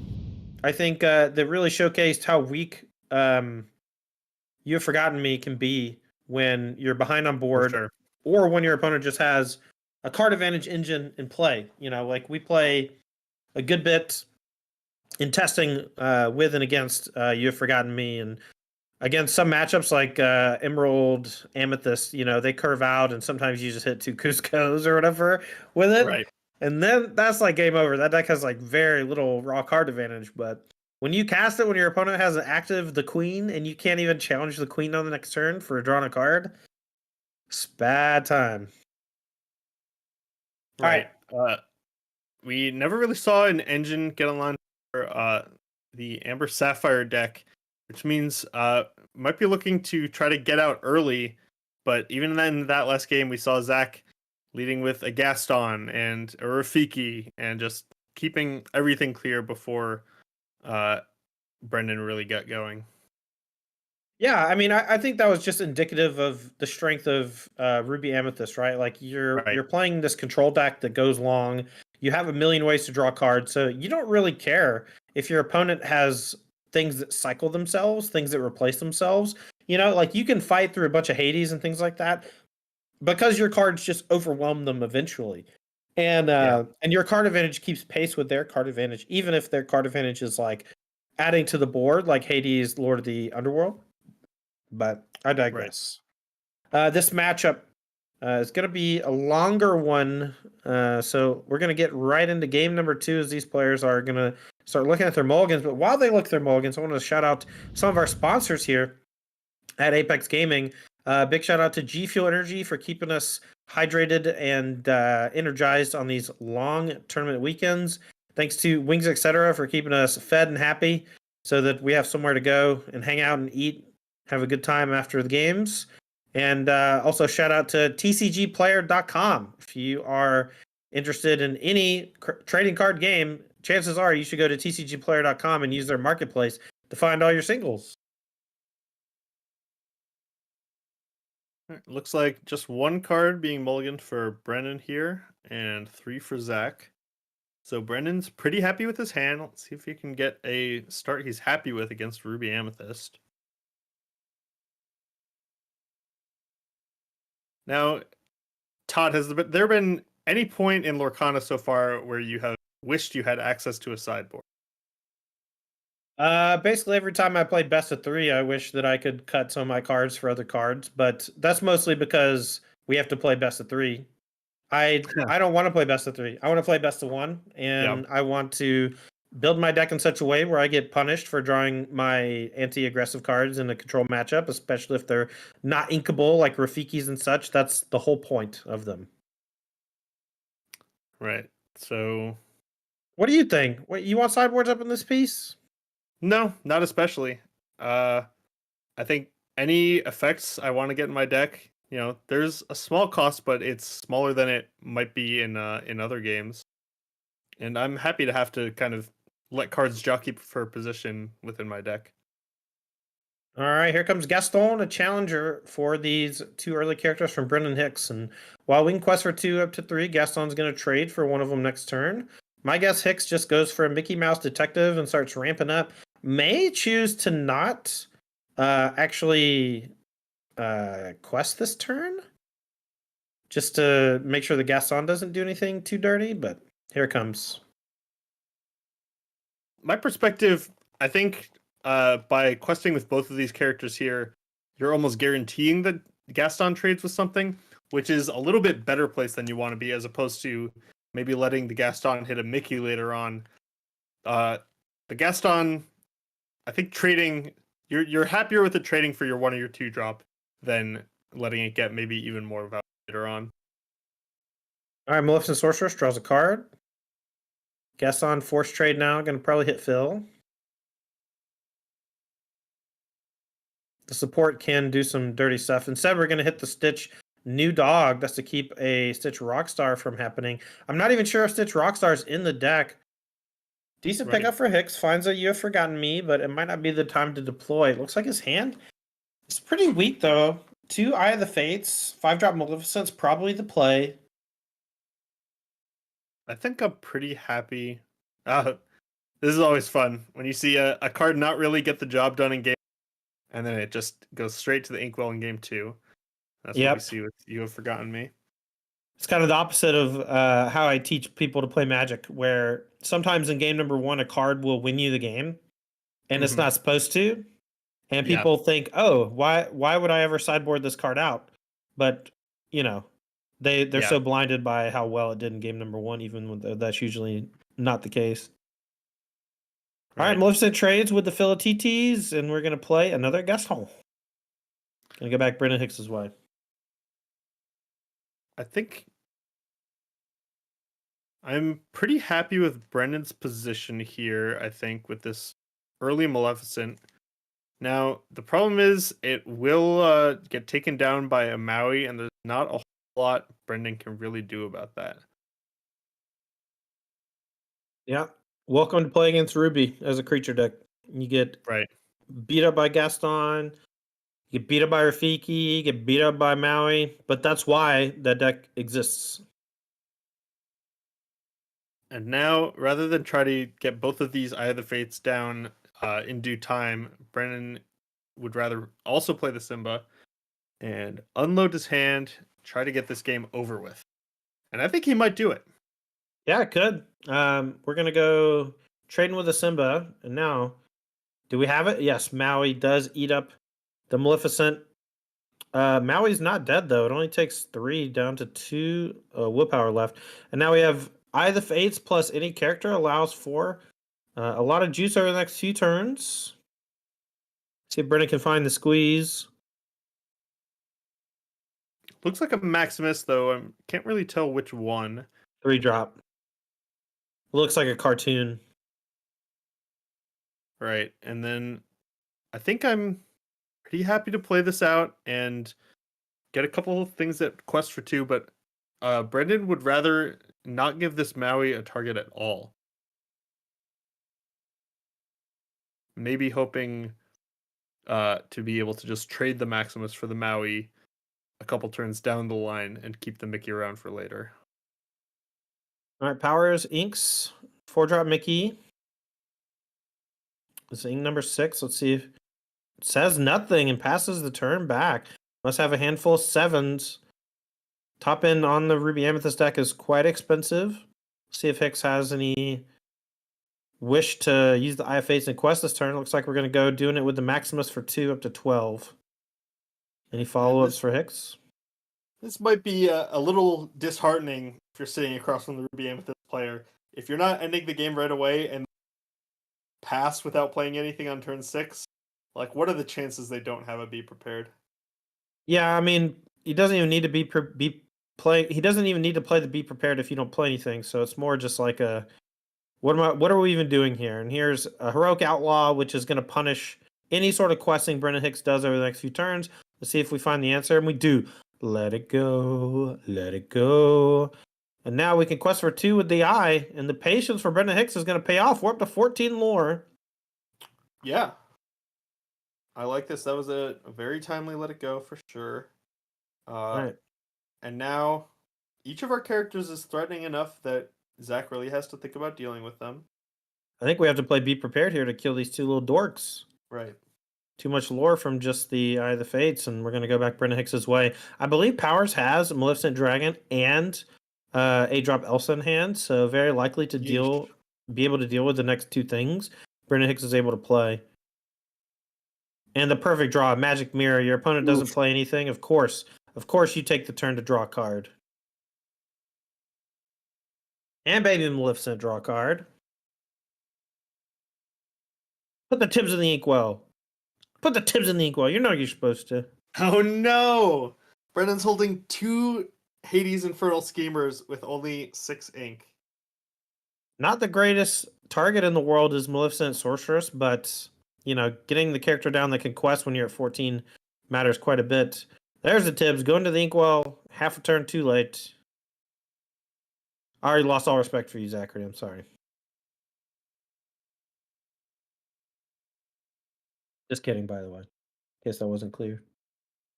Yeah, there's a fill, and yeah, Brendan does have to start running these Hades out. But Maleficent shrugs in the face of a single creature.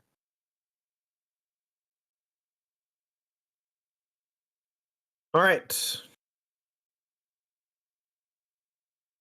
This is 9-drop dragon. Zaps your Hades, but we know Hades is going to come down and trade for the dragon.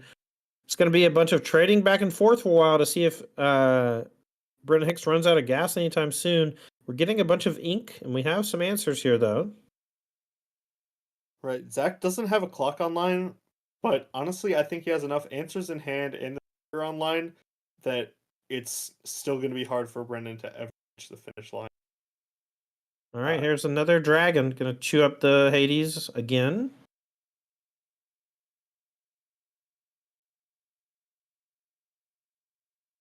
That's really when you that just feels the worst, right? When they get to play both and draw. It's like, oh boy, no forward progress. Hades, Lord of the Underworld, not a terrible pickup. Yeah, it's just holding pattern though, right? Like you're obviously answering the thing. It's good, but you're not progressing. You're not pushing towards the end game. This I don't Island of know. Fate does mean any creature Brendan can stick lets him threaten to progress towards the end game, and Hades represents having drawn 2 creatures off the top, 2 characters. That's fair. I thought you were talking about the other Hades. That's my bad. Whatever. Doesn't matter. Moving on. Tibbs gets the ink treatment. I honestly would have been interested maybe in seeing a cheaper character get picked up for Brendan rather than the Hades Infernal Schemer that's going to take an entire turn. Because I just don't think Zach's characters matter very much. You are just and only trying to cross the finish line desperately. And one character a turn just lets Zach reset you very easily. All right, here's the Infernal Schemer. Gonna draw Maleficent Sorceress. We're gonna probably start with that. We can also draw a card with Magic Mirror. We're looking for some threats, but we also need to find a way to get this Hades off the table. It's currently representing 3 lore. Looks like we found another monstrous dragon. Holy jeez. Yeah.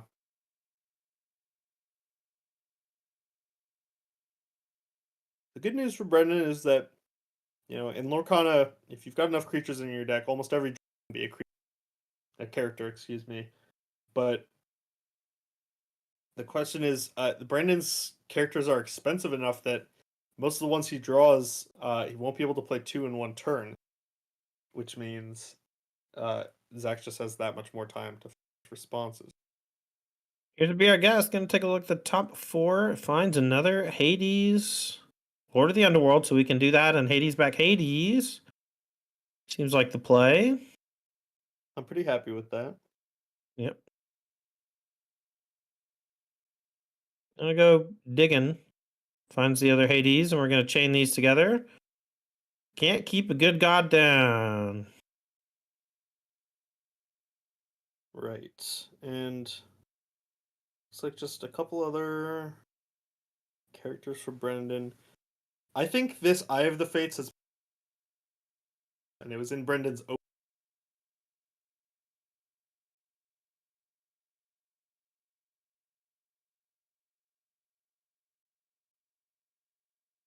All right. Will this 7 8. Here she comes. Also going to freeze it. And then we're going to trade with the Maleficent. We have a lot more ink at our disposal here. We're going to play another 7-drop, and that's a Heroic Outlaw. This is looking pretty bad for Brennan Hicks. We do have the Hades chain. And we drew ripped another big Hades. Yeah. But at this point, even with the one Hades, Zach still has a clock online. Maybe if the top of the deck doesn't have any more answers for return, you can put something together.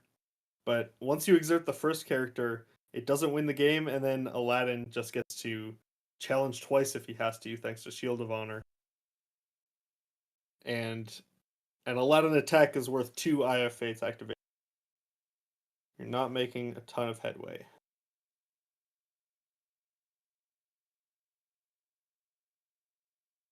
All right, here it comes. 7-drop Hades comes down. My guess is we target the Aladdin. It means you can't quest, right? Right.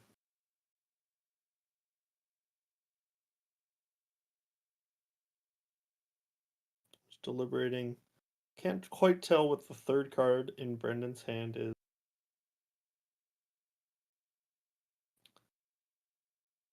What are the odds Zach can answer another Hades? Pretty high, seems like. He's answered it every time so far. Oh, Drew Dragonfire. Yeah. Pretty good. Even if he didn't have it, it's not threatening lethal. And we have like a draw step from the Magic Mirror. We have potential combo attacks into the Hades if it decides to quest next turn. That allow the Aladdin Heroic Outlaw to do some dirty stuff. Right. Overall, I don't see Brendan getting out of this one over the long game, but he's putting up a valiant fight. Right. Why would you ready your character? Why would you ready your character before you draw a card? So earlier I had something to say about sequencing, and that was, I think, a mistake. At this point in this match, I believe the reason for Zach is called garbage time. Zach just feels extremely confident, doesn't think he has to worry about very much from Brendan's side, and is simply taking game actions. But taking game actions at think, random is how you lose. Exactly. I don't think we're quite at the point where that's actually a workable strategy, so that might be the out Brendan needs if Zach just starts getting maybe a little lazy. But this Aladdin Heroic Outlaw means you have a lot of wiggle room. Well, we need some way to exert your opponent's characters. Right now, I don't know if we have another Elsa in hand. If we do, it slides out, right? It comes down, exerts your opponent's stuff. That's GG. Right now, we're trying to keep Carefree Surfer offline, and we can do that by just taking care of one of these 2 characters. We also found a Baby Aladdin, which can steal 1 lore. We have Monstrous Dragon, which I think we can play Aladdin and Monstrous Dragon. So the reason you would be looking for an Elsa would be if you never expect your opponent to pass the turn with a character for this game. But I just think it'll take way too long for Brendan to actually get into that position to be able to win all in one fell swoop. Because if he does threaten that, Zach will simply be prepared it. And completely reset. So I don't know if Elsa is even that important. But it doesn't really matter when we can just keep playing Maleficence. Yep. I don't think we played an ink yet. Oh, no, we did. We played Aladdin as ink, so we can't play this 5-drop queen. We can't just go ahead and get a Rafiki down, but you don't want to just play characters willy-nilly when you have Be Prepared in your deck. Like, sometimes your opponent forces you to play Be Prepared in a weird spot, and Right. even if it means killing your own stuff, and you don't want to just, like, throw another character under the bus.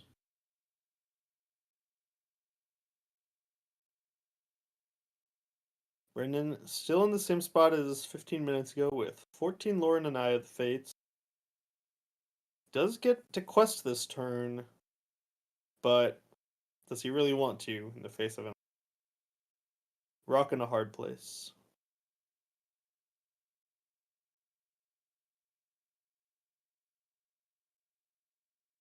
All right, Brendan. What you got, buddy? We got Simba Carefree Surfer, Hades. Maybe 2 Carefree Surfers? Hard to tell. Maybe another Eye. Yeah, I haven't been able to tell what that Sapphire card on top is. Maybe Let It Go. Let It Go, yeah. Mm-hmm. All right, it is Let It Go. Heroic Outlaw going to go to the Inkwell. Let it go to the Inkwell. All right, Simba Bodyguard. Now, of course, the worst part here is we were able to get rid of that Aladdin, but in that same turn, Zach just played a White Rabbit's Pocket Watch. So now, even without an Aladdin in play, Aladdin's being threatened anytime Brendan exerts a. What do you do if you're Hicks? Do you quest and pray? Yep, I quest, I play Simba, and I pray. I think skipping the quest here is definitely a mistake. The game so too. the game is just not trending in your direction at all. Yeah. Sometimes you got to make the Hail Mary play, right? Like you just quest for 2, hope they don't have the Aladdin. Because if they do have the Aladdin, they probably also have some other way to punish you. And I don't know. Questing with the Hades isn't that bad anyway, right? Because you can just get it back. Right. And if he doesn't have the Aladdin, then like not questing is just nightmarish. Well, he does have the Aladdin though, so he walked the dog, and Brendan Hicks didn't fall for it. But we'll see if he's able to win anyway. Seems very difficult from the spot. I agree. Power's playing pretty crisply here in terms of just like physical actions, but we're gonna quest for 2, and then we're gonna sing a Be Prepared. Nice little trick with the Shield of Virtue there. We're gonna play a Queen. We're gonna give it. No, we can't. Giving a rush. Yeah, giving a rush doesn't let it draw cards, so no reason to do that. But on following turns, we do have the Queen plus Shield of Honor to draw 3 cards a turn with that mirror. Yeah, once it's ready, being able to ready it with the shield to draw an extra card is pretty sweet. Yeah. All right, we're going to broom something back. My guess is Be Prepared, but it could be Monstrous Dragon or, any of the big 7-drop pluses. Zach might have an Aladdin in hand, but if he doesn't, I guess if you're not thinking about this spot in the game, you're thinking, what do I want? However many turns this game could go, and there's no guarantee Aladdin's good. So might as well just put the best thing.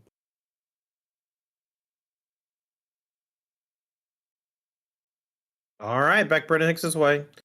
Clear board. All right, we can go Hades back. Hades, play Hades, get back a 3rd thing. That requires inking this Simba Bodyguard, which I think is probably the move. Brendan has not played an ink for about 10 turns now, which means he's played every single card off the top and still has nothing to show for. Well, that's just the torrent of card advantage that Ruby Amethyst provides. Right. And nothing really to do about it. Trying to match them is very difficult. Usually have to attack them in unique ways or aggressive ways. When we play a bunch of Magic, specifically a format called Pioneer, there's this deck very similar to Ruby Amethyst. We call it Rakdos Midrange. It's just black and red, all value creatures and removal spells and card draw. And this Ruby Amethyst deck is pretty similar. And the best way to beat those kinds of decks is with cards that are engines, things that can accumulate a lot of resources over the course of a short period of time. And it's kind of like a self-contained thing. And that's kind of how you have to attack Ruby Amethyst as well. Right, but there are not very many actually potent engines in the first chapter of Lorcana. Yeah, so, basically just Stitch Rockstar and Whole New World, which is why I'm playing those. Yeah. Good point. All right, Shield of Virtue turns into another pseudo mirror. We're going to draw another card.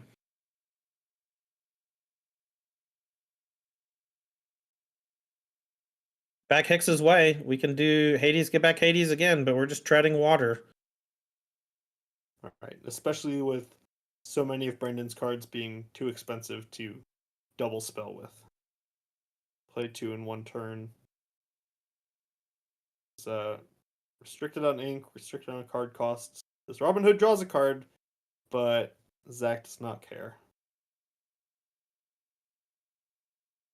You Another can card. you can go and ink that one, Chief. Yeah, another card Zach doesn't care about. You've gotten me. There it goes. All right. If Mind Rot, aka discard 2 cards, costs 4 and is inkable, what would be the cost of a card that makes your opponent discard their hand? 8. I was thinking like a 8-drop 3/3 character. Maybe too strong though. That's too good. All right, we're gonna start by drawing a card with the Queen. That one doesn't cost any ink. We're not challenging, and questing's kind of mid. Robin Hood can quest for 3 next turn with the Eye of the Fates, but Powers has been consistently able to answer these characters like this. Elsa gonna quest for 3. We can ready it with Shield and sing another Be Prepared. I'm not sure that it's necessary, but it is certainly an option, and it may be the move in order to protect ourselves from the quest for 3. Right. I'm unsure whether Zach is concerned about the quest for 3. We're just gonna draw more cards. This is like 6 cards this turn that Zach has drawn. Maybe not 6. Quite a few. Too many. See, 2 from the Queen, 2 from the friends on the other side, and a draw for turn.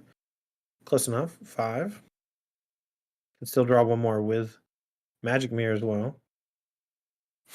2 more. All right. Yeah, and we found Monstrous Dragon, so that should be all she wrote. I don't think Hicks had a way out, and that definitely seals it. And this is why the Ruby Amethyst deck, it just plays such a great long game. We have resource advantage via cards, and we have resource advantage via ink. Brendan Hicks has been, essentially drawing an extra card every single turn off of his characters, but Powers is just leveling well beyond that. Right. It just scales out of control. What are we doing? Are you saying hi, Mom, or something? I don't know why this is happening. We have let's see, 1, 2, 3, 4, 5, 6, 7 lore on Zach's side. Brendan can put 6 lore onto the battlefield, and Zach is out of answers. Maybe we get somewhere. Here's how Brendan can still win. I don't think so. Yeah, if I was writing the book titled "Here's How Brennan Wins," it's a very short book. Says go. We're gonna keep on playing it out. This is like when you're playing chess and your opponent just has like king left. Yeah, and they're just moving it. Yeah, moving it back and forth. Like kill me, kill me. Right. You gotta beat me. You haven't trapped me yet. Aha! It's not checkmate this turn. You made an error. Now we're in stalemate. Yeah, Brendan wishes this was a stalemate. Yeah, no kidding. All right, quest for 3. 2 more. Not quite lethal here. 2 more. 19 is the number. Can we kill this Robin Hood? Not that we need to. Instead, we are just going to be prepared. We're doing the full clear just to make sure nothing bad happens. And then likely going to be deploying 2 or 3 characters here that all quest for 1. That'd be my guess. We got Maleficent, Rafiki, Broom. And there's no sweepers from Brennan Hicks' side of things. So this is basically just like making it a 0%er or whatever.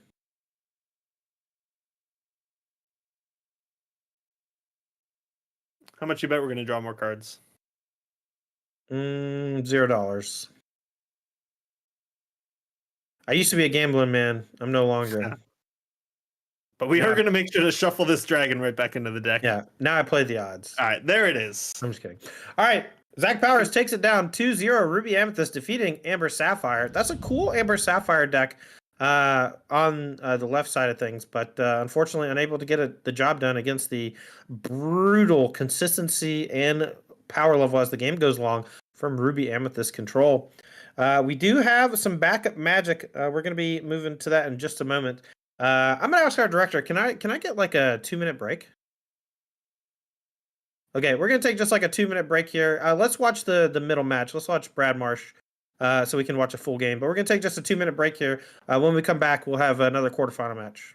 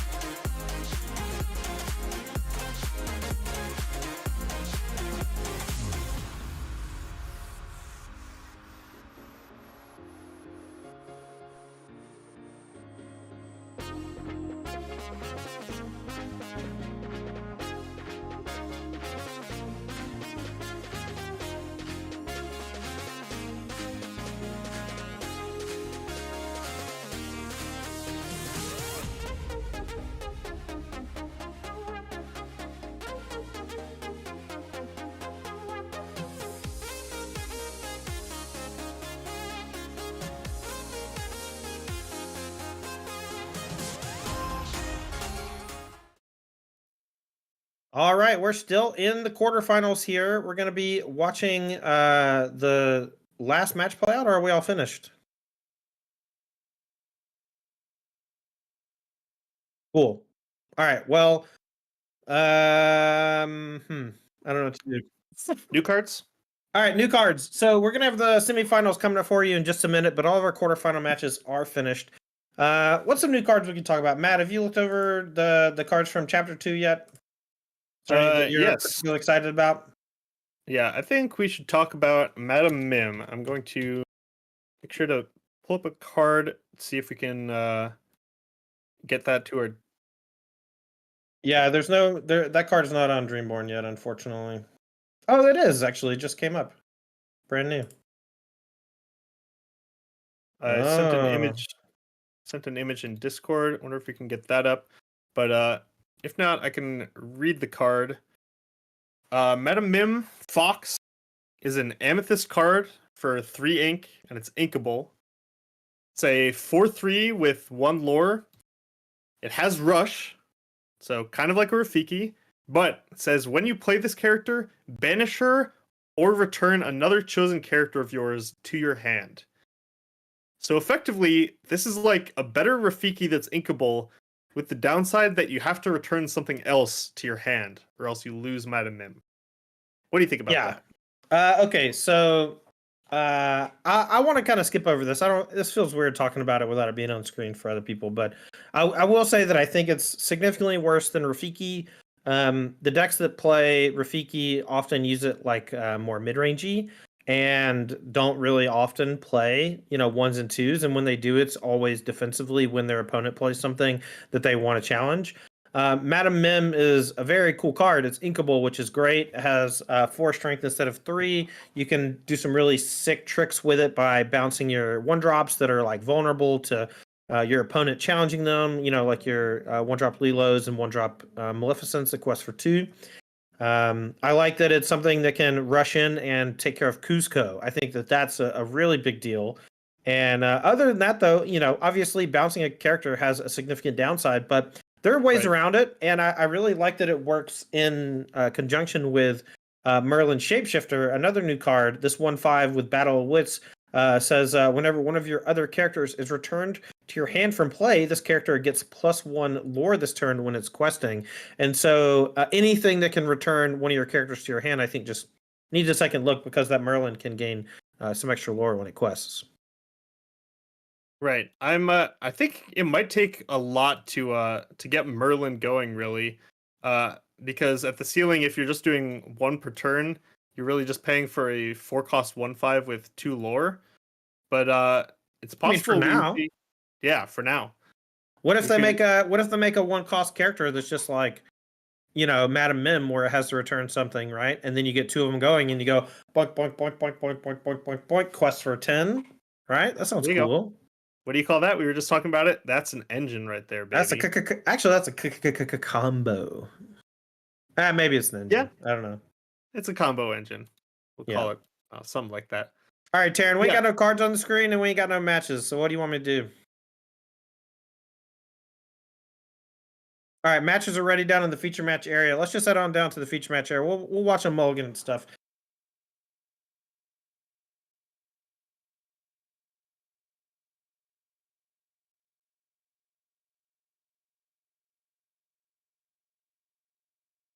All right, dealer's choice. Don't matter. Just cut on down.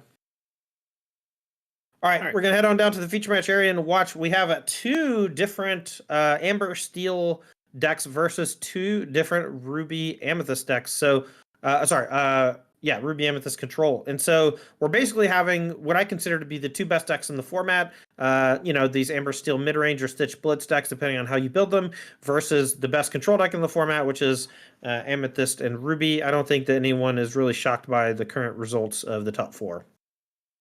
Right. It's unfortunate that we didn't get either of our more rogue decks into the semifinals here, but we should be able to watch some good Lorcana regardless. Do you say rogue deck? I have. Last time we were here, there were two Emerald Amethyst aggro decks in top 8, and they looked good, and they still kind of look good, but they just get squashed pretty aggressively by Tinkerbell Giant Fairy. Right. I think the big thing is that Pascal is one of your better aggressive characters, and just the chain of 3-drop Tinkerbell into 4-drop Tinkerbell just eats it up and makes it just invalid. Right. So what we really saw then was some metagame shifting after Nicholas Rausch won the last tournament with Amber Steel. We're seeing it in greater numbers here in this tournament, right? And that was enough to reduce the numbers of Emerald Amethyst.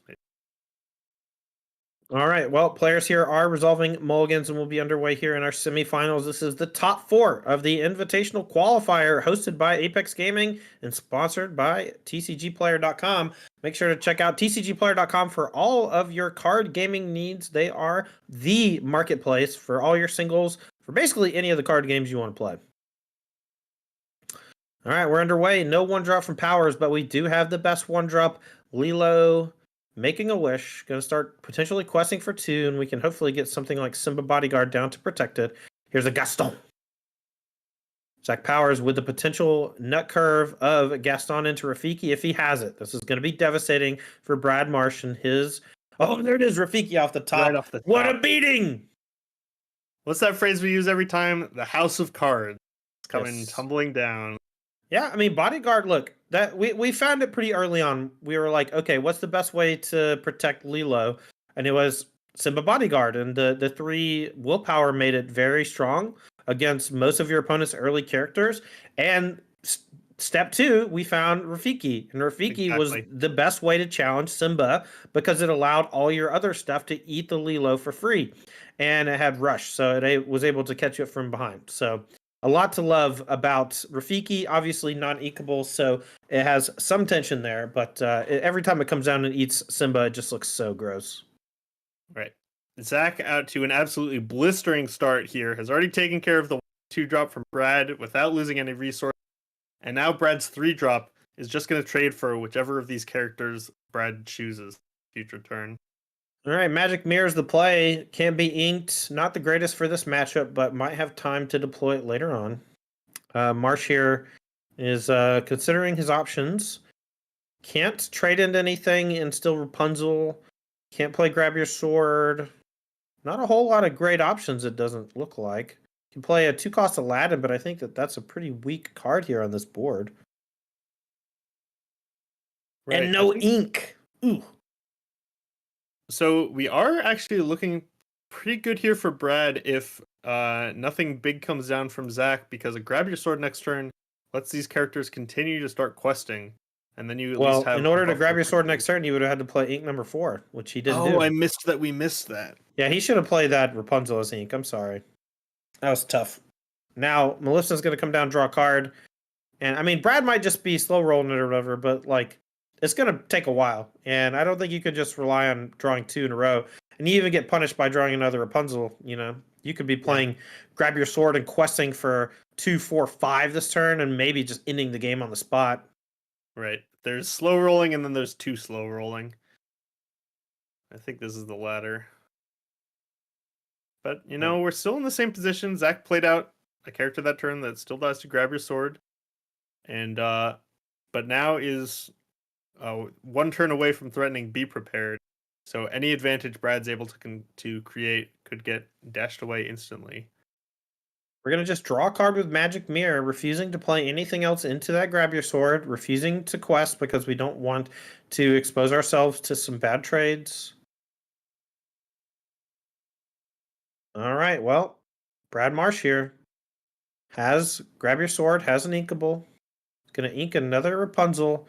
Here it comes. Deal 2 to everything.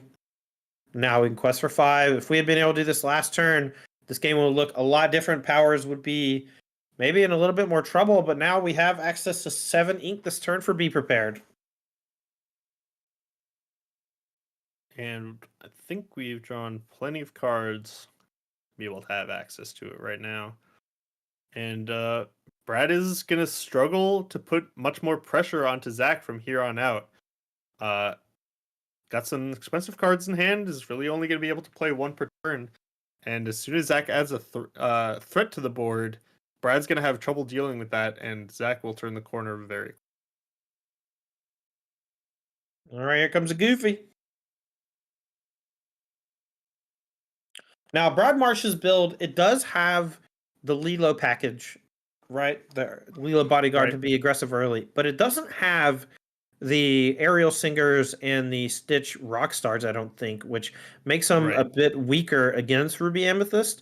Instead, going for that more big bodyguard curve to protect his characters with the Musketeers. Right, exactly, and that can line up well, but Brad was, not stumbled a little, wasn't able quite enough pressure, and then the cards he was able to deploy lined up just way too well into Zach's Be Prepared. And now this bodyguard text, it could come up. It could make some Mauis slightly awkward, but the Mauis are most likely just going to take care of the bodyguards.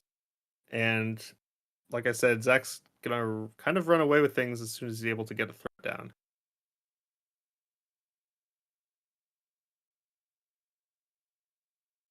There's the Maui. Wish. Maui too strong. You're welcome. Yeah.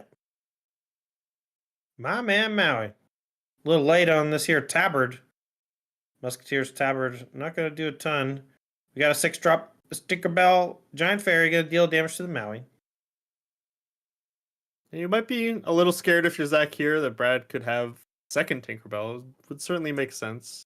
I think he inked a big Tink instead of the Rapunzel in hand. And I think that you are right that it should have been another Tink next turn just to make sure Maui doesn't get to trade again.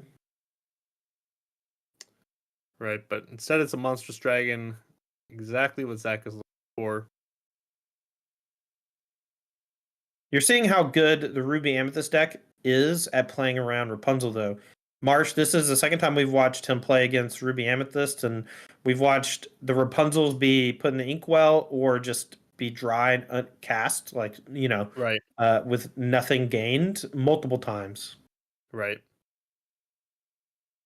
And when one of your great card draw spells doesn't draw cards against the control deck, that can make the matchup pretty difficult.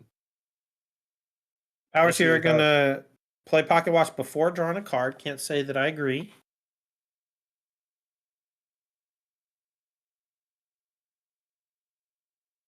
Especially you keep picking right when I'm about to talk. I'm sorry. I'm so sorry. The problem with this Discord thing, I suppose. But this might be the problem with Brad's approach as opposed to the typical Amber Steel, maybe the Whole New Worlds and the Aerial Spectacular Singers might be a little better in the control matchup if you can line them up correctly. Instead, Brad is just kind of stuck having run into that Be Prepared and now just running out one character a turn that's not very threatening to Zach. Yeah, I mean, these things only quest for one, right? And with Yeah. only 8 lore, Marsh is not even close to ending the game, which means Powers has access to magic mirror activation at least 2 or 3, maybe 5 more times before this game's over. Maybe even more than that. Right. We've seen already several games where Ruby Amethyst gets put with its back against the wall, just a couple more lore wins, and has been able to pull out of that almost every time. And Brad isn't even close to that. So it's kind of hard to see the Ruby Amethyst deck being threatened in this game. So we have Tabard in hand. We talked about Tabard quite a bit. Oh, here's a song we're going to sing. Grab your sword and deal 2 to everything. This play is Tabard. A decent turn for Brad, even if I'm not a believer in the Tabard. This is about the best you can do. We were able to, affect the board with a song and deploy the Tabard. But man, what's funny is I'm pretty sure that one of the first games I ever saw you play of Lorcana, you had like 2 Tabards in play. And I lost? Oh yeah. And I said, why are you playing that 4-cost uninkable item that does nothing? Yeah.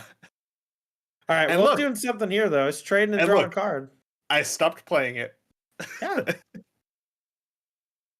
Brad, though, is very heavy on the bodyguard mechanic. He has all the musketeers. He's got Hercules bodyguard, Simba bodyguard, tons of stuff to make the tabard better, but you got to find the right spot to get it down, and it's a bit slow sometimes, but looks like we got it down here, and it replaced itself, so no harm, no foul, but maybe the damage is done. Absolutely. We are able to deploy a bodyguard and a Lilo this, so maybe getting into a position where we can challenge the lore totals. That looks like an Aladdin, which just lines up too well against most of these bodyguards.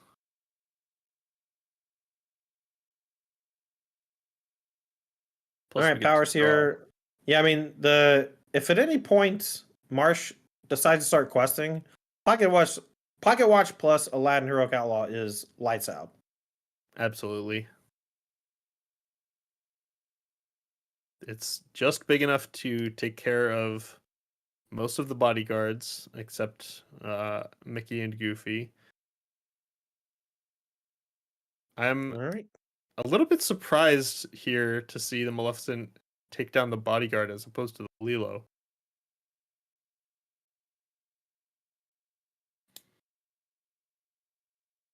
Back Brad Marsh's way. Feels like we're drowning. That's what it feels like to play against Ruby Amethyst. Just the slow burn, the lobster in the water, just slowly getting cooked. Right. I suppose what Zach might have been concerned about with the Maleficent is if you leave the bodyguard in play, the Donald Duck, Brad might have been able to draw cards with a Rapunzel, and you could easily identify that as one of the ways Brad has of pulling back ahead in this game. But now that the one creature has quested, I think we just go Aladdin, give it Rush, eat the Lilo, trade 2 lore off.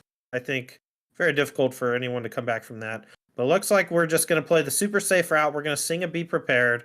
We're going to make sure the board is as clear as possible every turn because we have such a huge resource advantage. And we're even just doing the walk the dog Aladdin here. This is Aladdin 2 of 3. One got inked, there's 1 in hand, and there's 1 in play. And at any time, we can play the one from hand with the pocket watch and chew something up. Right. I think once you get into this point in the game in Ruby Amethyst, if you're taking more cards off your opponent's board than they have in hand, it's just like an easy Be Prepared. You're like, I am totally fine to keep resetting the board at any amount of profit. And that's what Zach's doing. Yep. At a certain point, raw resources for your opponent matter significantly more than you when you're this far ahead. Exactly. And so you just want to essentially shut off every potential avenue that your opponent could use to get back into the game, and that be prepared when he did. Like maybe it seems a little overly defensive, but when you have 7 more cards in hand, being overly defensive is all you ever want to do. And I actually think Powers has played very well when we've seen him on camera. And Right. after he was the first or second seed going into the top 8, he was my pick to win the whole thing. Also, his name's cool, and I just have a feeling that we're going to be saying Zach Powers at the Invitational next week. You want to know the best game name in IndyCar? I used to watch IndyCar. There was a driver named Willpower. Nice. Willpower. Yeah. It's funny. I actually went and saw a showing of Something Rotten recently, and that's one of the more famous songs from that musical. Is Will Power is talking about Will Shakespeare, and that's a song he's singing to the crowd. It's It's funny. Yeah, I was out of town. Unfortunately, wasn't able to catch that. That's okay. You can see it next year. Just kidding. You'll never see it again. Here's a Goofy. Goofy is right. All right, give me your best yuck. Yuck. That's pretty good. Hold on, let me give it. Well, gosh. This is what Ruby Amethyst games reduce us to. Look, we know who's won the game, right? Yeah. Maybe Brad Marsh doesn't know. Zach Powers knows. Zach Powers knows he's won the game. I have to feel like Brad also knows. First 20 says 0 to 10. Are you 0 to 10 in my yuck? Hold on, let me try a different one. All right. You proposed maximum hand sizes to maybe solve this Ruby Amethyst problem. Here's my proposal. Once you hit maybe 7, maybe 8 or 9 cards in hand, you are required to reveal your hand to your opponent. That is how you get rounds to end. I was actually considering alternate win condition of hit 20 ink. Yeah, that could be good. I'm not totally sure we'll see rules like that from on high, but hey, maybe some experimental tournaments are in order. Look, I was originally wanting the Invitational to be more experimental, and they didn't give us guidelines for like a month. And then they came out with some tournament guidelines, and they're like, it should be best of 3. And I was just like, okay, great. Fine. Yeah. Apex says, well, wouldn't hit 20 ink be who goes first? Only in the Ruby Amethyst mirror, and only if they don't print ink destruction, which they should. Give me Stone Rain. That would be an interesting metagame where the control decks have to play ink destruction to try to keep their opponents off. Well, ink destruction is particularly heinous in this game. In Magic, like you can play a land destruction effect, and it like stifles a lot of their development for multiple turns. Right. In this game, you just hit a ink drop every turn, so it just doesn't really matter. Yeah. It would matter if there's a win condition to hit 20 ink. And it would also matter if it was a song. All right. I'm not saying that we should ban a card. I don't want to get into ban discussion too much. You said the word. You said the word, Todd. This is your fault. But if you had to ban a card to make sure that this didn't happen, what card would you knock out? I actually kind of think it's Be Prepared. I'm pretty sure it's Maleficent. Really? I think Maleficent is the card that can put you in a squeeze where if you hold back just a little bit, Maleficent puts your opponent way ahead. Did you see the hand expression from Brad there on drawing the third Musketeer's tabard? Oh, tabards. Oh, tabards. I think the reason they printed Be Prepared in the first set because you kind of need an effect like that. I don't know that you do. I could see arguments the other way. But all I know is that most of the games I play of Lorcana are fun, and the ones that are not fun are the ones where I get hit with Be Prepared once or more. Sure. I don't know. We're just spitballing. We're just joshing. We're filling time because it takes too long for Ruby Amethyst to win the game. It's right. Part of the problem is just the engine. Yeah, we did get a gift there. I believe Brad conceded before there was lethal lore in play. So that's a win in That's my good. book. That's good. He drew the second tabard. It was the shame concede. Yeah.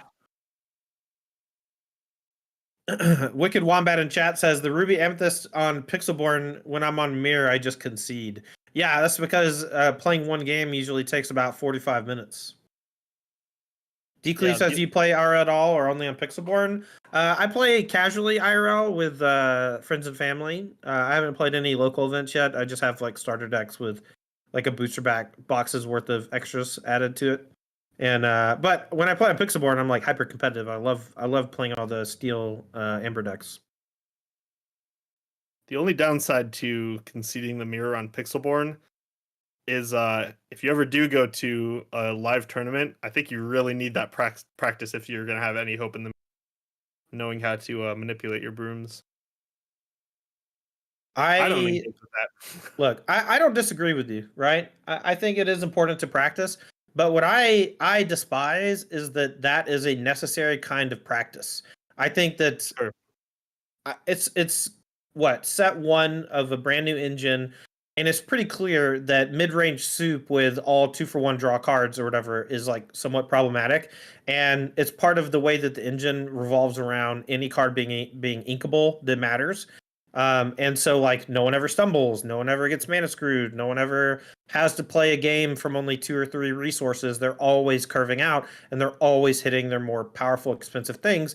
And naturally, any card that says draw a card on it is just going to be really strong when the entire game's resource engine revolves around every single card in your deck being able to be a resource.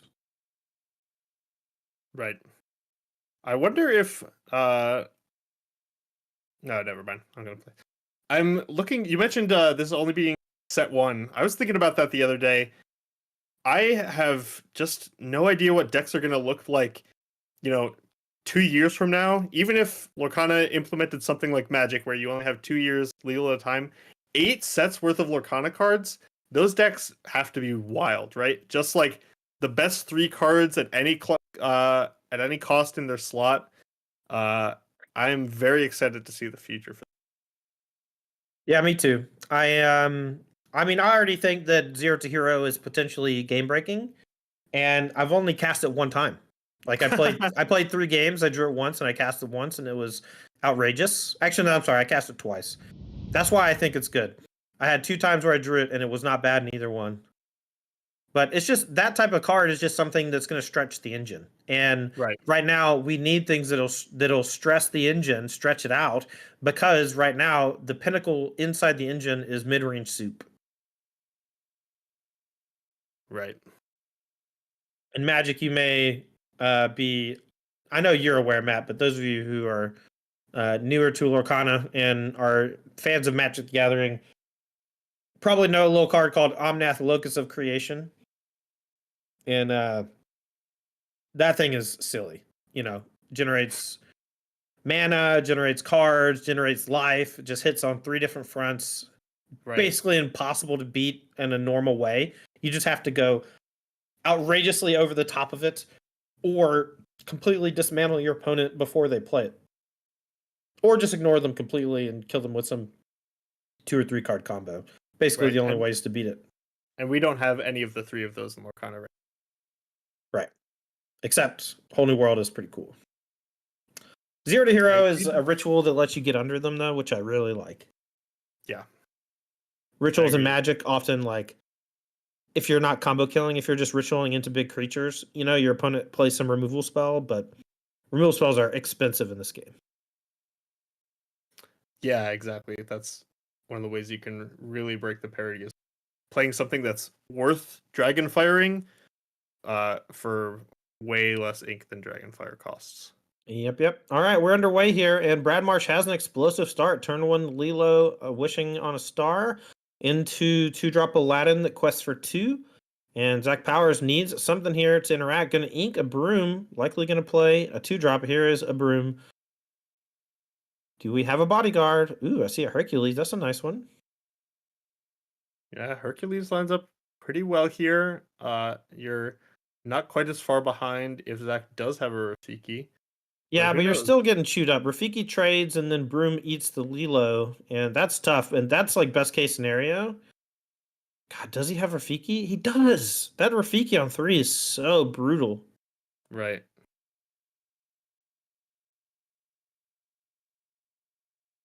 And I think is that a Simba? Yeah, there's a Simba in Brad's hand.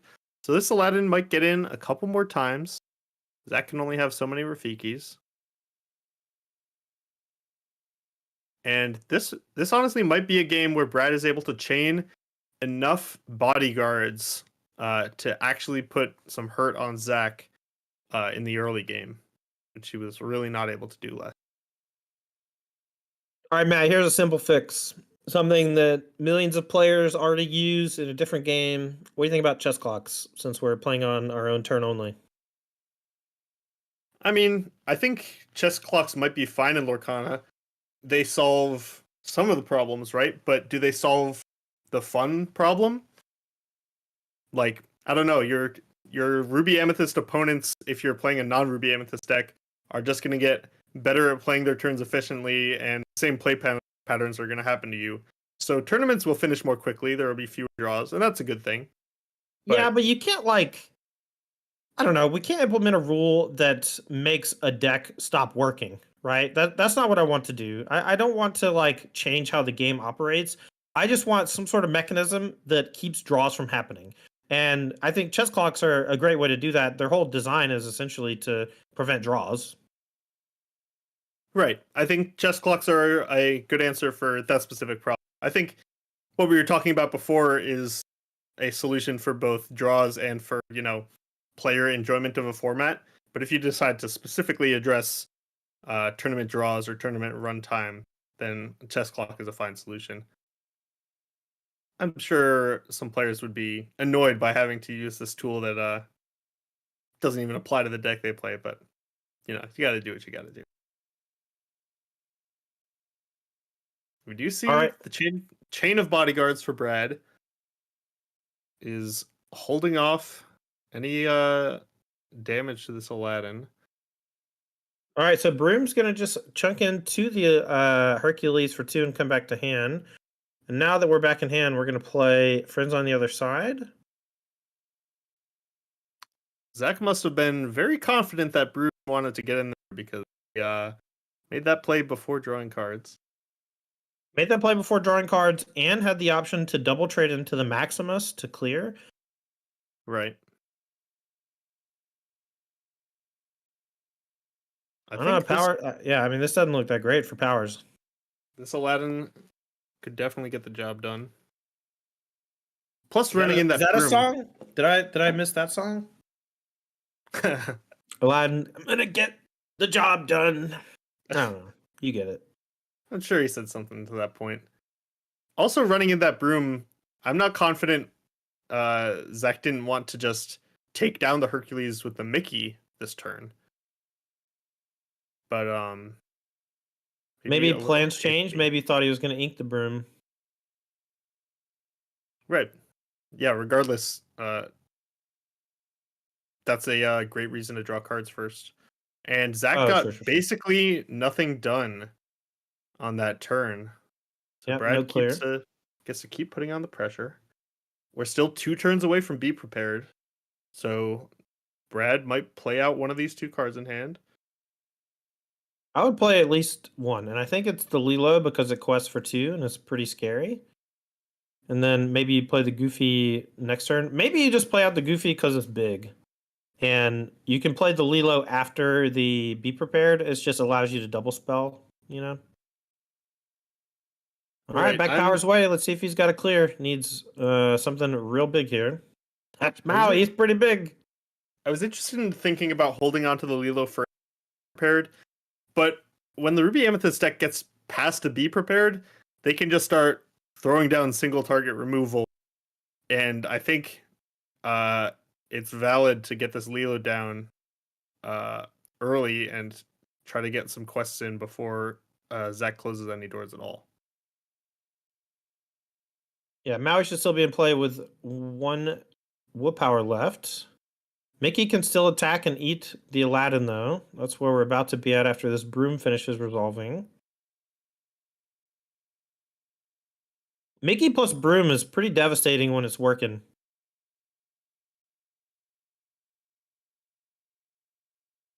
Right. Zach was able to take advantage of that extra damage on the Hercules.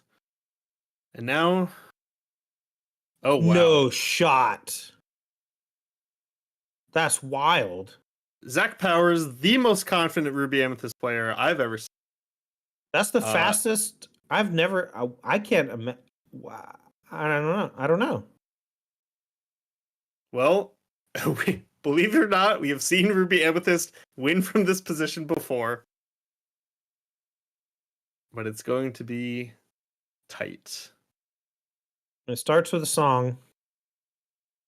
The song costs 7.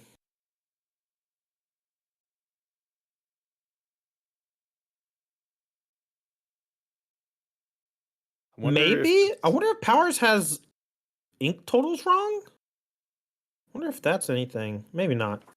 Lore All right, totals, it's gotta. Yeah, lore totals. It's fine. Here's a be prepared. We're gonna quest for 2 first. There we go. Don't miss it. Bang. Okay, now you gotta kill every single character your opponent plays for the rest of the game. There's LeFou. LeFou. That's a character. Gotta kill it. Yep. I'm a character. Gotta kill me.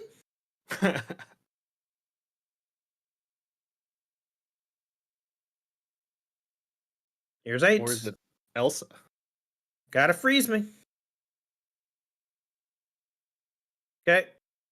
Your turn. And now we don't have the Aladdin to gain 2 next turn necessarily. Oh, no character drawn here. Just No, it's a Mickey. Oh, so Mickey, I thought that was a grab your sword. Okay, all right. We're still in business. Dragonfire. You want to know what I was fully expecting to see off the top for Brad there? Mm. Musketeers to Bard. That would have been funny. I bet he would have just walked out. He would have just left. Right. I'm out of here. All right, Elsa can eat up the LeFou. We can also sing "Be Prepared" if that's in our hand. I think it is. Yep. Singing it up. Now, Brad Marsh has no characters in hand. Let's see if Powers has a way, at the very least, to shrink Marsh down back to 18 or even 17 lore with one of the 3-drop Aladdins, maybe. You just have to put Be Prepared back in here, right? Elsa Aid's pretty good too, since you have some board presence. That's true. They're pretty similar, but I think Elsa is slightly better on the current board. Right. All right. Marsh, what you got? Character? Yes, Simba. Unexerted. Threatens lethal. Let's find the answer. Zach Powers needs it right now. That's the Dragonfire. We're getting there. No, it's a Tibbs. Uh-oh. Uh-oh. 2, 3, 4, up to 6. Do we have another Be Prepared? Yep. You got to feel good if you're a Marsh that your opponent just like sweeps their own board just to get you with the Be Prepared. Bam! Right. Dragonfire off the top. Oh my god. Bang. I know. That's how it goes. Tibbs. Here's Tinkerbell. Come on, top deck. Finally. Tinkerbell, Tiny Tactician. We're going to game 3. All right. Game number 3. That was a nail biter. I do say so myself. And you have to think back to the turn where we sung Friends on the Other Side instead of challenging the quest for 2 Aladdin. And that's the one that put him all the way up to 19 lore, which made answering every single character a must. Right. And if that Aladdin had been killed, you know, on Brad's side, he does have a lot of those 2 lore characters, particularly the cheap ones, but with all those bodyguards, he also has plenty 1 lore characters. So I think his pressure would have been pretty anemic if Zach had been able to survive just. But being put all the way up to 19 lore meant that literally any character was a threat. And that's what got Brad over the finish line. All right, players, as they're shuffling up here for game number 3, I want to take a moment to shout out our sponsors. Thank you so much to G Fuel Energy Formula for keeping us energized on these long tournament days. Wings Etc. Grill and Pub for keeping us fed and happy after a long day's work. Shout out to Ultimate Guard. They're awesome products. Make sure our players' cards can be protected from Boulder deck boxes to Katana sleeves and the archive deck box to hold your cube or commander decks. Make sure to check out all your Ultimate Guard products at your local game store. And if your local game store doesn't have Ultimate Guard products, well, tell them you want them. I know our players are going to be looking forward to some Wings Etc. whether they win or lose top 8. All right, both players here shuffling after their mulligan. I brought this up 2 weeks ago. And I want to hear your honest to God thoughts, and I want to hear Chad's thoughts too. How into shuffling after mulliganing are you? Or would you be okay just putting them on the bottom? I think I'm happy with shuffling after mulliganing. It's a little bit annoying, but I think it's kind of a necessary flaw or a necessary downside or something. It would just change your mulligan decisions so much, I think, if you had like only a couple copies of a character. Like, I think this would be really important matchup. I don't know. I think in card games you got to keep hope alive, and that's what shuffling does. I guess. I play a lot of Magic, and the way you mulligan in Magic is to put cards on the bottom after you mulligan, and it feels fine. You don't have to shuffle an extra time. I think that the extra shuffle is superfluous, and I've played many other games where you mulligan the exact same way, but you just don't shuffle. Sure. I don't know. One thing I think is weird is that there is exactly one card in the first set that shuffles your deck in the middle of the game in a room. I honestly thought it's so close to being a decide decision. I thought there was two. Is it just Broom? I thought there was some bad item that did it. Regardless, I fully expected there to be just none in the first set, like shuffling in the game is not a thing. But then there's this Broom. And then of course the Broom gets played in every control deck. All right, we're underway. Let's talk about the game. All right, we got Lilo into Simba Bodyguard. Powers matches with the Tibbs to play defense. Can't get through the bodyguards though, so Brad Marsh going to be questing here pretty aggressively. And Powers here going to be looking for an answer to these bodyguards. Might not have one just yet. Is on the play, so we'll have Maui potentially next turn, but right now we're just on 4. We did see for the first time this match, Zach did not have Rafiki on turn. And once you missed that first one, dead. House of Cards. Dead. The House of Cards is standing. And we're going to start by drawing cards. But even at this point, if Zach does find a Rafiki, the rest of his characters are too small to get past the other bodyguard. So this Lilo is going to get 4, maybe 6 more lore in this game. All right, we're going to take 1 lore away, play Baby Aladdin. 2/2 body, not that scary, but the shift 5 next turn is... Ooh. Now, is this the spot to jam the Tabard? If you don't play Tabard on this board, it should not be in your deck. Yeah.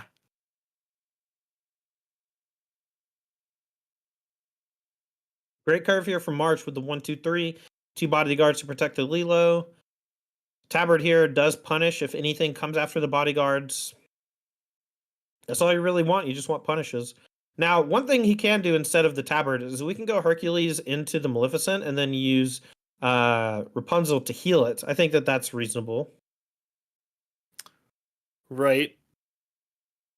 If we don't play the Tabard this turn, I don't know. See, the problem with not playing Tabard this turn is that Zach is about to hit Maui. So your bodyguards could all be off the board if you don't play the Tabard this turn, and then it's just never the game. But Brad is going to risk that and instead deploying more lore to the battlefield. All right, that's fine. We get the Rapunzel down. We got the 1/2/3/4 max punish for using friends on the other side.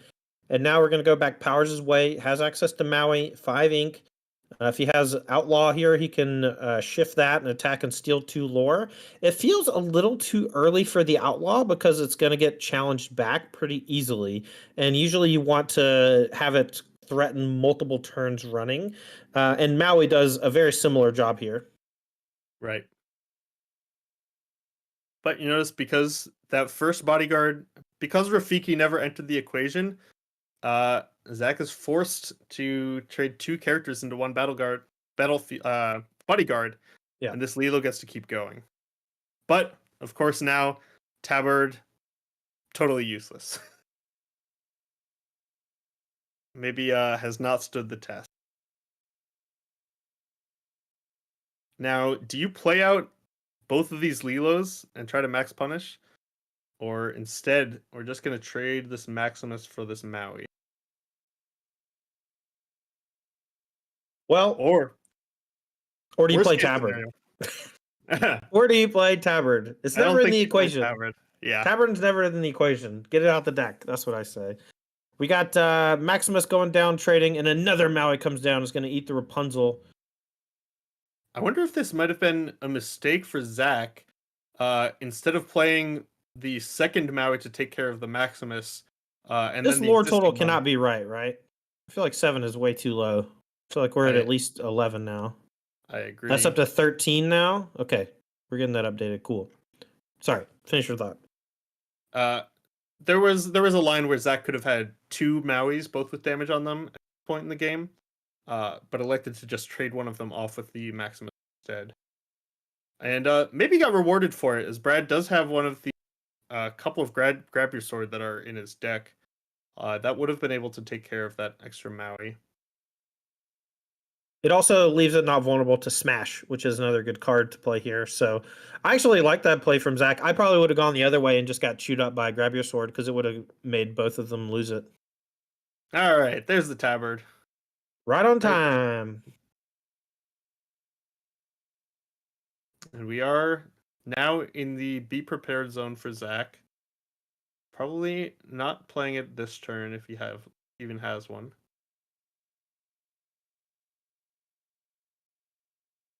Yes, the classic Tabard after all the bodyguards are dead Apex Gaming. That's true. Here's a 5-cost Dragonfire on a 1-cost Lilo, and this is very similar to what we were talking about last game, where it's more about making sure your opponent has no avenue to victory, even if it looks like a bad trade. Right, and we also might be seeing Zach thinking about the previous game, chose not to kill a 2 lore character and got punished for it. Maybe prioritizing taking lore off the board a little more this game. All right, run them down. Eat your Donald draw card. All right, Tabard did something. We Tabard did counters it. at 1. We're in game 3 here of the semifinals. The winner will go on to the finals and play for a shot at the Invitational next week. Here's Tinkerbell Giant Fairy going to eat the Maui. Going to go back. Elsa can challenge this Lilo and keep Brad Marsh on a low 13 lore. Let's make sure we get that 1 damage on the Elsa. Could have our director check that out. That's true. Yeah, let's make sure we get 1 damage on the Elsa real quick, if we don't mind. We're going to play another Elsa and it's going to freeze them. So we're doing the racing thing. There we go. It's a big deal. It matters. It does. Damage in this game really matters. Things end up adding up, every game. And characters die from accumulating all that damage. Tabard, back online. We got a bodyguard. All right. Well, here it is. Maleficent Monstrous Dragon just going to kill Tinkerbell. And we're going to ignore? No, we're going to challenge both. Chew them up. Did we draw a card off of the Tabard? How do missed triggers work in this game? I thought we did. I don't know. Maybe we did. I'm sorry. Didn't register to me as missed.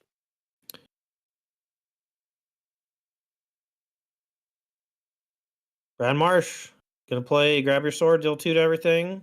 Doesn't quite finish off any of the characters in play. Maybe looking to play another one on the next turn and clear up most of it. But still not going to completely get the job done on either side. Here's quest for 3, 6, 8. Power's up to 11 now, at least. We haven't LeFou really gonna- seen a game like this out of Ruby Amethyst so far, but they do have these draws where they just run out a couple else's and the clock becomes extreme. But then the double grab your sword is able to take care of that. Isn't Zach- Maleficent Monstrous Dragon a 5 toughness? Yes. Shouldn't it be alive? Maybe Man, this is our fault for telling our players to play fast. So let's Maybe. get that Maleficent back into play. All right, it's gone now. We're just going to keep playing. Here's another bodyguard. Here's a tabard. I'm not going to babysit everybody. I'm trying my best. Yeah.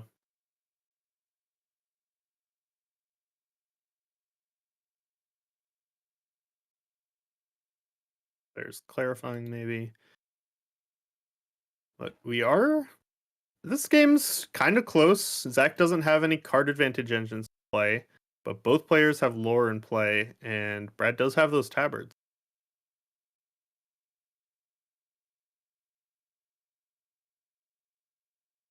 Yep. All right, so we're going to quest for 4. We're in a racing scenario. If we challenge the Simba, it's going to put us in a spot where the tabard gets to draw 2 cards. So it seems like the best way to victory here is to ignore. We're at 17. Oh, we're going to Rafiki it down instead. That is going to draw 2 cards for Brad. Might find an answer to what he has in play, but Power's at 17. This is... I mean, that's Yeah, a big it's- Tinkerbell. That's a clear or semi-clear. We can kill the Rafiki everything straight but up. Goofy. Yeah. And we might... No, we don't quite have enough to play anything in addition to the Tinkerbell, I don't think. And having to lose this LeFou to the Mickey does hurt, but it's necessary. Looks like a Captain Hook Forceful Duelist that Brad might run out here. All right, not But- threatening lethal next turn though. So got to find a way to kill this Goofy. It needs to be smash or something similar. Here's another Goofy. I don't think there's a way out. Wow. Yeah, no kidding. So game 3, very different from most of the Ruby Amethyst games we've seen so far. Maybe only one Be Prepared in this game, maybe none. But one thing's for sure, Tabard did not win the game for Brad. No, I think maybe if he played on 4 instead of the Rapunzel, we're in a much better spot at this stage Right. in the game. But as it stands, I think it's just a little too much for Marsh to deal with. Powers there navigated that game well, aside from a Right. few missteps, though. You know, I think things could have maybe gone differently for Brad. Right, and it looks like our other Ruby Amethyst Amber Steel match in the semifinals still underway. Let's switch over to that real quick.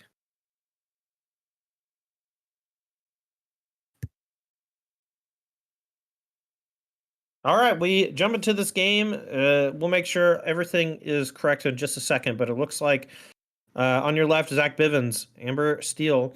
On your right, Dagan White with Ruby Amethyst. And if lore totals are correct, 18 lore for Bivens. And I don't know that there is much of a way out here.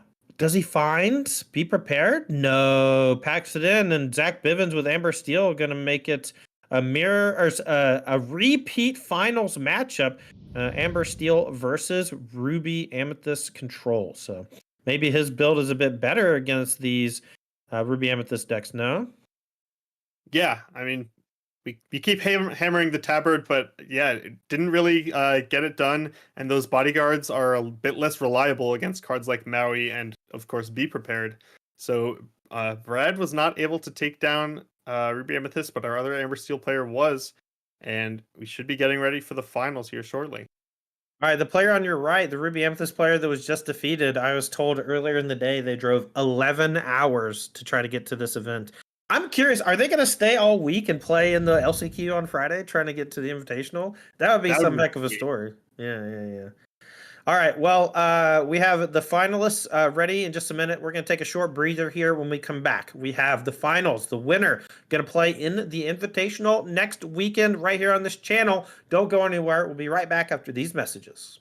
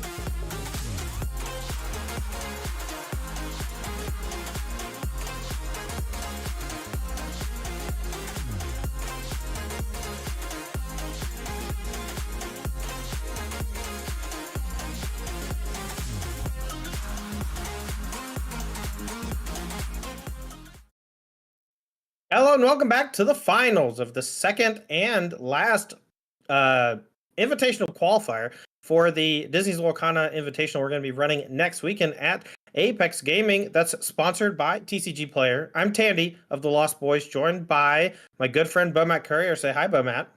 Hi, Bomat. And we have two players left in the room. We have the two big bads of the format, Stitch Blitz versus Ruby Amethyst Control. And, this was actually the very first Pixelborn match you and I ever played. I don't know if you remember that. Wow. Yeah, you're right. You were super hype on Stitch Rockstar. I wanted to see if I could keep you in check with Ruby Amethyst.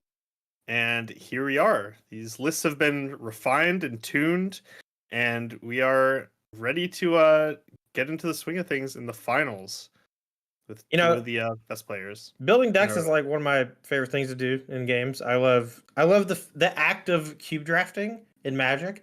I love the act of building decks, figuring out sideboard plans, physically playing the games. I'm actually more of an auto battler guy. I don't know if you've played a lot of auto battlers, but to me, the odds of you winning any given game of Lorcana, Magic, whatever head to head, it's rarely over 75% or whatever. And Right. an auto battler just takes all of that time spent actually playing the game and just focuses way more on the design and the builds of the comps. And then it's like, hey, you take two guys and you ask them, hey, which one wins? And most of the time they pick the one that has the higher percentage of winning. Yeah, that's true. So are you describing our players right now as auto battlers? No, I'm saying that I wish all games were auto battlers. All right, well, we'd be out Either of that or I need to design the auto battler for Lorcana and get hired. That's what I need to do. It sounds like a plan. What Yeah. do you think an auto battler can figure out how to loop brooms? You don't loot brims. I mean, maybe you do. I don't know. Favorite auto battler? All time, it's got to be Storybook Brawl. Unfortunately, they had some crypto woes. One of their investors was FTX, which got decimated by the U.S. government. Yeah. And it crashed and burned about 2 months ago. And me and my wife, we sit on the couch. We play Hearthstone Battlegrounds is our go-to right now. I never played TFT, but I heard it's good. All right, I have some bad news for you. It's been way over 2 months since Storybook died. But let's get to the match. Yeah, time be passing. Okay, we're in the finals. Players are mulliganing. We have Amber Steel Stitch Blitz versus Ruby Amethyst Control. On your left, Zach Bivens. On your right, Zach Powers. We got a Zach heading to the Invitational after this match. We'll see who takes it down. The seeding here, Zach Powers is currently undefeated on the day. 4-0-1 in the Swiss, and into the top 80 is won both his matches, so he will be on the play for game number 1 if that's his choice. Wildhair McGee says, what tournament is on Friday to get into Saturday's Invitational? So Wildhair McGee, we're having a last chance qualifier event on Friday. We're going to do it one of two ways. If we have 64 players, we're going to do two 32-person single elimination events. If we have fewer than 64 players, we're going to play one event where the top two players at the end of the rounds will make it into the Invitational itself. So players here are underway for the finals. The winner here will qualify for the Invitational next weekend. Here it is, Lilo making a wish. We're going to go back Power's way, see if he has a 2-drop to challenge it in some way. Yeah, Zach, I believe, is running a little bit more conventional of an Amber Steel deck as compared to Brad last round with the Bodyguard build. So going to be able to protect this Lilo maybe a little less consistent. Still has the best of the Bodyguards in Stitch Protective Cub to keep the lore going. Rafiki could crash the house of cards. We'll see if Zach Powers has it, because Rafiki into Simba, and then the other character gets to challenge the Lilo with nothing dying. Thankfully for Bivens, that's not the case, and that's one of the reasons why Powers was able to dispatch Brad Marsh last round. Right. Though we do see every single character is going to be a threat for this Lilo. See how many Simbas Zach Bivens, is going to be able to run out. Choosing not to quest with the Lilo this turn, most likely. just continuing to curve out and play this 3-drop on. Try to get a song. All right. Doesn't have one. Gonna go ahead and quest for 2. Wow. I thought I saw a whole new world in there. I thought I saw a whole new world, and I was not expecting this Lilo to quest, but Zach is doing his best to get lore on the scoreboard before his characters are removed by Zach. Ooh, okay. So one person in chat pointed out that if whole new world is in hand, might not want to show the whole new world from the song. That way, well, you get it, but didn't Yeah. want to show it off. We do have some technical difficulties. We've been doing good all day, computer. Why you gotta do this now? Yes, we're gonna get that restarted, but that's a great play to point out. Really heads up for Zach Bivens. You can't ink the second whole new world, and if you have one in hand, maybe powers plays are affected by that. That's a heads up move to just not put the whole new world into your hand at all. That I don't know if I've ever encountered. Yeah, I don't know if I have the fortitude. Part of me just always takes it. Especially, I mean, if I don't know if the exact list, but if there are Tinkerbell Tiny Tacticians, I just want every card in my hand that I can get. All right, so we got through the technical difficulties. We had Maleficent eat the Lilo. We had Ariel quest for 1, and then Mickey Mouse come in. So it looks like on your left, that Zach is just questing with everything. Right. Doesn't even give a Not care. And I think it's there are, some motivations to that. Characters can get removed by Ruby Amethyst before they even get to quest sometimes. But if you do that with every character, you just allow powers to remove them for free and continue to hold answers in hand, even if you're getting the lore down. All right, so we have everything updated here. We have Bivens on 5 lore, very behind on board. Inks a Rapunzel. Looks like we're gonna cast a whole new world, but when you're this far behind, that's pretty gross. Nope, just a beast. Hard-headed. Wow. So Bivens pretty restricted on options here, I would think, because this is one of the matchups where you really want to use Beast Hardheaded to take care of an item, either a mirror or a shield or a pocket watch, but decides the way his ink works out that he just has to run out instead. Yeah, so Cinderella does have a quite the body 2-5, and I expected Bivens here to go 2-5 challenges the 3-4, and then use Rapunzel to refresh and draw 3. That was what I was expecting to happen. The Beast Hardheaded with no target seems strange, but perhaps Bivens just trying to go full empty on the hand before casting a whole new world, and thought Beast Hardheaded was slightly better on the table. Right. That makes sense to me. And this is a pretty good quest from the Cinderella, honestly. Uh, as we see here, it's going to take down both of Powers' characters, and was able to get 2 lore in. So, Bivens is keeping up with Ruby Amethyst here and continuing to apply some amount of pressure. I'm really wondering whether this whole new world is going to end up paying off in the if he whether he even gets the opportunity to cast it. Yeah, there was an outage with the camera, and then all of a sudden the aerial was in the discard pile. I'm not really sure if there was a quest that happened or what, but I feel like if you have whole new world in hand, like questing with that just feels foolish. Right. I think he is trying to prioritize maybe getting max value off of the whole new world, which would mean likely playing another card from hand this turn and then singing with the beast.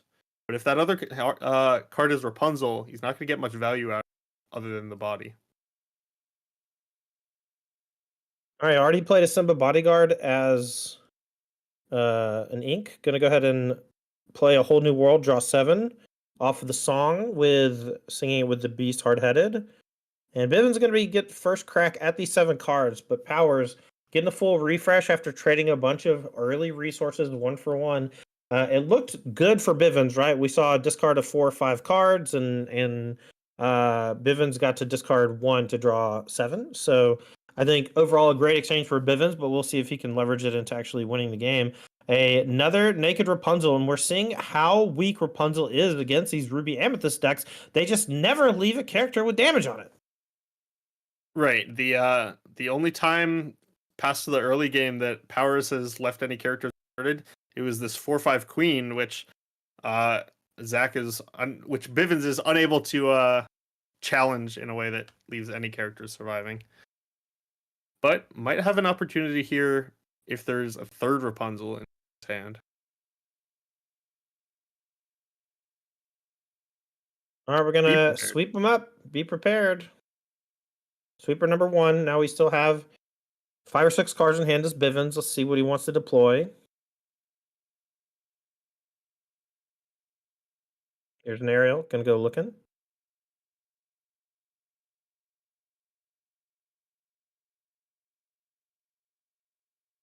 Another whiff. And there is that third Rapunzel. Still no opportunities to get that down. Beer Guest is going to find a Stitch Carefree Surfer. See whether that ever draws cards against this control deck. We'll see. With a fresh 7 last turn, I doubt it, but we're going to go ahead and keep on keeping on. Here's a Stitch New Dog. We'll see if Powers can clear at least one of these to keep the Rockstar from doing anything next turn, or the Carefree Surfer from doing anything next turn.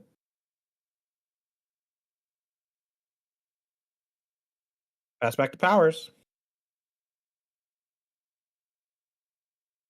And this is, kind of one of the problems with A Whole New World is even when it's good, there's a certain amount of cards that Ruby Amethyst can have in hand that is just kind of too many to overcome, it feels like. Where they're just going to have the best thing every turn because their hand is so full. And a lot of the threatening plays that Bivens can make can be completely, wiped away by the cards in Ruby Amethyst.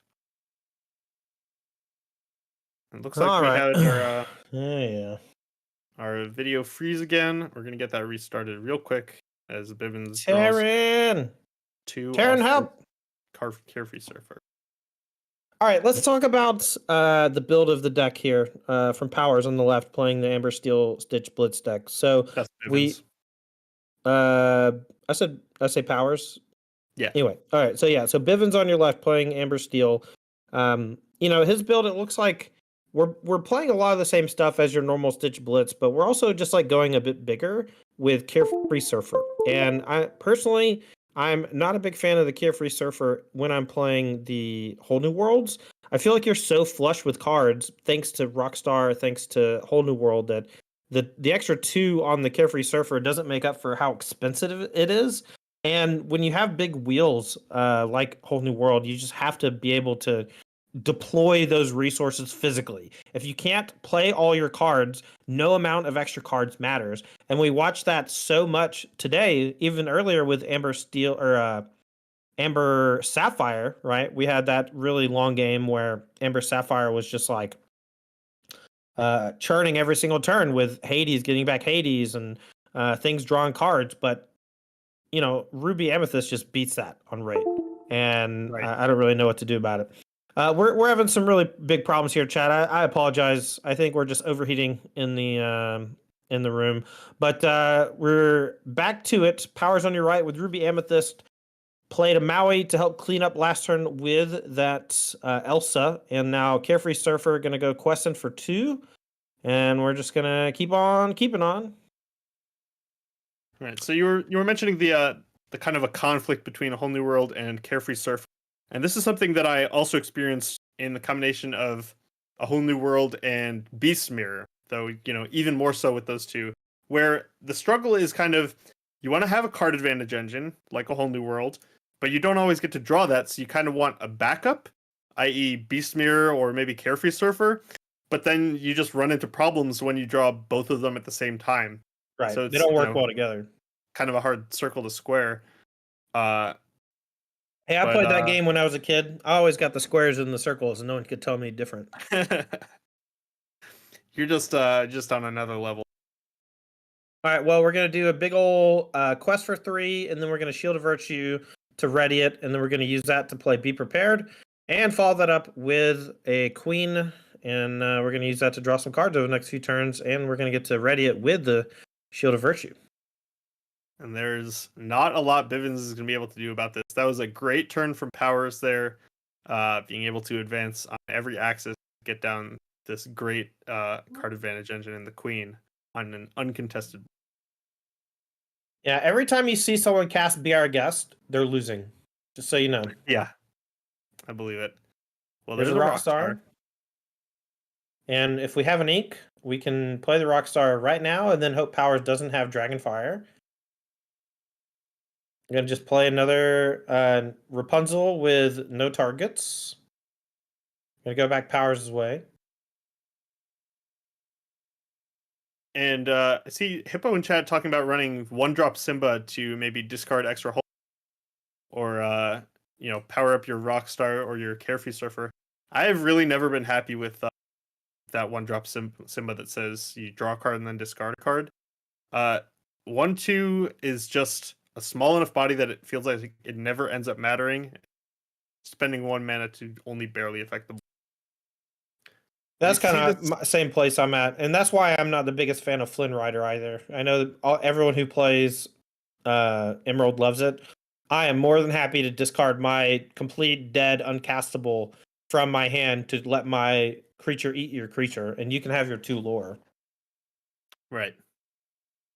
So Maleficent, a good answer to that Rapunzel, but the Rockstar is still in hand if Bivens is ever able to get that down. Whiffing with aerials. What else is new? Yep. All right. Maleficent 9 comes down, eats. We have Ariel missing and back Powers' way. Let's see if Powers can close it out. We're in garbage time. Bivens' deck not functioning as well as he thought it would after drawing 7 cards, but that's how it be.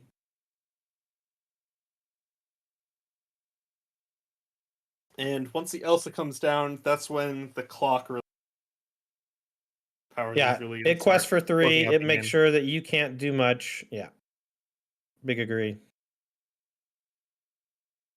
Perfect turn for Powers. Used all the ink, got to draw a card, get rid of a character, and get some lore on the battlefield. Really hard to see how Bivens gets out of this one. You have a couple grab your swords, but they don't add up to much on the Elsa or the Maleficent.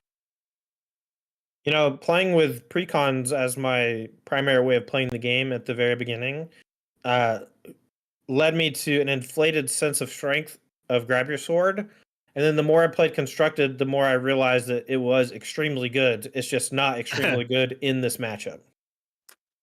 Absolutely. And you see a lot of that when you look at Lorcana cards. Is there's a bunch of spots where they are good, but then specifically against Ruby Amethyst, they start to fall flat, and that becomes more and more of a problem the more Ruby Amethyst you see at the top tables of tournaments. So you have to kind of warp your deck building in different.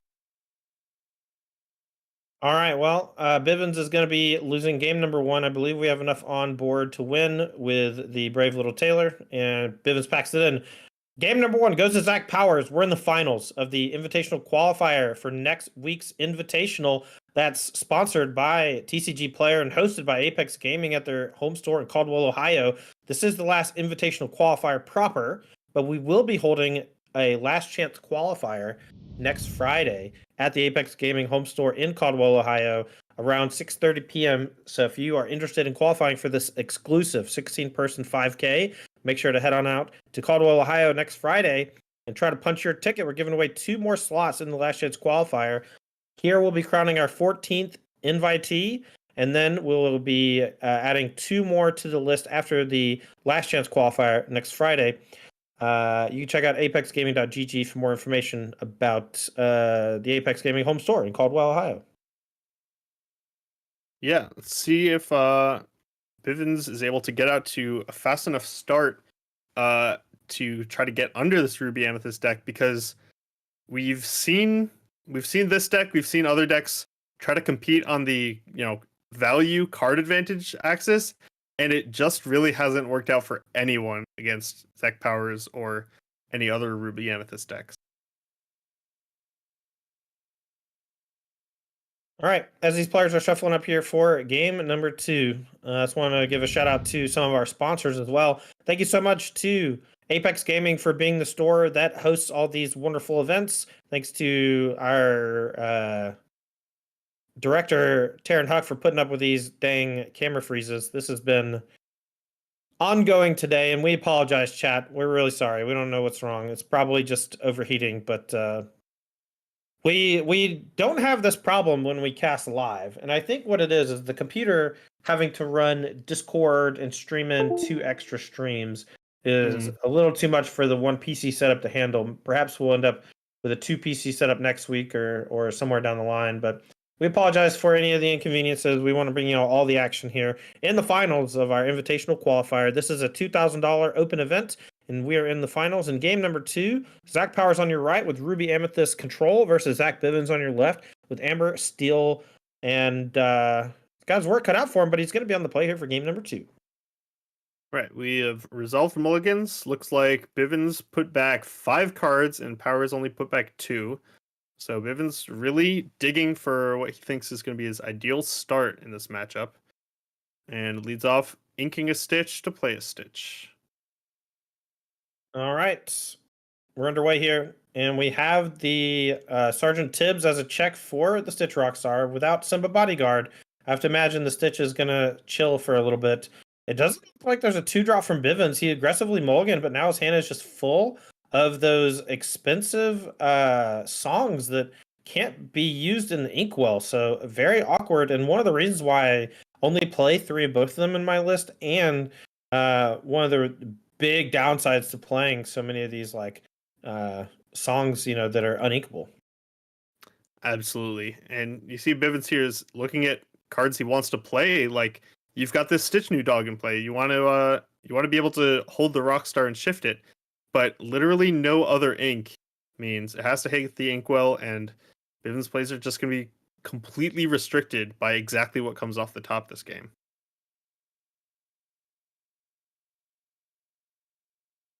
All right, so we're going to quest and have both of our things eaten. Zach Bivens decide, you know what? I'm out of here. We're going to quest for as much as I can. I'm going to go get some dinner. And what we're really seeing here is, like I said, Bivens mulliganed 5 cards away, only held onto 2, and is really getting punished on ink here. Drew a bunch of uninkable cards, and that's almost going to be all she wrote, because these Lilos are not going to put up much of a fight on the road. All right, we're going to challenge the Lilo. Play friends on the other side. Keep the ink coming. So one thing Bivens is light on his inkables. Finds Prince Eric still only on 4 ink. Get a quest for 2.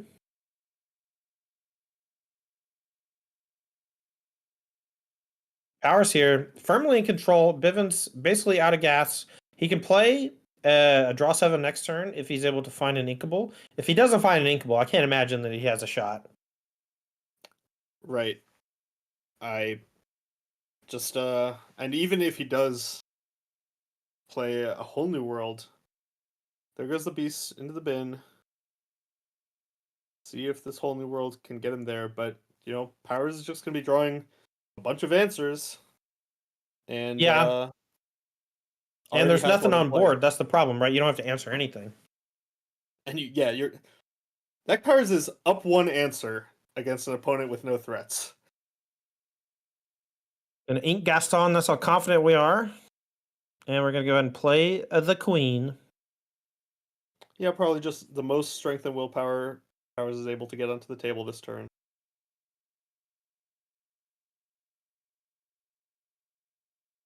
And we're looking at a bunch of tiny tacticians, I think. Not the most impressive hand from Bivens. Ink the Simba, Protective Cub.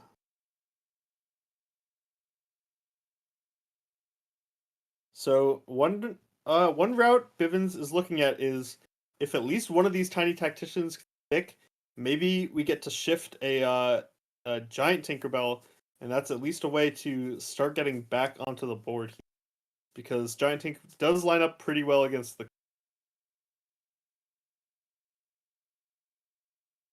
All right, well, we'll see if Bivens has on the following turn. Powers here with the World's Fair. Has the Queen drawn cards. Pocket Watch later for an Aladdin Rush. We'll see if he has any want to deploy a 7-drop this turn. Here it is. Doesn't even need to surprise it with the Pocket Watch. Just going to go ahead and play it. Bivens here, Rockstar in hand. Or sorry, Carefree Surfer in hand. Can use that to draw 2. That's pretty good. Now, any loots, any challenges, any questing? Anything you do with a character here just gets punished so hard by this Aladdin. It's really hard to imagine this is actually getting Bivens anywhere. Well, Bivens begs to differ. Going to go question for 2. Powers here, licking his lips. Gonna crunch, gain 2 back, killing the Tinkerbell. Worst case scenario would be Shield of Virtue, but it's not on the table yet, so probably doesn't have one of those. This Gaston does have to challenge. All right, Bivens. Next turn, though, you gotta start doing some work. At least Stitch Carefree Surfer is threatening the Aladdin to trade up, but Dragonfire here are gonna knock that out. Wind Ride of his Sails back Bivens' way. Right after we get Magic Mirror down. And we saw here kind of exactly what you were talking about, Carefree. The fact that turn 7 or 9 or whatever it was for Bivens was just playing out this single character, even if it drew 2 cards, was just trivial for Powers to deal with. All right, here's the Rockstar.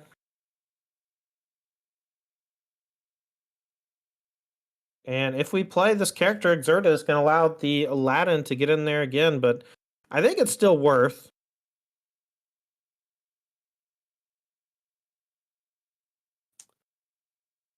Yeah, I mean, like we've been just saying, it's just a little hard to see how Bivens gets a foothold back into this game.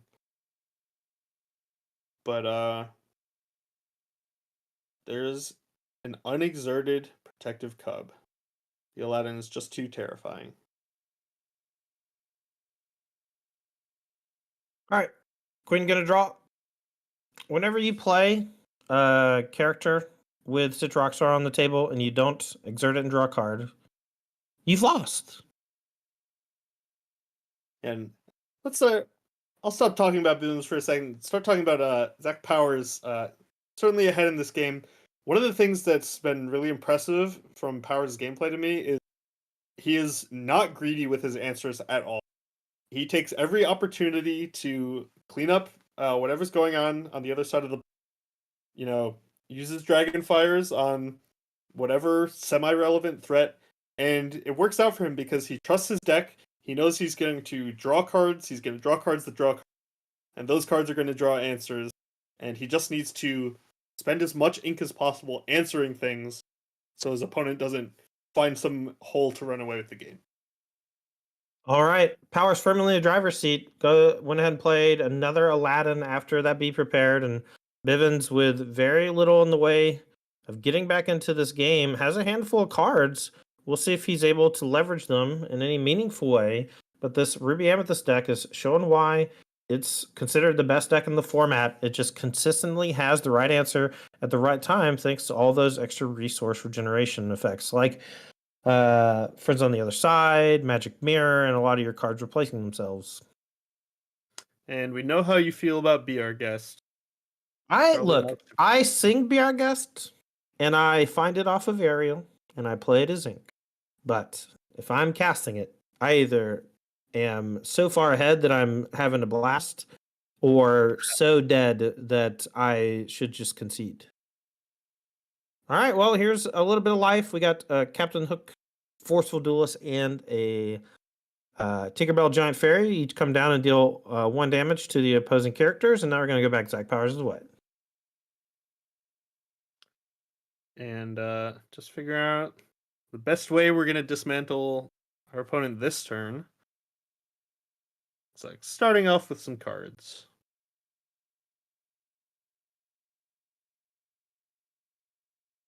And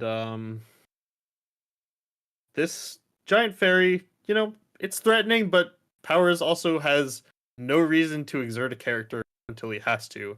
That onus is almost entirely on Bivens to end the game eventually. So this giant fairy might never really do anything of consequence, especially not if it gets dragon. And we'll get the stream fixed real quick. I'm gonna talk to your IT guy. Yeah, we should get some compressed air and get down there and blow it all out. Get all that dust out of that computer. Right. Or at least Terran's getting really good at fixing it quickly. I'm pretty sure it's just unplug the camera and plug it back in. Yeah. A classic tech fix. There we go. So Power's starting to feel comfortable here. Questing with the Aladdin does expose it to damage plus a challenge from this hook. But looks like all Bivens has is a Carefree Surfer with no way to draw cards. Yeah. Not going to be very tough. effective. Now here's the question. If you're Bivens, do you trade Hook with Broom? I think it's the right play, but it's embarrassing. There's a lot of embarrassing plays that are going to have to be made in this game. Bivens is going to get out of it. We haven't even gotten to the Maleficent. Yep. Maleficent Monstrous Dragon going to start coming in soon and chewing things up, but Powers wanting to make sure. Oh my god, it keeps freezing. Let's can we I'll just keep waiting. It's fine. We'll just watch we'll watch this the same way that Dom Toretto lives his life. 8 seconds at a time. I don't know what it is, Hippopotame. I'm not a tech guy, and I'm not even in the room with Terran while he's fixing things. So Terran knows what the problem is, and he's fixing it every time, but that doesn't mean that it's fixed completely. We have So we saw Elsa got rushed with a pocket watch, and then Aladdin finished off the Elsa exerted the Carefree Surfer, then challenged it with Rush, and then it got taken down by Aladdin. And you get another extra damage here from a Tink Giant Fairy, and then just passing back powers as well. I think the last card in Bivens' hand for the last few turns has been a whole new world. But when you're already losing this badly, playing a whole new world without singing it cannot be a good idea. The problem is, so the reason a whole new world is, considered playable in decks like this some of the time is because you do have some catch-up mechanisms, like grab your sword and Tink Giant Fairy to kind of deal with your opponent's board after they've, had their hand refilled by you. But those aren't effective against the kind of things that the Amethyst is doing. So you just end up giving them a bunch of ways to answer the card you drew instead of.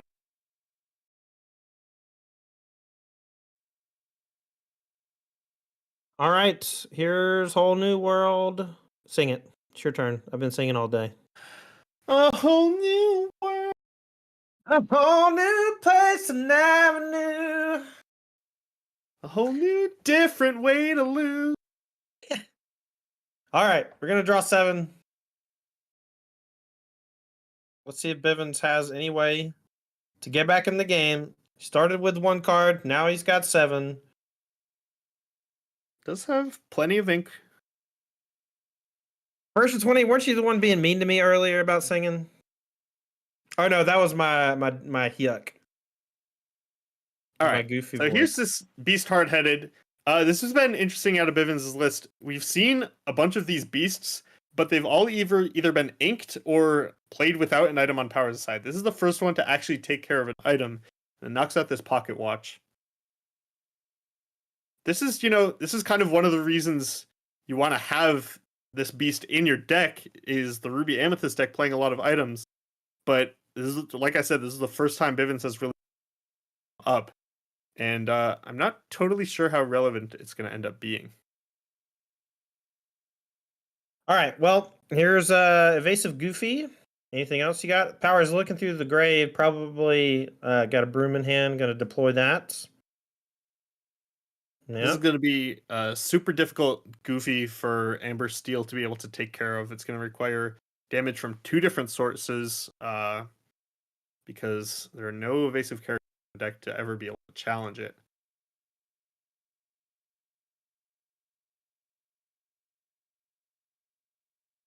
All right, full grip. There is another whole new world. I would be surprised if that gets played this game.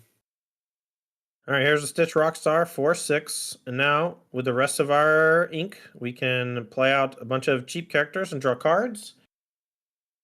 I like my Lorcana coverage like I like my quarter miles. 8 seconds at a time. It's Something all like that. about family.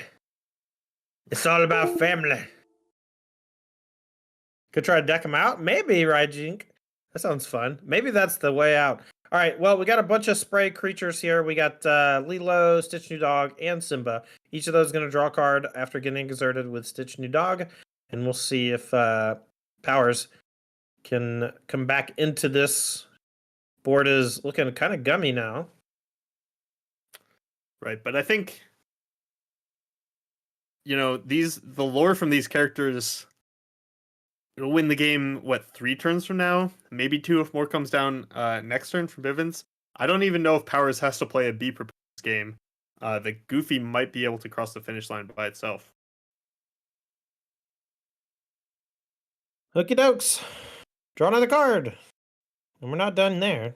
We're going to keep on keeping on.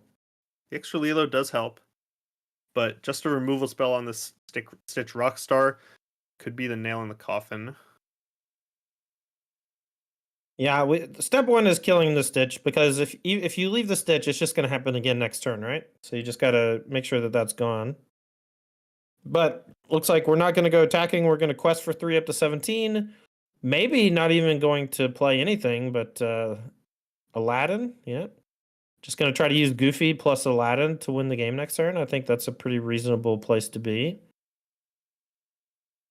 What I could see is, I don't know if Powers has a Be Prepared rolled up, but if Bivens wants to spend this whole next turn playing characters and drawing cards with Rockstar, and then Powers cleans those up with Be Prepared, I think that would be a good exchange. Instead, Powers looks like just loading up the board with characters and maybe hoping to get a win in next turn.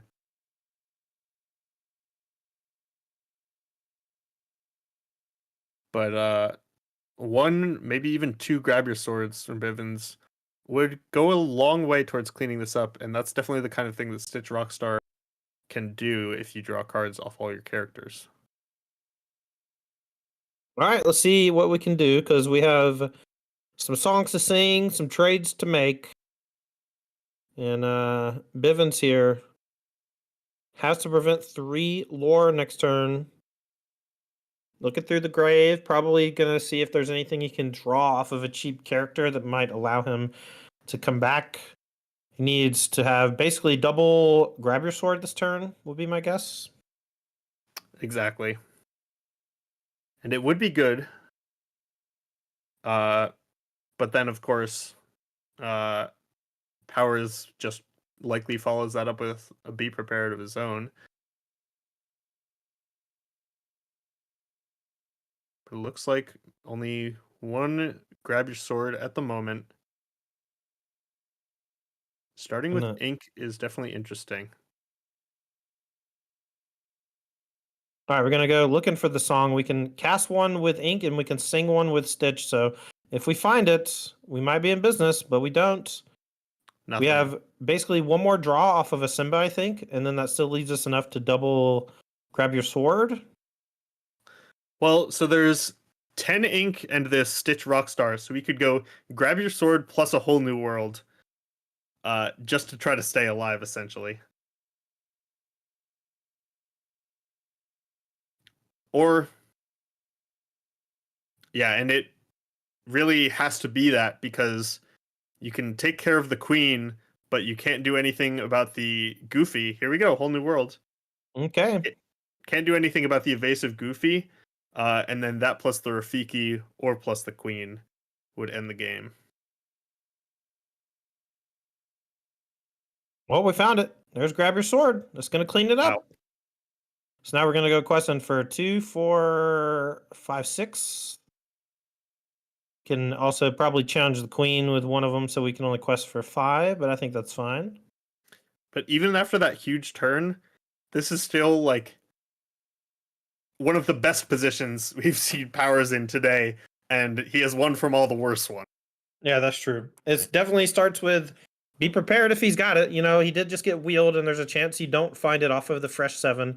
Looks True. like Powers doesn't have that many cards left in deck either, but we do know he is running a broom strategy, so it's going to be difficult to get decked. We're going to ink a Tibbs. So anyway, I started blasting. Does he not have it? Oh, no. Might not have the be prepared. Dude, It what would if be- Bivens wins this game? This would be the most epic Yeah. comeback of all time. Right. Winning this game with the whole new worlds would be very impressive. He might pull it off too, because it looks like Powers has a Maui, which can eat the Stitch Rockstar, and it looks like he has an Aladdin, but that Beast Hardhead had destroyed the Rabbit's Pocket Watch earlier, so. Right. Yeah, that doesn't signal be prepared. But if Powers can get a large character into play that can threaten a win in 1 or 2 turns, that could still be enough because Amber Steel is not great at dealing with readied characters.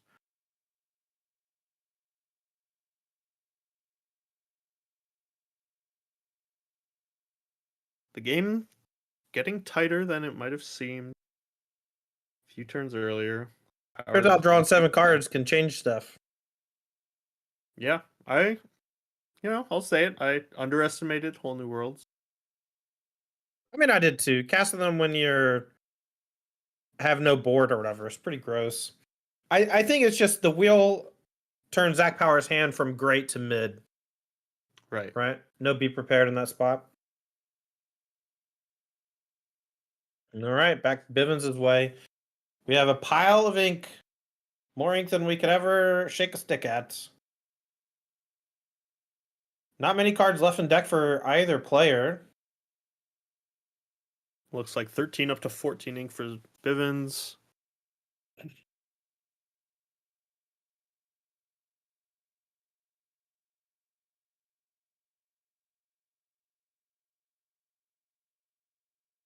And Power's not threatening very much lore this turn, but even if just that Maleficent gets a quest, then every 2 lore character from Powers for the rest of the game is a threat.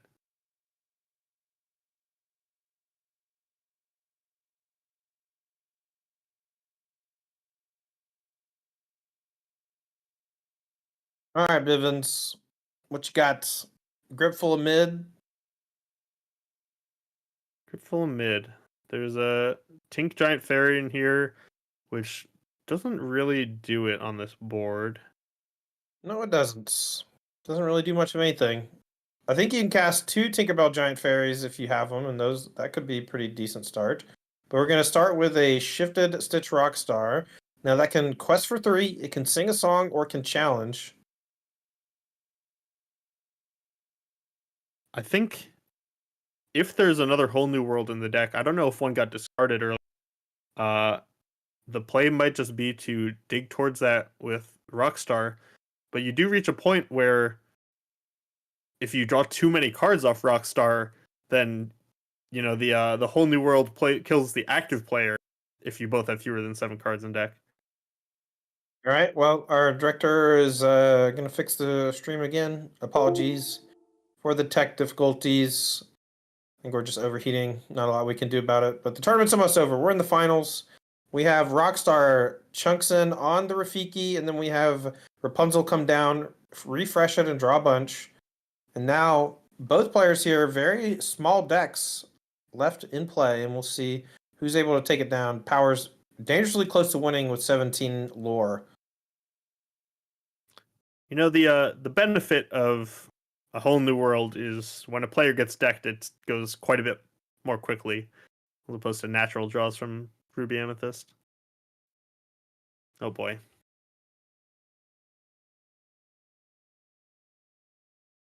First to 20 says, I can't believe Todd is talking about the size of their deck. That's personal. I was gonna let that one go, man. Yeah, we're getting really close to decking on either side. Whole new world, wheeling 7 does it for both players, and both players' decks drawing a bunch of cards naturally. On top of all that, I think we're both pretty close to just running out of physical cards. For sure. All right, looks like we deployed another aerial singer. I see 5 or 6 cards left for Bivens, and I assume the same about for Zach Powers, maybe a few more. And that aerial did not find another whole new world.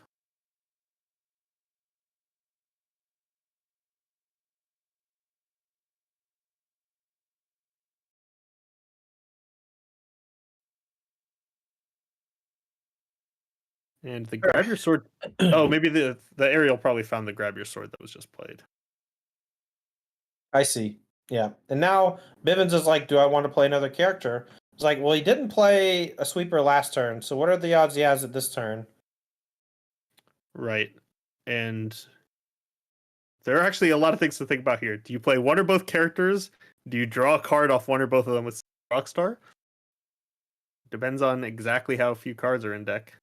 Well, Bivens ain't got no brooms in his deck, so I think you're just left with, the 6 cards left, and I don't think you should accelerate your decking any sooner. Right. Are we going to go back Powers' way? Bivens' last 2 inks should be exerted, but it's not a huge deal because we're just playing on each other's turns. Or we're not playing on each other's turns. Right. Powers here would love to draw a sweeper effect. Let's see if you can find it. Whether or not the ink is exerted typically only tends to matter for tracking and memory purposes. But All definitely right. should be done. Still no be prepared. I'm sure if Powers is drawing here, there is at least one left in the deck.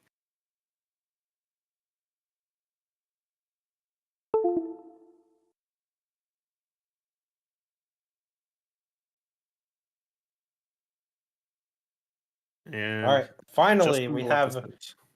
Maleficent Monster Dragon comes down and chews up the extra Stitch Rockstar. Bivens in the driver's seat. He has 1, 2, 3, 4, 5, 6, 7, 8 lore on the table. And Power doesn't have to play anything. Powers with the Monster Dragon not threatening lethal next turn. So if I'm Bivens, I think I just quest for a bunch and pass the turn and hope Powers can't do anything about it. Right. Yeah. Nothing you add to the board is really going to make a difference here. It's going to be all or nothing from Powers' side. 3, 4, 5, 6, 7, 8. The only punish would be like another pocket watch, but like can't really play around it. I think you just got to quest and try to win the game. Right. Counting up the be prepared. Have you been counting? No, I missed it. Yeah, I don't know either. Also, not 100% if there are 4 be prepared in the deck. There usually are. I think I saw 3 in the grave. I agree. 1, 2, Maybe 2 or just 3. 2. All right, Bivens.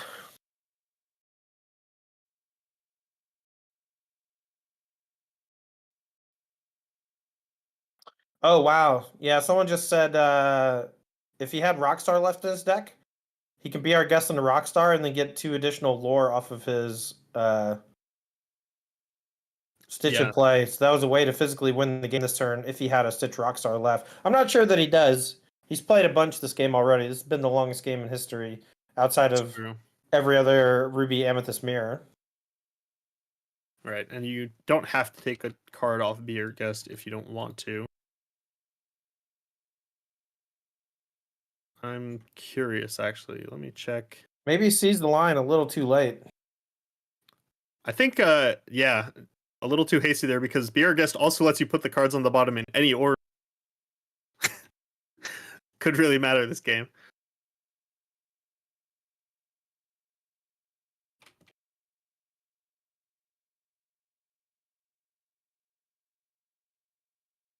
You never want to be thinking it over after you've already quested. All right, we're gonna play Tinkerbell Giant Fairy. Deal 1 damage to the Maleficent. Maybe just valuing having a readied character that threatens to win the game. Continuing to deploy, actually. 4 cards left. Yeah, No none of Stitch those are Rockstar. Okay. All right, so you get to stack them however you want, though. as if they're going to matter. They were You never all know. effective. They were all effectively the same card. Well, 1 cost, do nothing creatures. Right.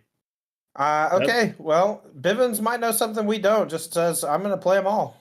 Yeah. You know. I'm certainly interested in holding the Cinderella. Can win the game all on its own. That was a Be Prepared. I'm pretty sure. I don't know if it was. It was a red card. That's a Be That was a Be Prepared. Prepared. That's the Be Prepared. That's number 4. Bivens picking up all those characters and powers here. Might be able to steal victory from the jaws of defeat. From the jaws of victory. From the jaws of defeat, from the jaws of victory. Yeah, you get it. Yeah. This is a much wilder game than we anticipated. But Powers did have to draw 2 cards on that turn to get to the Be Prepared. It's possible he doesn't have enough cards left.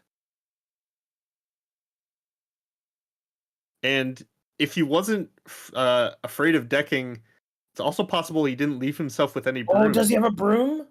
If he had a broom here, he can go Mickey Broom and threaten lethal. Oh, the Gaston doesn't quest. Oh, Wow. man, Bivens can win this game still. I'm going to call it. I think the last card in Powers' deck is... All right. It better be good, because he's dead otherwise, right? Yeah, just drop them all on the table. Be our guests. Put our magic to the test. Which one you want?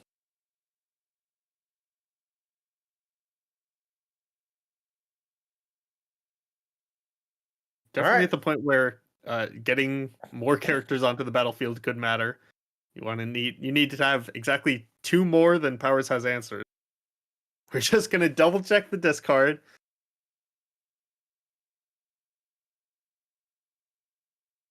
Maybe Powers could have used that last turn to sort his graveyard.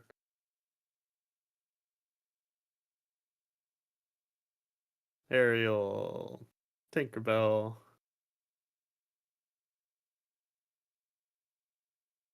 You have to play the characters, right?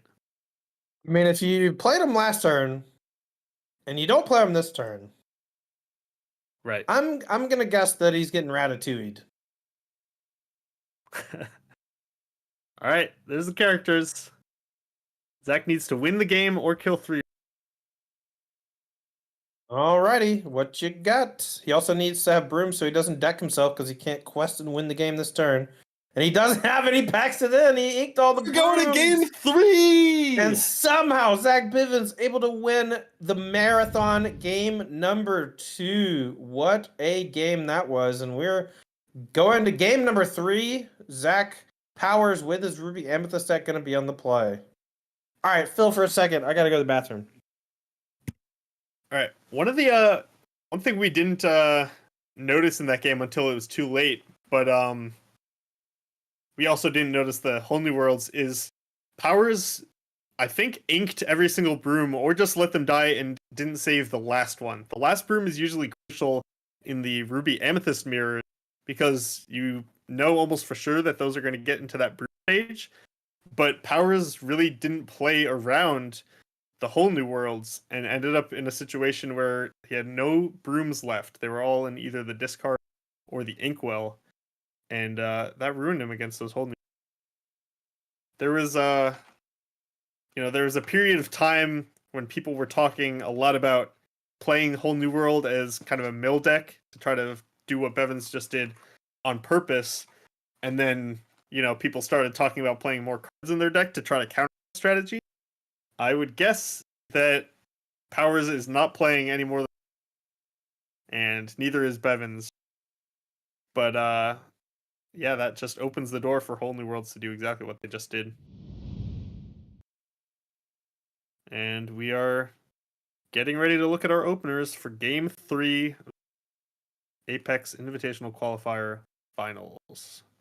All right, this is the deciding game. The winner of this game will be invited to the TCG Player Invitational hosted by Apex Gaming that we're going to be running at the Apex Gaming home store in Caldwell, Ohio next week.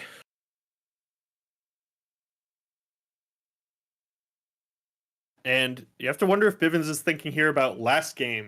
He mulliganed 5 cards and then, I want to say punished, but very nearly got punished by not having enough ink. But somehow incredibly was able to pull that one out. And only mulligans 3 this time. And only 1 or 2 from Powers.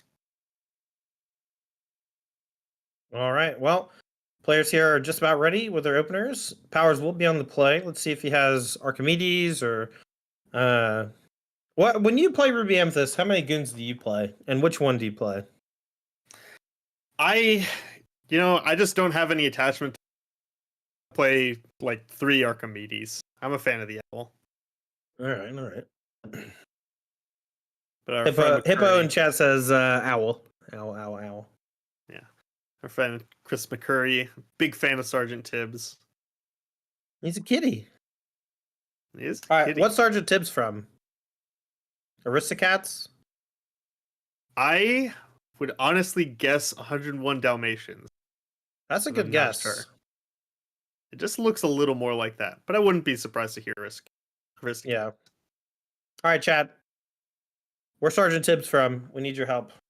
Here's a turn 1 Stitch New Dog from Zach Bivens on the draw. And we'll see if Powers has a turn 2 play to counter it. Could play something like Broom just to challenge it. Gonna ink a Gaston. And then play another Gaston. That makes sense. Makes sense. Archimedes is Merlin's shoulder hour. I knew that. I don't care about that. I need to know where Sergeant Tibbs is from. Multiple people say 101 Dalmatians, so I'll believe them. Wow, chat is divided though. All right, Bivens here. Got a 2-drop. Gonna go ahead and play the Simba and Quest for 1. This does leave him open to Rafiki, but it always does. We're always open to Rafiki. It's just the nature of the beast. Doesn't look like Powers has it, or else he would have probably slammed it pretty quick. But this is an interesting decision point if you're Bivens, though, is do you value the Stitch or the Simba more? Because I'm sure there are, game states and decks where the play would be to quest with the Stitch and then just play the Simba readied because you'd rather trade off the Stitch. But in a Rockstar deck, maybe Bivens is valuing keeping play even more than having a bodyguard. Yeah, I think that's certainly fair. All right, ink number 3 for Powers and a Broom. We're going to shuffle the Gaston back in. He got decked last game. He's like every single one. Everyone's going back. Every time. And I wonder whether he'll be conscious enough that he, saves a Broom the entire game. Because, he got punished for that last game. Every Broom was either in discard or... All right, Bivens here can play Ariel. He's deciding on what to play as ink. Every single decision is a journey. Wow. Ink's a rock star in favor of holding the secondary. You know what? I like it. Stitch Rockstar sucks. It's bad. Never play it. Just kidding. It's like my favorite card. Oh, I know. Confused for a second there. Finds no song and decides not to quest. Doesn't want to trade it with the Broom. Might want to save it for another Stitch Rockstar that he has in hand, it looks like. True. All right, 4. We got... What is this? A Mickey. Hugely rewarded for not questing with that Stitch. That would have been pretty good if Powers was able to land the Mickey and trade off the... now we do the opposite play, ink the aerial to play the Rockstar. Yeah, but now we can sing. We can actually sing A Whole New World and grab your sword. I kind of like doing that because it clears the broom, but maybe that's bad. Maybe we just wait till next turn.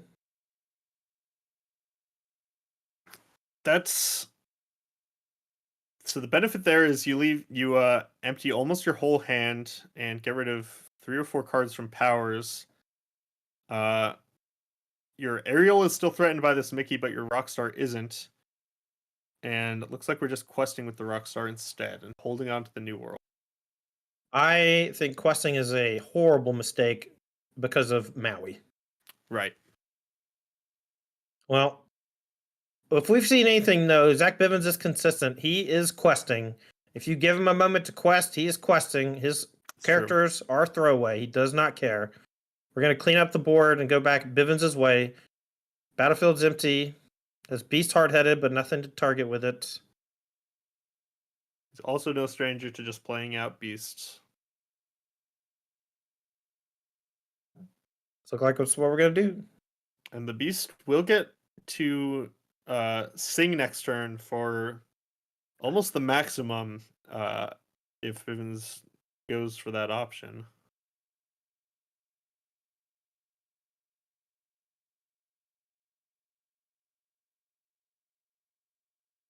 All right. We are definitely in for the long haul with not much pressure.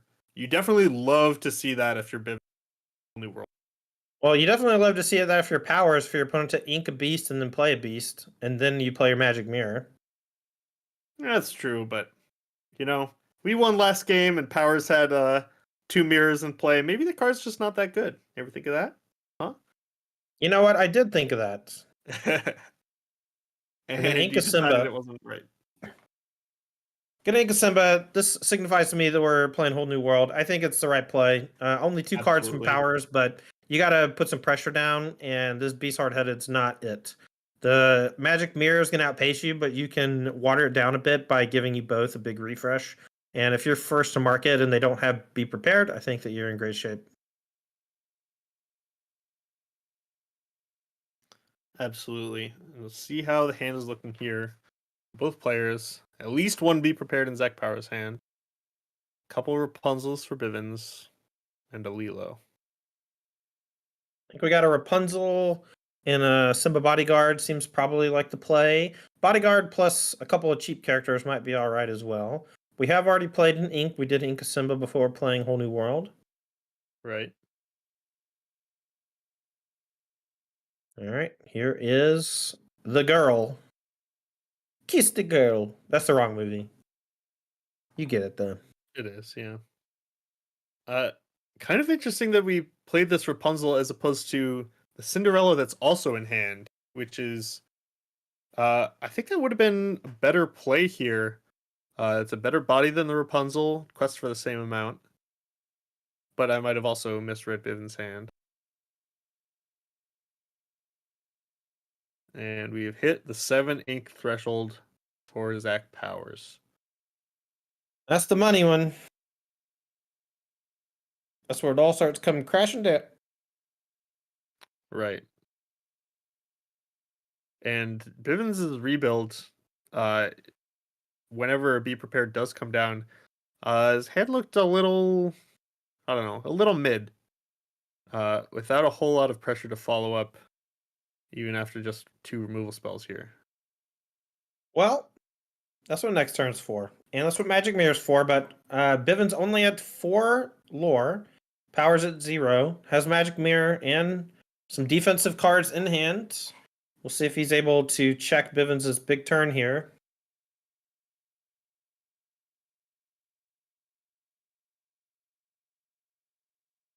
Getting in with the questing. That's what Lilo does. Yep, there's Cinderella. And there is another Whole New World in Bivens' hand. If he's able to chain these whole new worlds, we might see a repeat of last game. The place where that can fall short sometimes is if you draw multiple off the same whole new worlds, because only one of those is going to get played this game. But if you draw them in the right order, they can be devastating.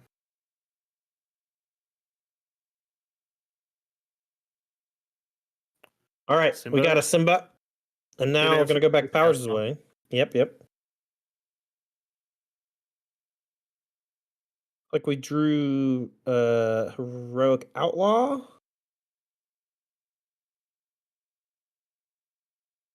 An Inca Queen.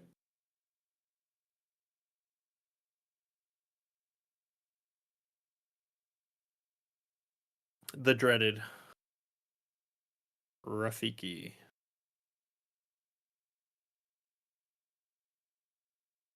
And we're going to need some big plays from Bivens, but I think we have one in Tinkerbell Giant Fairy. Looks real good on this board.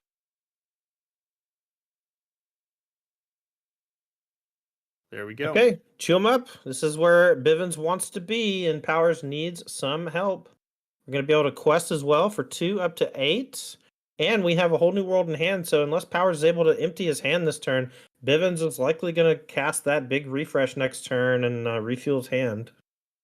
Yeah, this is going to be an actively good whole. Though there is the dreaded Be Prepared.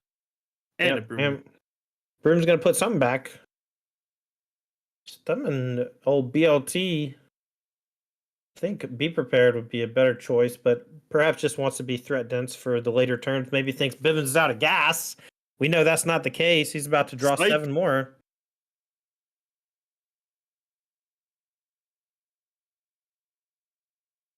And wonder how many turns until we see Zach use a broom to put a broom back in. Especially if the second whole new world of the game does get cast. Just a Stitch Rockstar and a pass. Really trying to eke out as much value as possible casting.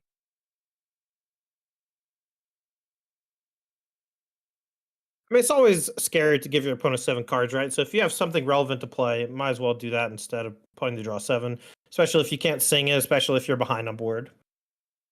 Right.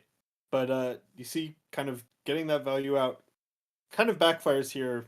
Maleficent is, the best answer in the game to a single threat turn.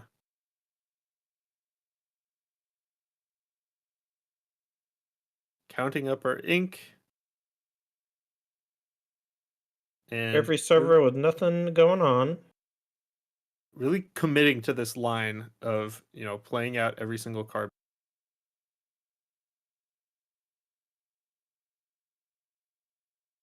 And if that induces Powers to spend more ink drawing cards with Mirror, all the better.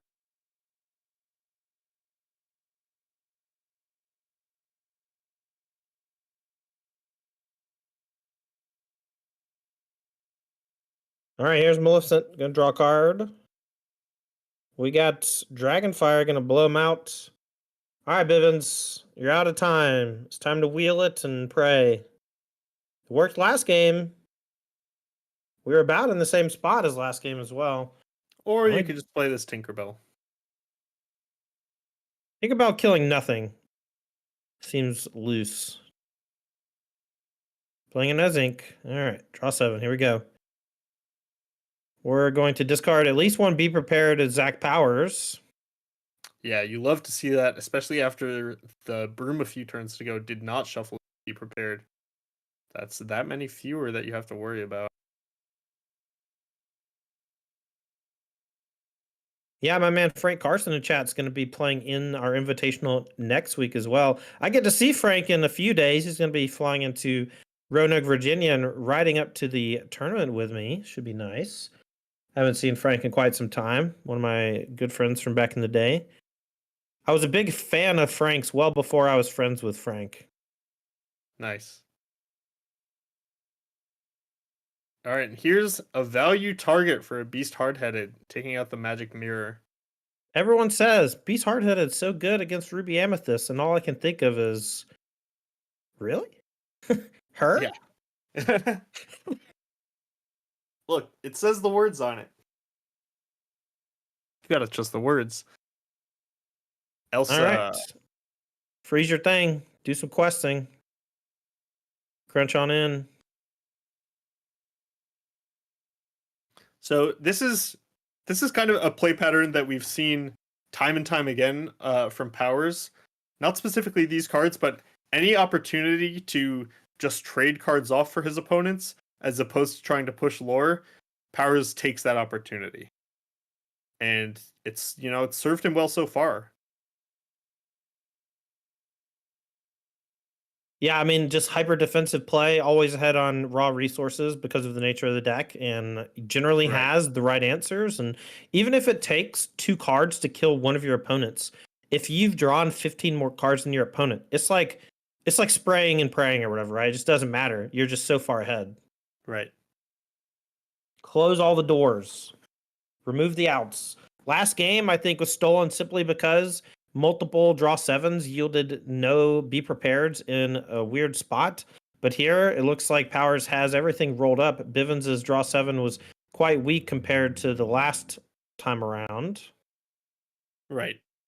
Definitely, not drawing the be prepared was a factor, but also you're talking about removing your opponent's outs.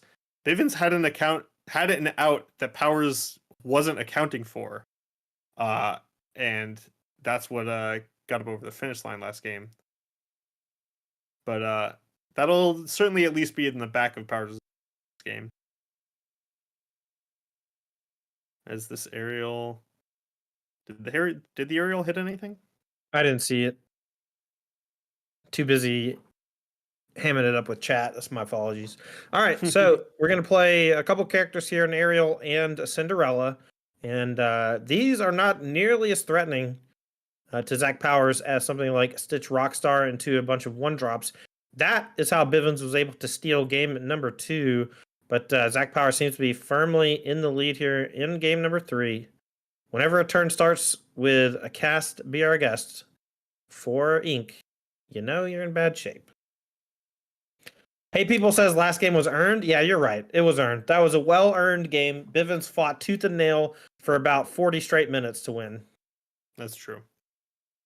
Even, his body language looked a little bit defeated, but he did make the right moves to put the game in a position where he could take it.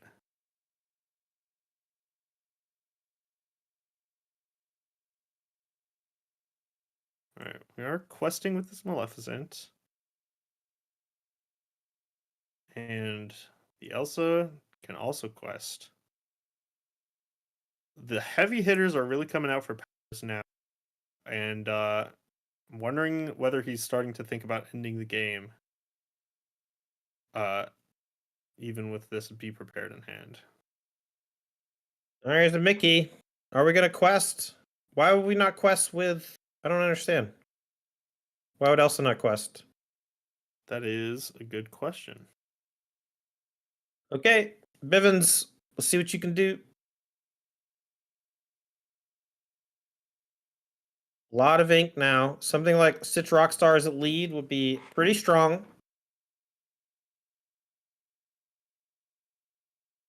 Any questing you do, any singing you do, leaves you vulnerable to Aladdin, so you have to be wary of that. Exactly. This is a squeeze. Ooh, chat's pointing out that a Rapunzel play would be quite devastating if the Elsa was able to get challenged. So good call on that. The Maleficent having such high strength means that challenging it will rarely leave your character alive. That's true. So one of the things we've noticed, especially in the early game with Bivens, is a tendency to prioritize lore even when character's vulnerable. Yes. That active prioritizing lore is kind of the mentality that leads players to not play into an Aladdin, but I wonder if there's some times where it might be the right play to, let Aladdin get some attacks in, your lore gets reduced, theirs goes up, but that's maybe not what's important, and the board position is. I wonder if Bivens might be taking that into account here as he exposes this aerial. Yeah, I pretty regularly open myself up to getting challenged in order to punish with things either I have in hand or already have in play. The Heroic Outlaw is a particularly devastating hit sometimes, but if you never start the action, like if you never do anything that forces your opponent to attack, then they're just gonna outquest you or out-resource you, right? But Powers is doing a great job of just making sure that Bivens has very few ways to keep the engine running. But Bivens' deck is just so flush with engines that draw a bunch of cards. It's I think at some point you just have to start trying to win the game. Absolutely. 3 But ink is Bivens left after drawing 2 with the Carefree Surfer. Decides to go ahead and quest with the other characters. And this is going to leave the door open for Powers to do some serious damage. right, and we saw that play on the previous turn, not questing with the that points to Powers being worried about Rapunzel. This Carefree Surfer is great for that. It has enough willpower that anything Powers quests with is going to leave that opportunity for Rapunzel. So it could restrict Powers' options if he's still concerned about that.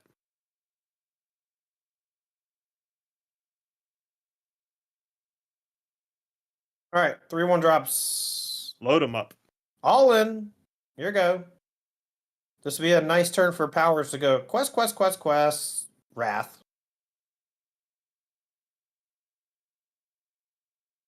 It's like I do see a Be Prepared hanging out in there as well. See how Powers wants to navigate this. Okay, deciding not to Wrath this turn, just going to go jamming in on these characters. Knocking them down the old-fashioned way and gaining some lore in the process. And what Powers is really saying at this point is, you drew me that hand off the whole new world, and what it looks like is all the characters I have are better than all the characters. So instead of Be Prepared, I'm just gonna line my stuff up and knock your stuff down and try to get over the finish line with my beefier stuff. All right, I'm gonna go shake the dust off the camera real quick. I'm gonna blow into the cartridge. Give me just a second. We'll get it all nice and fit in just a sec. This is game 3 of the finals. We're playing. I mean, there is an eclipse tonight, right? Maybe that's what's messing it up. We're back. And that is a lot of lore for Zach Powers.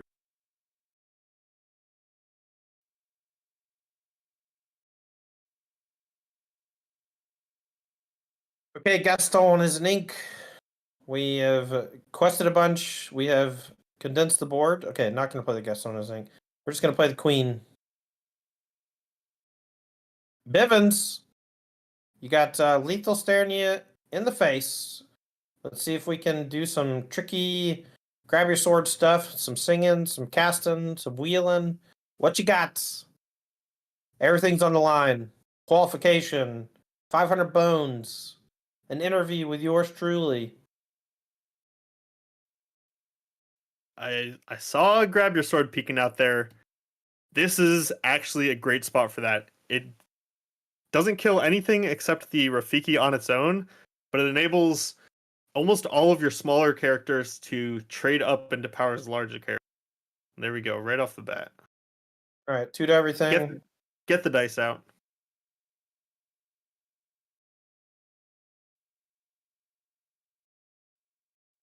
And now see what we can do.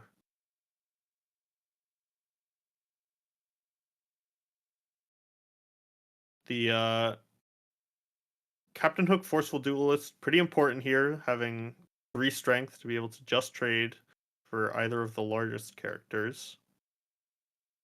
Yeah, we're going to have a waterfall here in just a sec where most things are going to get traded off, but the fact of the matter is that Bivens needs to make sure that there is 3 or fewer lore on the table by the end of this turn. Right. It looks like we're going to be able to do it. We can kill this Aladdin as well.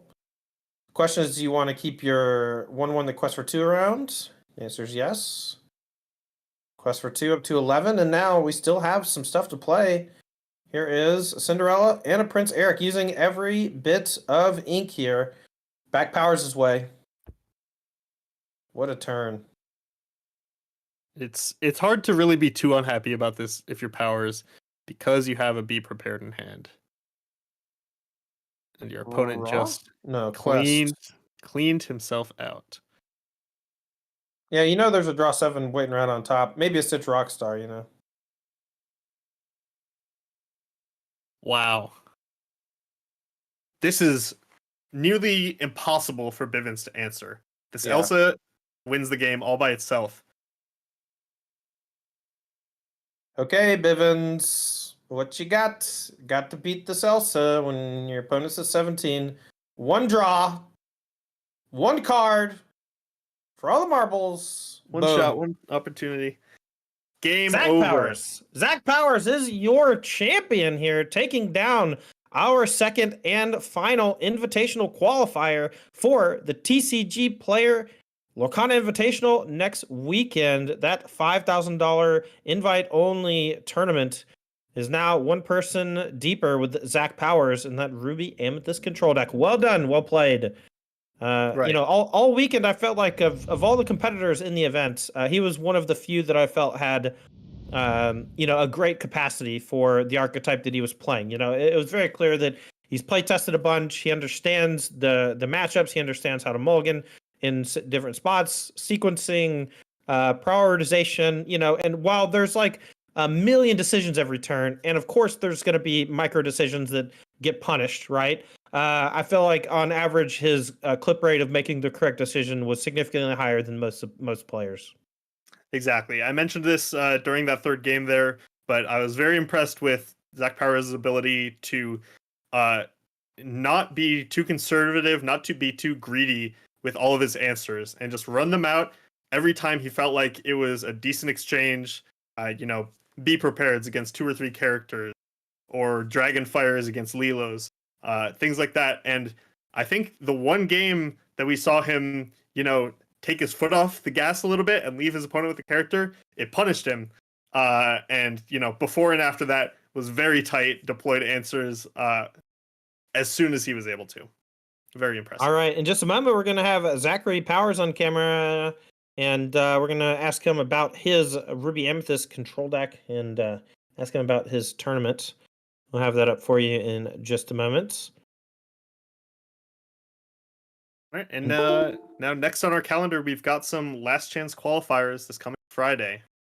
Yeah, this coming Friday at the Apex Gaming home store in Caldwell, Ohio, we're going to have 2 last chance qualifiers where you can try to fight Zachary Powers and, you know, in the Invitational. Okay, Zach, how's it going, buddy? Yeah, man. Scoot a little closer to the mic for me if you don't mind. Oh, you're great.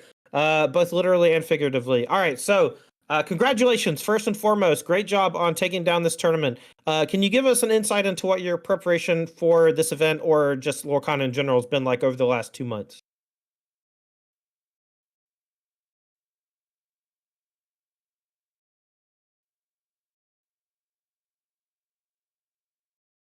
Pause real sec, Zach. Can you get my editor real quick? Can you get Taryn? Yeah. Yeah. Taryn, your mic is still muted. No one can hear him talk. Yeah. It's not showing up on OBS because you just have it muted on OBS. Get that fixed for you real quick, chat. Yeah. If you go to advanced settings, you can click the. There you go.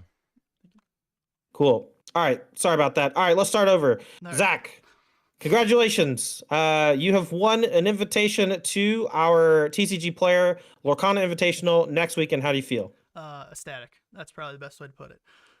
Hell yeah. Yeah, I was hoping I wanted to make the last one, the first event that they had. However, I got a little unlucky with work, so had to earn money. Real life be like that. Yeah. But all right, so give us an insight into your preparation for this event. And, you know, the last 2 months have been pretty hot and heavy in terms of, you know, the introduction of Lorcana, tough, you know, struggles with physically getting cards and stuff. Tell us about your journey in Lorcana so far. So I got a little lucky. The store that I naturally play at, it's called the Realm Games. We didn't have a big pouring out for Lorcana. For whatever reason, they had some pushback. So there was more product available there than anticipated. That helped me actually basically accumulate all the decks available in the format, except for a couple Rapunzels and Carefree Surfers. So Cool. All right. So for this Ruby Amethyst deck, has this been your primary deck the whole time? yes, outside of helping my partner test, I would not play any other deck. Just myself. I feel like it's got every answer for every matchup. All right. Tell me what was going through your mind as you were losing game number 2. Yeah, I actually have I actually have a screenshot from our Discord. I think at 7:09, Todd sends a message, make sure to get powers from an interview. And then I looked at that message at 7:50 in game 3. I'll be 100% honest.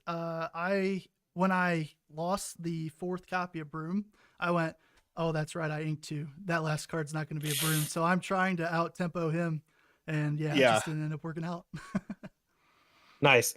Well, congratulations to you. Is there any one in particular who's invited to the Invitational that you're looking forward to playing against? Anybody from, do you play Magic the Gathering? Is that where you're from? Yes, I do play a lot. Actually, I'm really looking forward the most to playing Stoyer, to be honest. The former world champion Nathan Stoyer is going to be in our event. Yeah.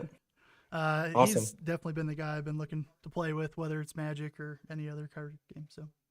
All right. Well, congrats again to Zachary Powers. We're looking forward to seeing you next week. We're going to be in Caldwell. I'm going to shake your hand and maybe get you a beer. Hey, perfect. I'll take it. All right. Well, that's going to do it for today's tournament and stream. We will be having a last chance qualifier for the Invitational on Friday of next week.